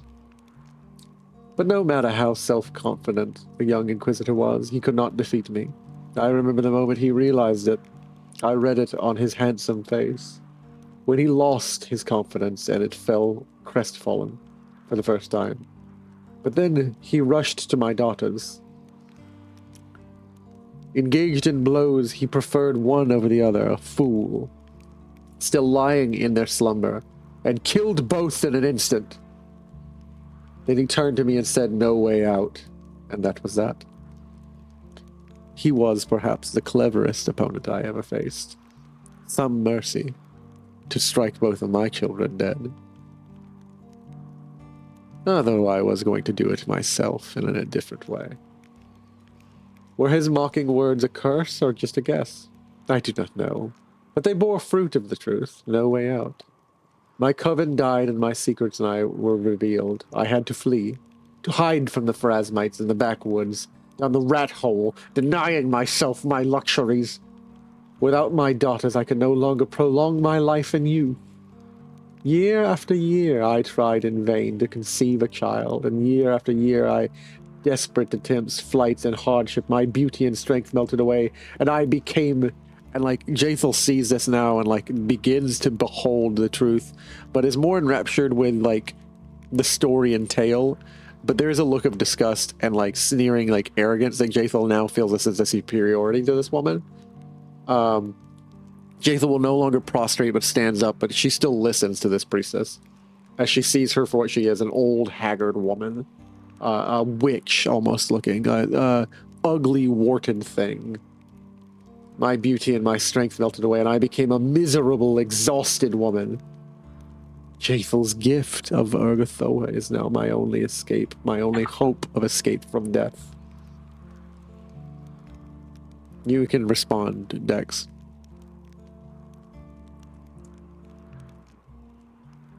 So Jaethal's starting to like understand and see now what she actually is, right? Yeah. Do you now see what I mean, Jaethal? She is a desperate woman, all the more. And Dex, if it was not an illness coming, it is now the desperate, implacable face of time. She wishes me to raise her. I shall raise her, for this is my gift from Urgathoa. What will you argue against my walk? My way? Do you love me or do you not, Dex? I love you, but I do not love what you are thinking of becoming.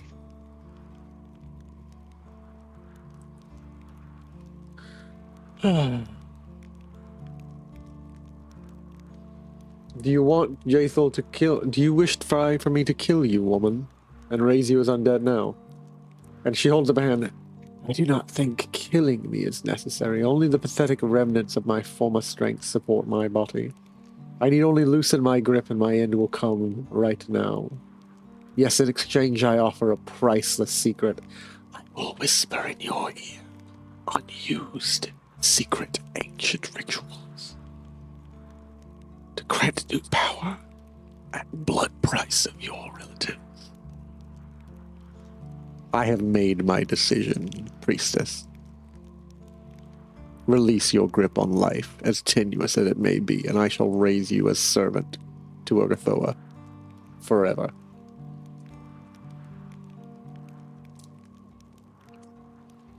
She looks at you, Dex, and she's waiting for anything to be said.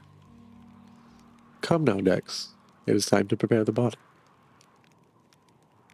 As a woman, like, lays down on one of these bags, these white bags, and you hear just the moaning and groaning of You don't know what in the thousands of these bags behind you, all these bags around you. Like something's crawling in and like bound or something. You can't tell what's in these white bags all around you.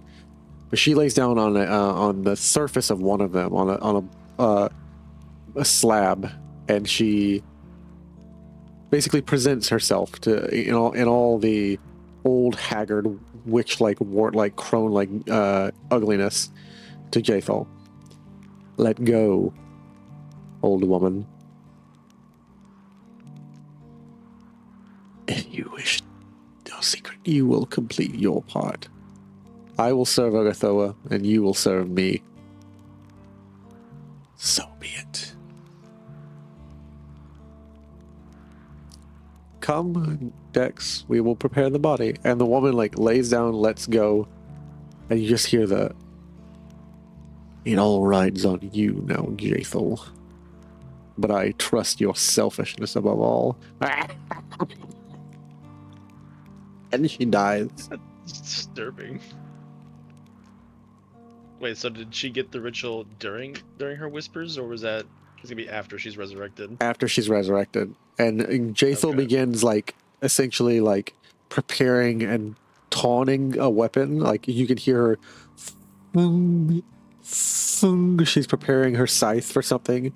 And she is essentially bringing all manner of horrible liquids. She goes into the woman's house and begins finding embalming liquids, and she's like, her skin will be more taut than mine. Her skin, her body more shapely. And she looks around and finally says, I wonder, and opens up a few of the bags.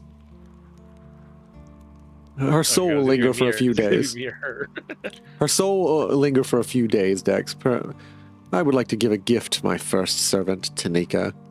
And she opens up the bag and she sees that there are indeed young men and women of all different races tied up in these bags. Anywhere from 16 to 24. Young people. Some of them have been mutilated, some of them are not, some of them have been tortured. She says, perfect stock for making a new, more pristine body for my Tanika. And you can see just the abject look of terror on this young lady. This woman is like a blonde who could not be more than 15 years old. There is a limit, Jaethal, that I will allow. She wanted it to be resurrected. That is where I allow it to go. These people need to be helped. How many are even here? It is cute that you hold and cling to your old ways, Dex, but there will be a moment where you realize who really raised you from your crystal.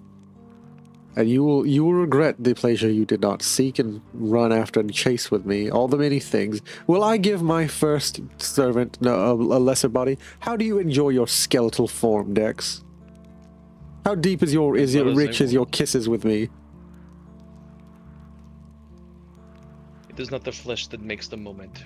It is the people who are in it. You are being trite, and you know it. And you know I am right in this circumstance.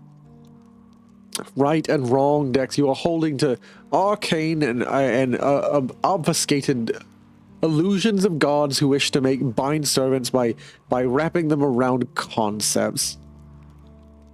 Is that not what is Agathoa's will? Agathoa does what I please, for I do what I please, and she emboldens me to chase my desires, Dex. I am what I am, and Dex, I am pushed along by a powerful stream, but I choose the route of the river.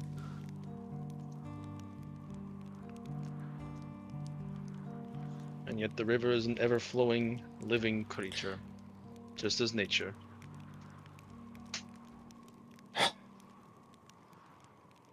She pulls out her scythe and looks at you. And she eyes you up and down, and you can tell she's eyeing you as a combatant. Show me one of your strongest spells so I can get a vibe for how this is going to go. All right.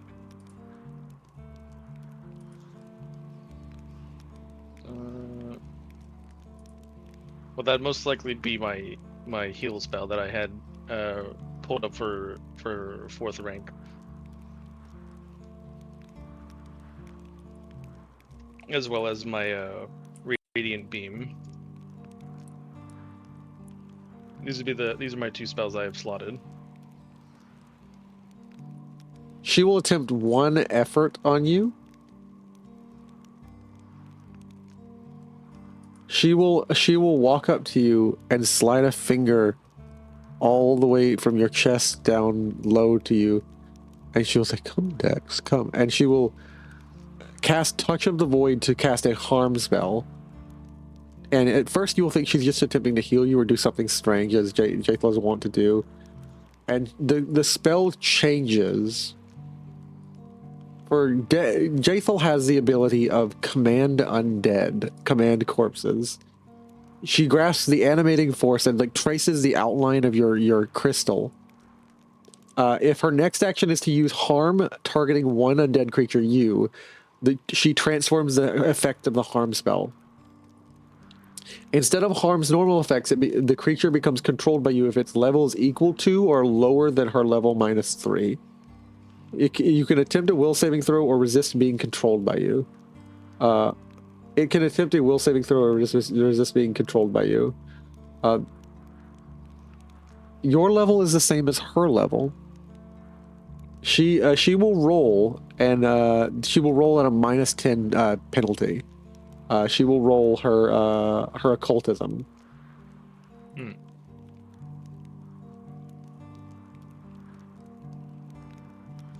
Or rather, whatever her magic skill is. So, her spell modifier is a religion. Sorry, religion, at a -10.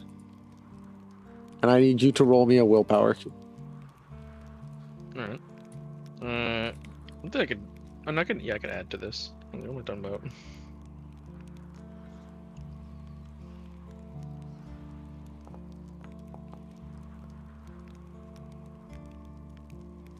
Oh, I have a +16. I think I just beat that. Trying to roll not a 1. Trying to not roll a 1. Yeah, you got me there. Yeah, I got 1 in 20 chance for this to go really weird, Dex. You roll 2 1s. 2 1. as your double ones, or as someone might say, once, fucks Jaethal up, and Jaethal realizes she can't she curls a finger around the stone, tracing a pattern on it, trying to like draw a dark pattern like via her mana, her magic, her spell in your stone where your spirit resides, but she cannot draw a dark pattern into it because it's so full of like transcendental green nature light or whatever it is, your spirit, whatever fills this gem to glow with your presence, Dex. And she realizes she cannot bind you, and she jumps back, stancing up with the scythe, and she folds it. All right, Dex. All right. No need to be hostile. We shall do it your way. And she walks over to the priestess and she says, "What would I raise her as, Dex? There are all manner of undead. I have all the ingredients I need for different manners of undead for her. Let's see here.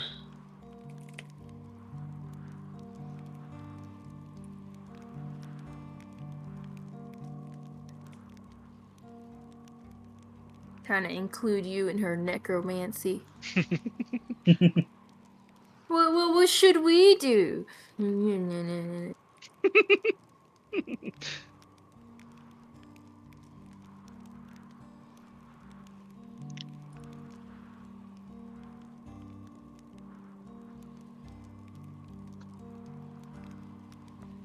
I was like, I don't know many undead. I know zombie, vampire, and myself. We could create a Dhampir, undead. We could create a ghoul, a zombie, a skeleton. I can rip the flesh from her bones. We can make her a talking head. That's all I needed, secrets from her. And then toss her in the fire. Someone who really wanted to perceive their beauty, only to be left rotting. I think a head is justified.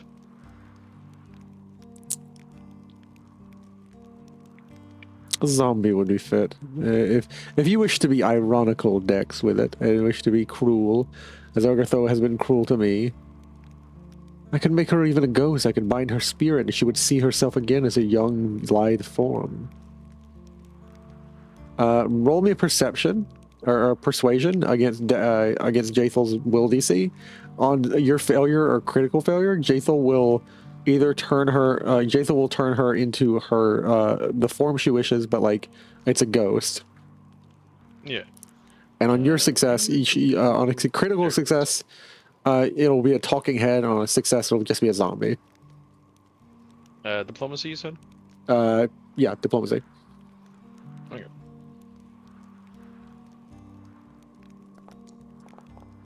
A 2. 14. 14. It's a failure. Jaethal says, "She is my servant, Dex, and I know what it is to wish to be forever youthful and beautiful. To see things wearying on your skin. Perhaps if you can feel anything at all." And she traces, like, "Can you feel me? Is there somewhere in you that you can feel me truly, Dex? Then perhaps a ghost is an acceptable form." And she begins a profane ritual over the next 4 hours where she does all manner of things which you will never be able to utter to another soul. But as you unbind so many, and so many of them are terrified to see these young children, you will manage to escort them out. The Bone Titans will not assault you, but like you manage to escort out like 200 teenagers, basically teenagers to young adults, of all manner of different races and things. They will come with you to the gates, but basically the ghost leans near, bound to this site forever. It both curses at Jaethal and does give Jaethal. It leans in and says, "Your secret, Jaethal. You have played the game well, perhaps too well." And she says, "I could easily rip this from your hands, but Urgathoa gives me life, and I was not ready for death. And anything is better than nothing. To cling to life against the tides of an undeath, or a realm you do not wish to go to defy heaven and hell. I would live in this even. Here is your secret, Jaethal. All you do." Like, she begins to whisper the secrets of the Urgathoan ritual to steal a blood relative's body. And Jaethal smiles and smiles as she hears it. And you will leave and arrive back at the gates, winding this 8 mile and then walking through this. They talk to you like, "Are we gonna be okay?" And like, "Are you gonna hurt us?" Like she hurt us. And like, a lot of the kids are like worried and like whispering, and like Jaethal's rolling her eyes. I will lead you to safety. Be freeing of this place. There's some of them are maimed, some of them are mutilated, some of them couldn't walk on their own and have to be carried by the other tortured individuals. But 200 young adults or teenagers arrive at this gate left by you. And Lindsay is just looking at you as you arrive. It is now like a little healing spot for them. And like you guys all arrived together. Jaethal is at the back of this marching parade, and she lingers just behind the bone gate for a little bit, savoring of the feeling of wind on her skin. Lindsay's like, "What, guy? What happened? Are you guys okay? Like, Corey, help me set up a triage tent."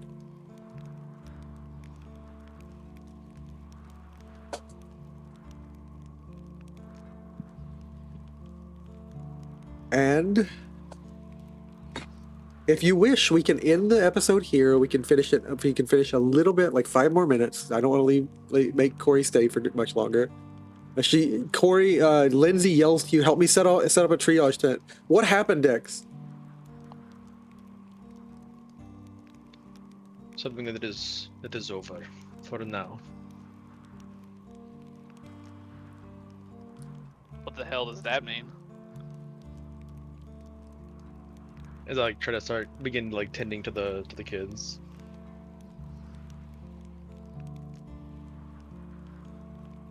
okay, Dex? Yeah, I am fine. Get the. Just need some Can I time to give the big hugs? Of Give the course. big hugs. Yay. Amiri is the only one who's. Shoulders. Amiri is the only one who sees it because Lindsay's too busy. Kundeo starts helping, so does Intavi. But Amiri is the only one who looks up and is staring, like with her blade held in fool's guard, low to the ground, sweeping just faintly over the ground. She is the only one who sees an ecstatic smile in the face of Jaethal. Looking out upon this mewling, pained, suffering mass is just a smile on Jaethal's face. And Amiri is filled with disgust. And turns back. Amiri doesn't stop looking, and Jaethal never even acknowledges Amiri's presence. Across them separated by the mass of your camp that you build. And that will end today's episode.